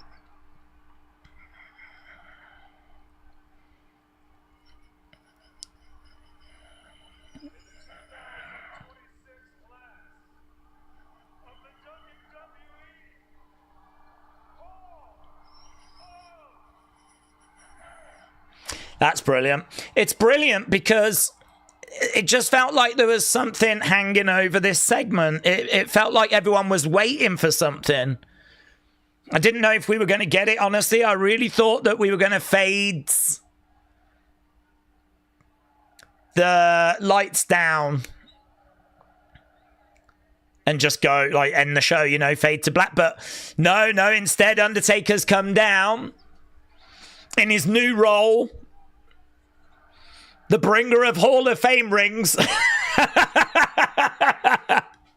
And yeah, this is what this segment needed. The family get in there. They all embrace AJ. And brilliant.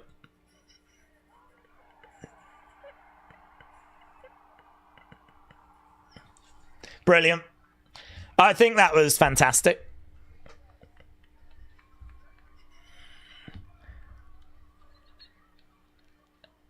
And that's kind of the energy, the vibe. I mean, look at the smile on his face. Yeah, fantastic. Absolutely fantastic. Love it. That was wonderful, said let him in. The Javatar said, I've been watching since 85 and that was epic. Wrestle said, that was cool. Yeah, I think everyone's going to be so full of praise for that. Brilliant. The way they did that, brilliant. And, you know, I don't think he knew. I think that they probably said to him, wrap up, we'll do, you know, we'll get the superstars out and we'll end the show with, like, everyone applauding. But it was just weird. There was this kind of air that was hanging over the show. There was just this weird vibe that was hanging over the show. Like, everyone was waiting to sort of see if there was a swerve or a twist or, you know, a lot of people can't accept, understandably so. I'm not saying they're wrong, but we're really struggling to understand and accept that this was it and that it was over. And I think him leaving the clubs was a big moment. I think they said to him, we'll bring the roster out, we'll applaud, we'll fade from there, and, you know. And it just seemed to be taking a little while, didn't it, for them to kind of do that. And there was just this air of what's going to happen. Then Undertaker, obviously, coming out, making his way down. I honestly thought he was just going to come out with the rest of them, but obviously it makes a lot more sense now that we know that it is a Hall of Fame induction. I mean, blimey, now, if you see The Undertaker come in, this is his new role. If you see The Undertaker come in and you're anywhere near that kind of Hall of Fame worthy level, there's maybe a good chance it's your time. He used to bring death. He used to take souls. Now he brings, like, Hall of Fame rings and smiles. It's been quite the character arc, let me tell you. It's been quite the journey. Who's going to induct AJ? Well, I think there's a lot of deserving people, isn't there? A lot of deserving people. I suppose really whoever... I mean, I'm guessing it's his choice. WWE will want it to be someone the fans will be aware of. AJ, being a man of his word, leaving his gloves in the ring, and then being announced for the Hall of Fame is going to take a lot of WC members trashing their basements. I don't know. I don't know. There was some out there that was obviously hoping this was going to be a ruse. I thought that was done so well. Brilliant. Taker is the new hoster. This is your life. WWE, this is your life. Yeah. Robbie said, I think it might be Kazarian or Abyss or a Bullet Club member. Well, honestly, I don't know what this is going to have done for people's scores for this show. Kappa said, great song, great clips. I'm crying. Thank you, AJ, says Kappa. Travis said, well deserved for AJ. Absolutely. I think it's got to be the Good Brothers, says Mayor Pete. That would make sense. That would make sense. Kurt Angle would be perfect, said Tony. Hall of Fame is stacked. AJ and Stephanie going in this year.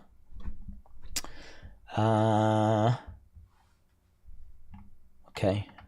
Right, we're going to wrap things up there. We got the breakdown to do. Actually, that's meant to be starting in a second. So, yeah, we got the breakdown to do. Big ending to the show, of course. But, yeah, appreciate everyone that joined us tonight. I hope you enjoyed the show. I'm going to do the breakdown. I feel like there's going to be loads to talk about. I'll get the request for people's opinions. Feedback request. What did you think about... Raw? If you go over to my X account, you'll be able to leave your comment there. We'll do the breakdown and then we will do the opinions video. So awesome. Thanks for joining us. Really do appreciate it. We are back tomorrow for NXT and we're back on Friday, of course, as well for SmackDown. Most importantly, though, we're back this weekend for Elimination Chamber. So awesome. Brilliant. Thanks for joining and I'll see you next time.